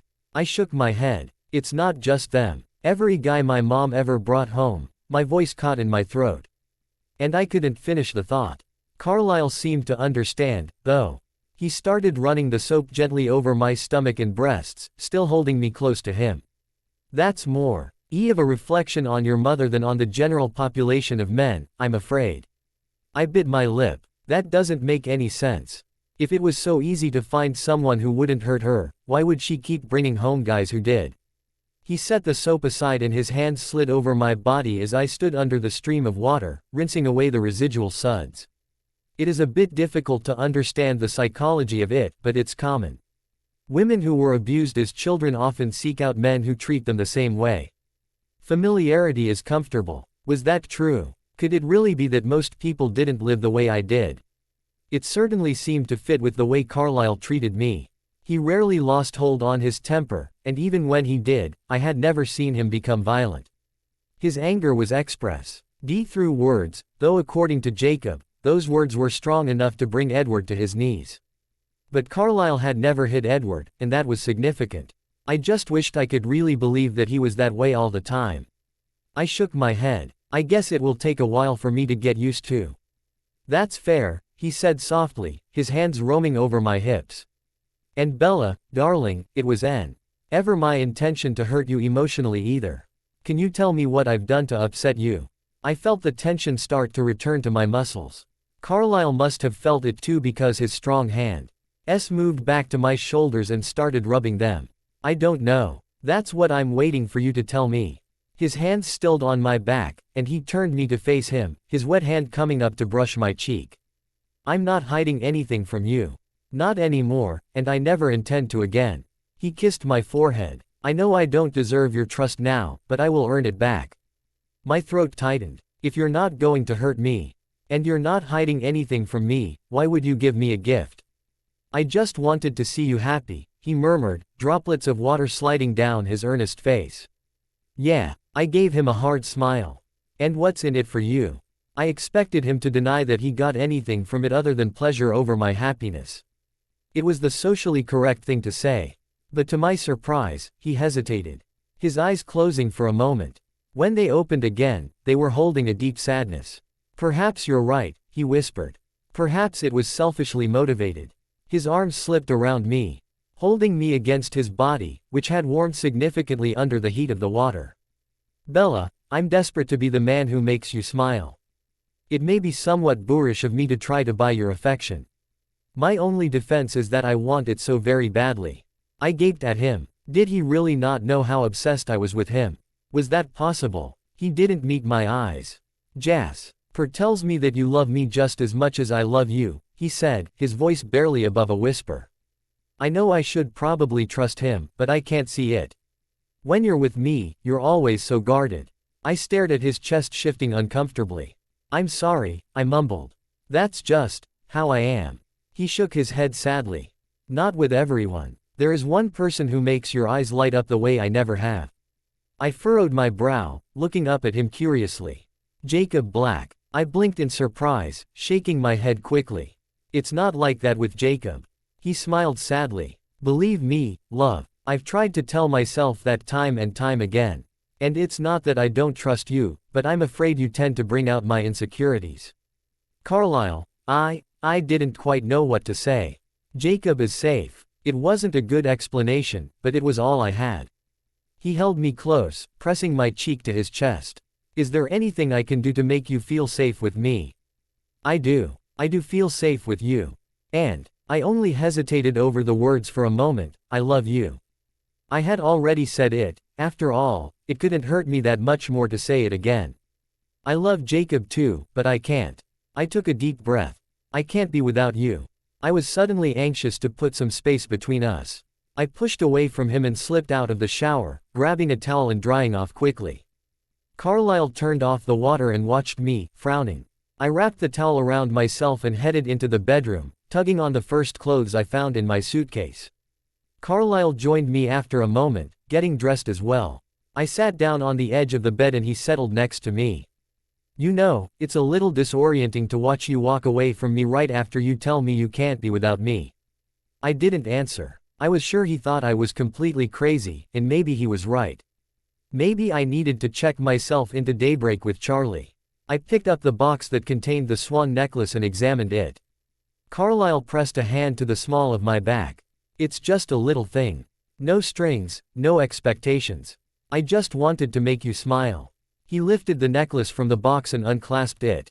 Leaning close as he fixed it around my neck, he let his lips brush over my ear briefly before pulling back and giving me a small smile. I love it, I said softly. But you're not smiling. I bit my lip anxiously.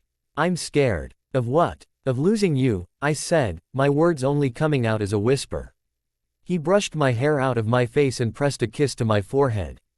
Then let me put your fears to rest. I'll never leave you, Bella. I belong to you. I wrapped my arms around his neck and kissed him deeply, pouring every ounce of passion I had into it. But I didn't believe him. Carlisle Cullen's point of view. I felt a little twinge of regret as I steered the car into Forks city limits. It was good to be home, but it was hard to leave my vacation behind. The last few days had been, without a doubt, the most self-indulgent period of my life. I had spent the break with Bella, reading by the fire, hiking in the woods, talking for hours about our histories, our opinions, our worldviews. And every few hours we found ourselves wrapped in a passionate embrace, our clothes crumpled on the floor. My girl had been hesitant about a lot of things in our relationship, but sex was definitely not one of them. She didn't take off her necklace when we made love, and that made me smile. In fact, she had only taken it off to sleep and shower, and as soon as she was finished with either activity, she put the necklace on again before anything else. I was still a little unsure as to why it had bothered her so much for me to give it to her, particularly since she seemed fairly eager to wear it now. It could be that she liked it better than she had thought she would, but I was fairly certain I knew my Bella better than that. She had thought the fact that I had given her a gift meant that I would hurt her. I wondered what experience, what ghost from her past, had given her that idea. Regardless of how she had developed that notion, it was going to have to change.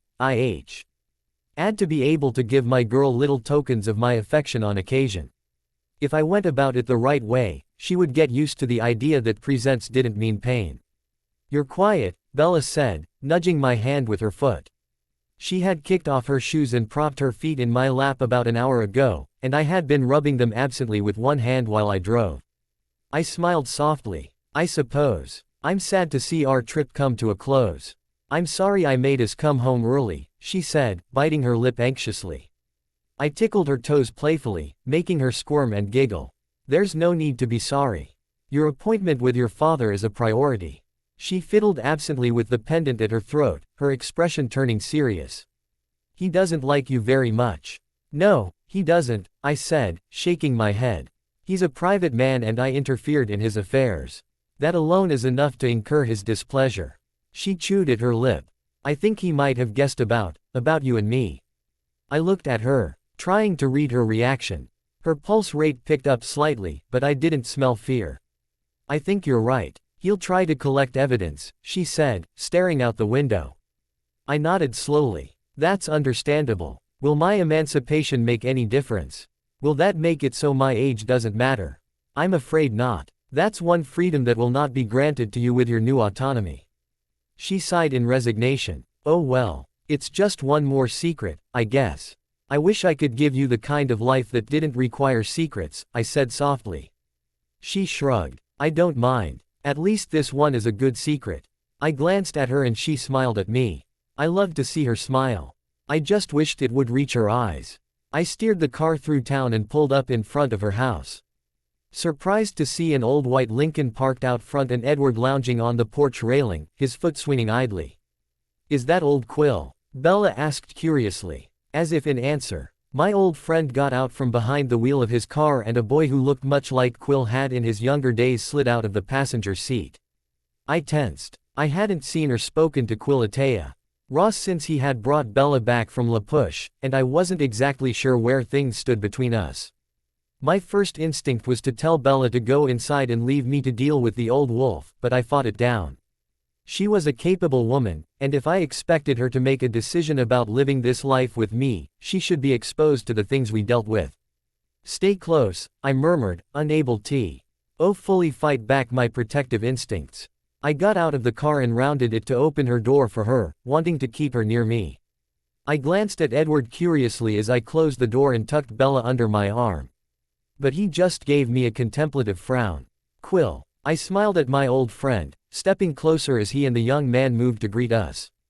To what do I owe the pleasure? His benign smile was hiding something. Carlisle. Bella, it's nice to see you again. He offered his hand to each of us in turn and gestured to the young man. May I introduce my grandson? Images of Paul and Yako. B flashed into my mind and I took a step back. Bella, though, merely took the young man's hand, giving him a smile. Right. I'm pretty sure we've met. Quill, right. Yeah, we used to hang out sometimes with Jacob and Embry. It's nice to see you again. It's been, well, years, I guess. He nodded and extended his hand to me. Dr. Cullen, I've heard a lot about you. I eyed his hand warily. I didn't want to be the cause of another of the Quileute boys phasing unexpectedly, and contact with him seemed unwise. My eyes flicked to my old friend. Shake the boy's hand, Carlisle, he said quietly. I cleared my throat uncomfortably. Forgive my poor manners, I said to the boy, tucking a hand in my pocket. Old Quill's eyes darkened, but the young man just looked confused. He stuffed his own hands in his coat pockets, hunching his shoulders and shivering a little. It's freezing out here, Bella said. Let's go inside and be all uncomfortable and tense where it's warm. Edward snickered at her blatant description and grabbed the key from under the eaves, opening the door for everyone. We filed in, Edward and I keeping as respectable a distance as we could from the adolescent boy. Bella immediately kicked off her shoes and moved to the thermostat to turn up the heat. Come on, Quill, I'll show you the warm spot, she said, steering him away from his grandfather and me as we moved to the kitchen. Edward followed us and the three of us took a seat at the table. Anger simmered behind Quill's dark eyes. I want you to spend time with him, Carlisle. I want my grandson to join the pack. Edward stepped in, shaking his head. We're not really sure it works that way. We've only speculated. I'm offering him as a test of your theory. Does your grandson know the consequences of being in close proximity to my family? I asked. He took a deep breath, his shoulders pulling back. He does not. I shook my head. You need to take him home. It's unwise to play games with the preternatural. The anger drained away from his eyes and they took on a pleading look. Carlisle, please. I don't want my line to go dormant. I want my boy in the pack. Jacob shares your blood, I reminded him. Jacob is Ephraim's heir and we both know it. I want my grandson to run. If he's meant to, he'll phase. I'll not interfere. I will, Edward Said. Both of us turned to look at him, and he leaned back in his chair, folding his arms over his chest. But I want something in return. He spoke to Quill, but his eyes were on me, challenging me. What is it? Quill asked warily. We'll help you grow your pack, Edward Said. If you'll allow us to grow our family. Quill stiffened, his hands tightening into fists, and I glared at Edward. What exactly do you think you're doing? I demanded. Clearing the way, Edward Said. Nodding toward the den where Bella and Quill were sitting together on the love seat, chatting idly. Quill cleared his throat, and when he spoke he sounded like he was trying to keep tight control on his anger. You're intending to bite the girl. No, I said firmly. As of now, she has not chosen it. She'll choose it, Edward Said, rolling his eyes. She's not going to want to leave you. Quill, you know all too well how impossible it is to leave your mate, you know she'll have to change. She doesn't have to, I said quietly. I'll stay with her for the duration of her human life if that's what she prefers. Edward shook his head impatiently and turned his eyes on Quill. That's the deal. We want permission to change Bella if she decides that's what she wants.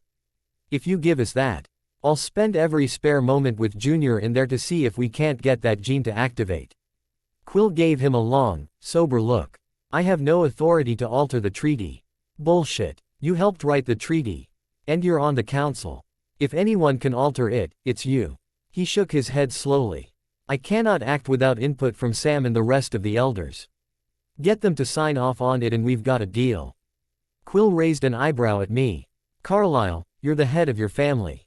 Do you agree to the terms?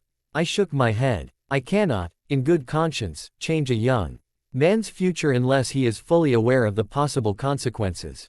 Quill looked at me for a long time. All right, I'll tell him. Good. Edward smiled. Any other objections, Carlisle? I sighed in defeat. Edward was, in fact, removing a troubling obstacle. I wanted very badly to seize the opportunity, but I could already hear Jasper protesting the larger pack. I can't speak for my family. I want this. I want Bella, if she'll have me, but I must speak with the rest of my family to see how they feel about the proposal before I can agree. Quill rose, a determined look on his face. You speak with your family. And I'll consult with the council. I'll be in touch. With that, he strode to the doorway into the den. Quill, it's time to go. His grandson gave him a bewildered look but stood and moved to his side. Nice to see you again, Bella, he said. He gave Edward and me an uncomfortable nod, shoving his hands back into his pockets. Good to meet you, he mumbled, and followed his grandfather out the door. Bella Swan's point of view. I was starting to understand why Charlie looked completely exhausted every time I saw him lately. Nothing wore me out quite like the hour I spent with Dr. Rhodes each Tuesday night. I figured if I had to do one session after another, the way Charlie did, I might be thinking about slashing my wrists as well. Dr. Rhodes was doing that thing he liked to do where she sat there quietly while I mulled over the subject we had been discussing. Only I didn't want to mull it over. I didn't want to think about any of this, and I didn't understand why everyone was so determined to make me. Wasn't it better just to forget it and move on? Dr. Rhodes seemed to decide I had had enough time, and she changed the subject. Who gave you the rosé? She asked. I looked down at the lavender rose that I was clutching in my hand. It was a good thing rose stems were tough because I wasn't going easy on it. Edward, I answered. It wasn't true. In this room, I had to keep up appearances. So whenever I talked about Carlisle, it was Edward's name I used. Why did he give it to you? I hunched my shoulders, my feet braced against the arm of the chair as usual. You'd have to ask him. It's not an anniversary or a special day or anything.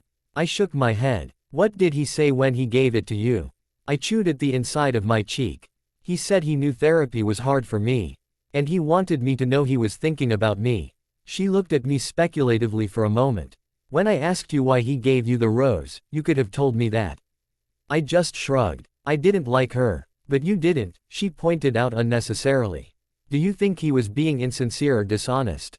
I shrugged again. Isabella. She pressed. I don't know, I said coldly. You'd have to ask him. She shook her head patiently. This session isn't about him, Isabella. It's about how you feel, and about your perspective. Did you feel like he was being insincere? I gave up, sighing and leaning my head against the back of the chair. Isn't everybody? Can you tell me why you feel that way? No, Isabella, she said sternly. I really didn't like her. Gifts are just lies, I grumbled. They're people trying to make up for the crap they put you through, but they're just going to do it again. When you accept the gift, you're giving them permission. I wasn't really talking about the flower anymore, and I could feel the panic rising in me again. I clutched the pendant at my throat, as though I could stave off whatever torture Carlisle had planned for me if I held it tightly enough. Why do you feel that way? She asked. Because that's the way it is. Has Edward put you through something unpleasant and then given you gifts to make up for it? I nodded miserably. What did he do? I swallowed hard. He lied to me. What did he lie about? She asked, making a note on the paper in front of her. None of your business, Isabella. I clenched my teeth, refusing to answer. I hated how she only ever used my name as a warning. Isabella, what did he lie about? I'm not going to tell you, I snapped. Why not? Because this isn't about him, I spat, using her words against her. It's about my feelings and my perspective, remember? She raised her eyebrows in surprise. All right, she said calmly. And did he give you a gift to try to make up for lying to you? I stared at the rose in my hand. Yes. What did he give you?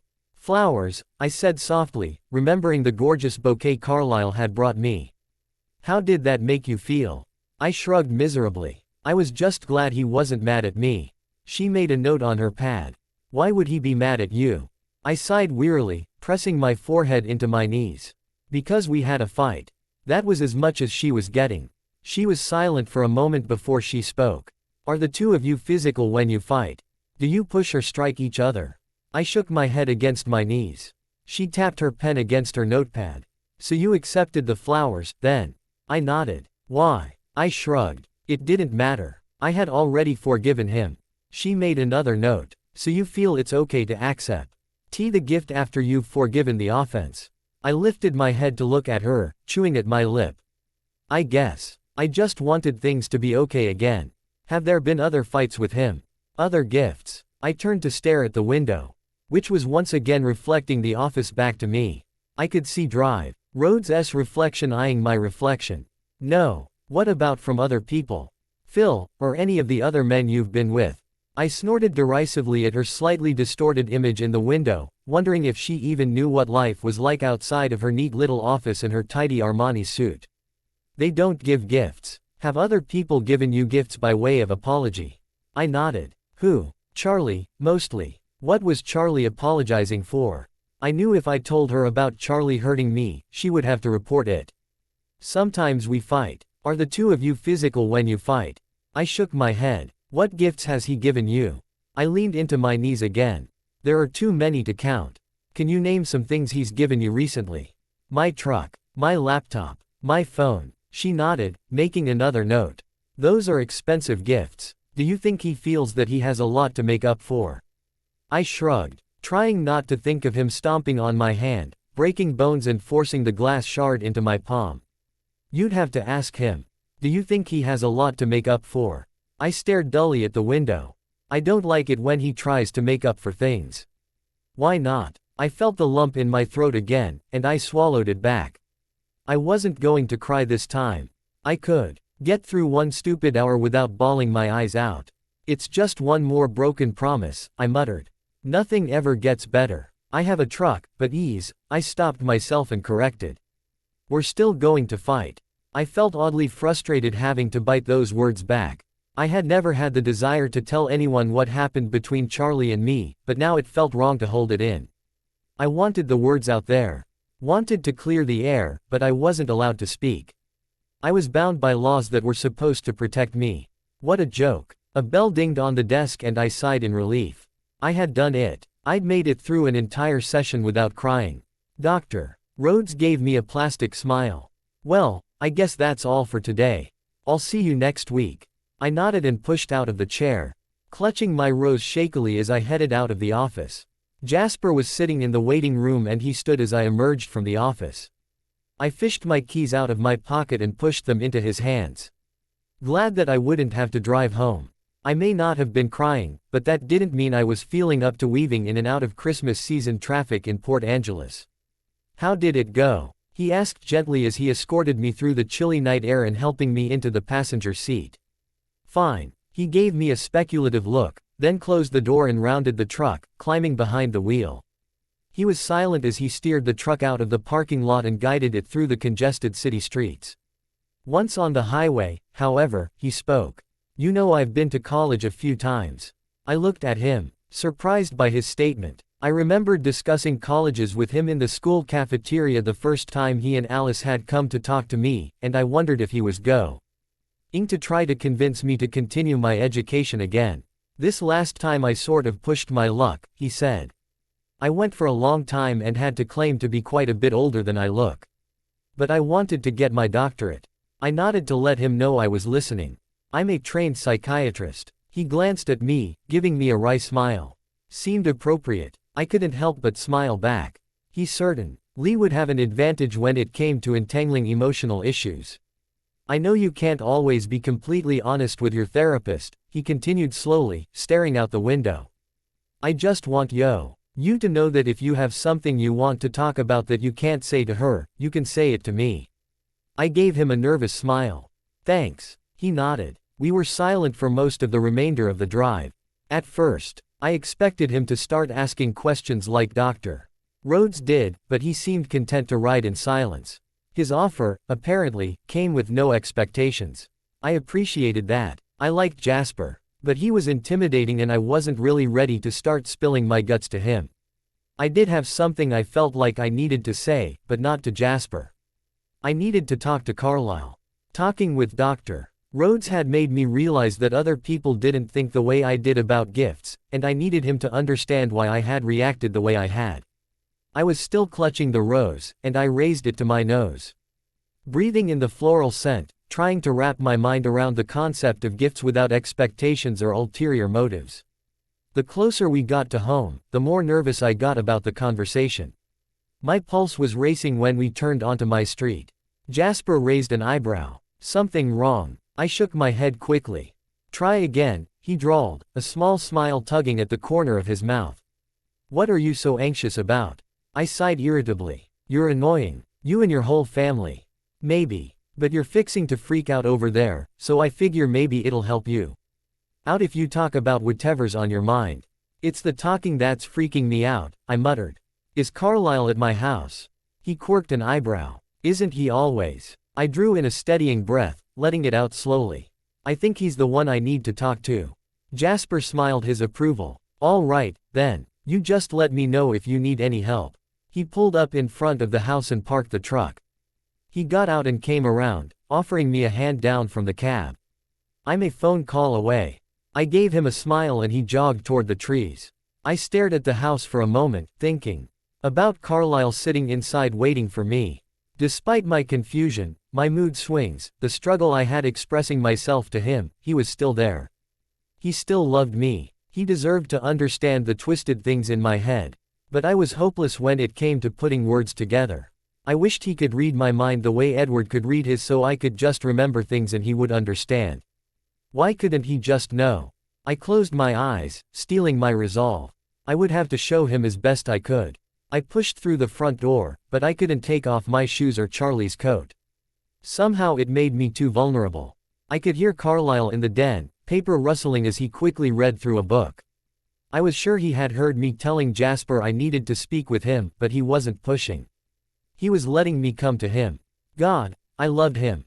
I headed up the stairs and moved to my bed, dropping the rose he had given me onto my pillow. I turned and opened my closet door, stretching up to grab several boxes from the high shelf. I opened the first one and started pulling out items. Barbie's dream limousine, a mermaid figurine I had seen in a souvenir shop and fallen in love with when I was 6, a pair of rollerblades, and a book of fairy tales. I gathered them all up and carried them downstairs, dumping them on the coffee table. Carlisle gave me an inquisitive look from his place on the love seat but said nothing. I headed back up to my room, searching through a new box. From this one, I pulled out several more books, ticket stubs to a concert in Seattle, an old camera, and a compass and canteen I had taken on hikes with Jacob when we were kids. My arms full, I hauled them down the stairs, piling them on the coffee table as well. I made a few more trips, pulling things out of boxes, loading them downstairs, until I had created quite a large pile in front of Carlisle. The last items I grabbed were my laptop, my cell phone, my keys, and the silver bracelet from my jewelry box. I carried them downstairs and set them on the coffee table, all except for the bracelet that I kept clutched in my hand. Staring at the mountain of items I had collected, not even half of what I could have brought down, made me ache inside. I turned to Carlisle and he put aside his book and beckoned to me. I crawled into his lap, burying my face in his shoulder. What is this? He asked softly. I found myself once again swallowing back tears. Gifts. Things Charlie bought me to make up for what he did. His hand moved to my head, stroking my hair softly. I see. I'm sorry, I choked out, losing my battle with the tears. I'm sorry I got upset about the necklace. He pressed a kiss to the top of my head, holding me close. I understand. I shook my head. He didn't understand yet. I moved one arm from around his neck, taking his hand and pushing my closed fist into his palm. It was all I could do to make myself open my fingers and let the little silver bracelet fall out. I huddled against his chest, clutching his shirt, as he examined the Celtic knots that adorned the silver links of the bracelet. He was silent, and I knew he was waiting for an explanation, but I couldn't give it. I didn't know why, but I needed him to ask for it. I couldn't speak until he did. "Is this from Charlie as well?" he finally asked. I shook my head. He was silent again for a moment. "Will you explain its significance?" "Mom gave it to me," I said, my words muffled against his neck. "She took me out to lunch and a movie, and then she gave it to me and told me she was marrying Phil." He closed his hand loosely around the bracelet. "I see," he said again. His arm curled around me again, holding me close. "So when I gave you the necklace, you expected bad news?" I nodded. He kissed my head again, several times. His cool breath filtering through my hair. "Thank you for helping me understand. I love it," I said, around my tears. I tightened my grip around his neck. "But I'm still afraid." Carlisle rubbed my back soothingly. "There's no need to be afraid. I can't promise you a life free of pain, but I can promise you that I'll never treat you the way your parents did. And I can promise you that I'll always love you." I sighed into his neck, wanting so badly to believe him. It was wonderful to imagine staying with him forever, never worrying about when he would get tired of me and leave me.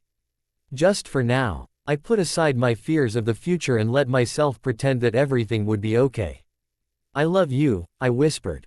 Carlisle Cullen's point of view. "I don't like keeping this from her," I said as I darted through the trees with Edward. I plucked a pine needle from a branch as I passed and broke it open, releasing the pungent scent. "You have to go with the lesser of two evils. If you don't want her feeling pressured about changing, you don't invite her to a meeting about arranging the treaty so she can. This feels like the greater evil. I've heard her with lies before." "Then tell her about it," he said impatiently. "You're the one who's worried about pressuring her, not me."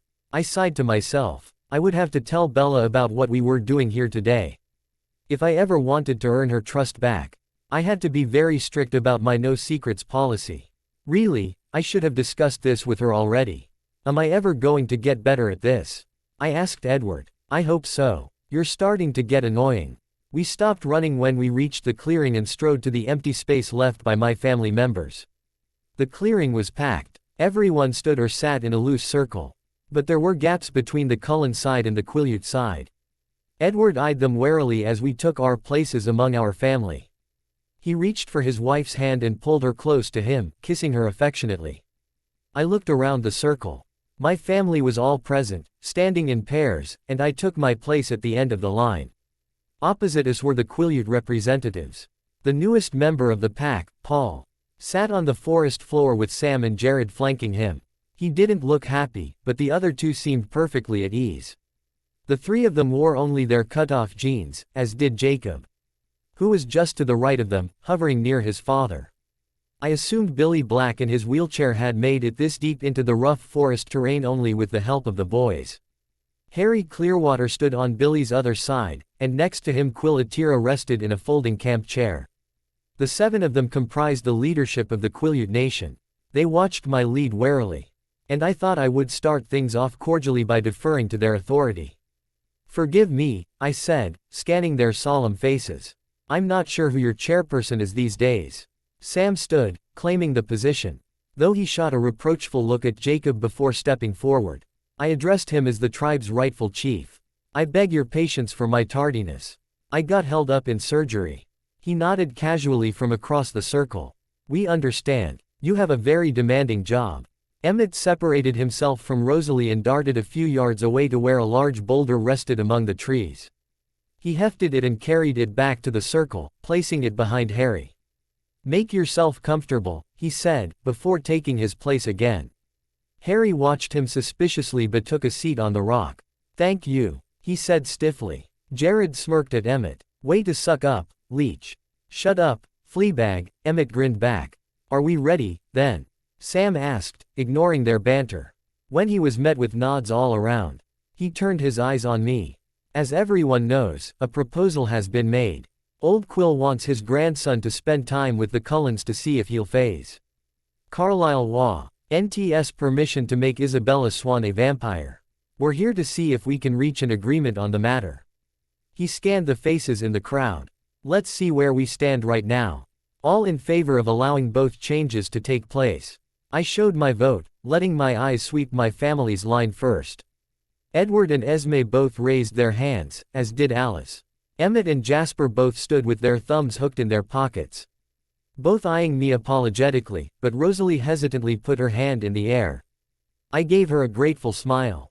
Her vote meant a lot to me, considering where we had started. The Quileutes were less convinced. Of the 7 of them, only 2 raised their hands, Sam and Quill. 7, Sam said. A majority for the coven, but not for the tribe. He looked around at us. I'd like to hear your arguments. Carlisle, will you start? I love her, I said, raising my voice loud enough for Harry and Billy to hear.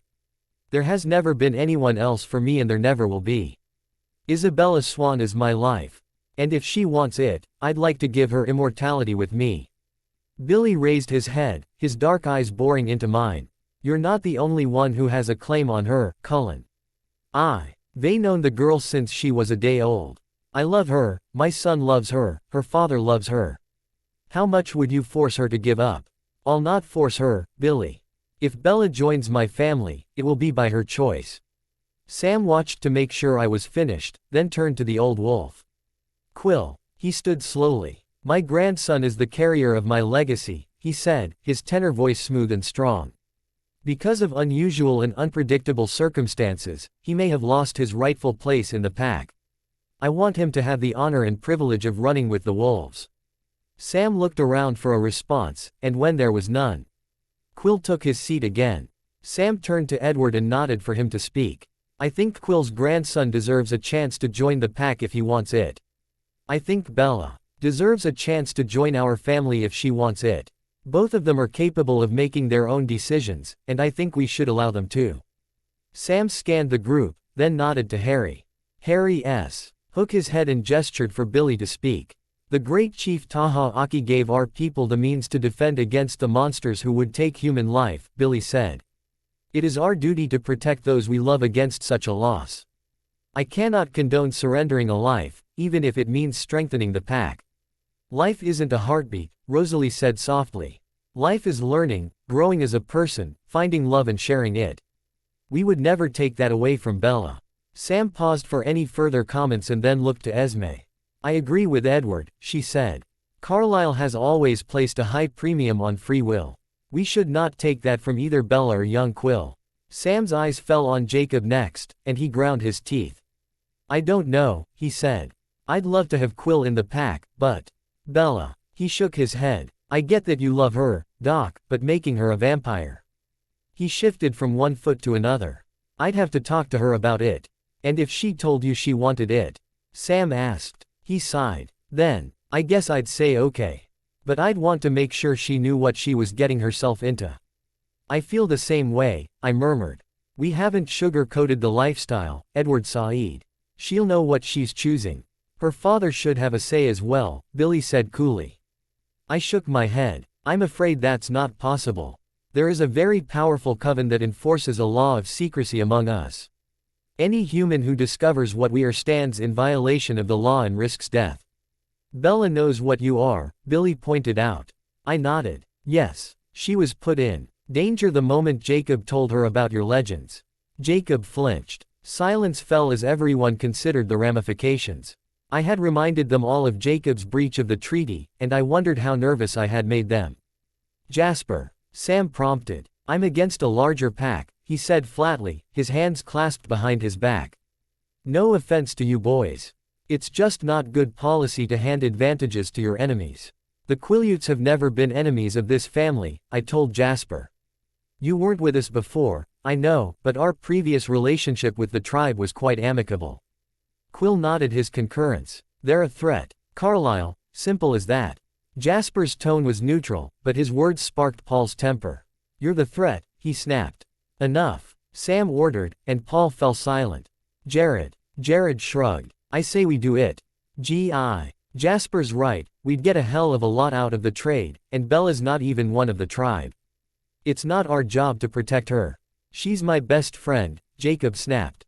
So, old Ephraim was pretty buddy-buddy with Carlisle here. You guys can still be friends if she gets fanged. Jacob slugged Jared in the arm but offered no more protest. Sam nodded to Alice. Bella's already like a sister to me, Alice said. She would never be more loved by anyone than she would be by this family, especially Carlisle. He would take such good care of her. And I know Jasper worries about logistics and strategy, but if Carlisle trusts you guys, I trust you too. I say yes. Sam turned to Paul, who shrugged. What's one more vampire? He snorted. We could take these bloodsuckers right here. Right now. Sam looked around the circle, and when no one responded to Paul's taunt, he moved on. Emmett. I stand behind Carlisle 100%, Emmett said. If he wants Bella, I'll do everything I can to see that he gets her. But we don't have to cater to you guys to turn her, all we have to do is leave. He folded his arms over his massive chest. Her dad's an asshole, so yeah, Black. We don't mind asking her to give him up. And if you and your boy are standing in the way of her happiness, that doesn't seem like such a big loss either. I don't really have all that big of a problem with a new wolf. I just think you're all being a bunch of gossipy old biddies, sticking your furry noses in where they don't belong. I'm not all that inclined to strike a bargain with you right now. There was silence, broken a moment later by Jared snickering. Gossipy old biddies. Are you serious? Emmett's face broke into a grin. Bite me. Don't tempt me, Jared quipped back. Seriously. Though, don't you want to hang around for a while? We could have some fun. That's true. You pups are pretty good in a wrestling match. Then shut your damn mouth. And let us work out some kind of a deal so you guys can stick around, Jared said, rolling his eyes. Emmett smirked. I think it's a reasonable deal, Sam said, taking his turn to state his opinion. That is, of course. If we're convinced Bella isn't being coerced. Some of the other Quileutes nodded. Sam glanced around and then looked to the end of our line. Rosalie. She licked her lips. I argued against this for a long time. She said, but I was wrong. Bella deserves a better life and we can give it to her. She deserves to be with the man she loves and we can give her that too. She looked at Quill. You've always been a good friend of ours, and if you want us to help your grandson Faze, I think that's the least we can do for you. Quill gave her a smile. Thank you, dear. Sam turned to Harry then. Harry, is there anything you'd like to add? He rose, stepping forward. Let's see where things stand now. There may be a few who have changed their minds. Sam shrugged. All in favor of allowing both changes. I raised my hand, looking down the line of my family. Emmett agreed this time, but Jasper still held back, looking displeased. Among the Quileutes, Jared and Jacob joined Sam and Quill in agreeing to the deal. We had a clear majority, now, but I wanted a unanimous decision. Sam nodded and stepped back, letting Harry take the spotlight. Harry addressed me. You want to raise your number to 8. I nodded. We want to raise our number to 8, he said. I think you could convince the rest of the council if you would allow us to even our numbers. His smile was confident and just shy of triumphant. Whether he felt he had prevented us from changing Bella or assured the tribe a larger pack, I wasn't sure. Perhaps either scenario would have been a triumph for him. No, Jasper said flatly. But to me, it seemed reasonable. The Quileutes felt that they were at a disadvantage, and if we removed that, perhaps their defenses would lower somewhat. Perhaps we could be better friends. Edward rolled his eyes at his brother. It's not like they're going to sneak up on us in our sleep. What's the matter? Paul taunted Jasper, climbing to his feet. Afraid of a fair fight. There will be no fight.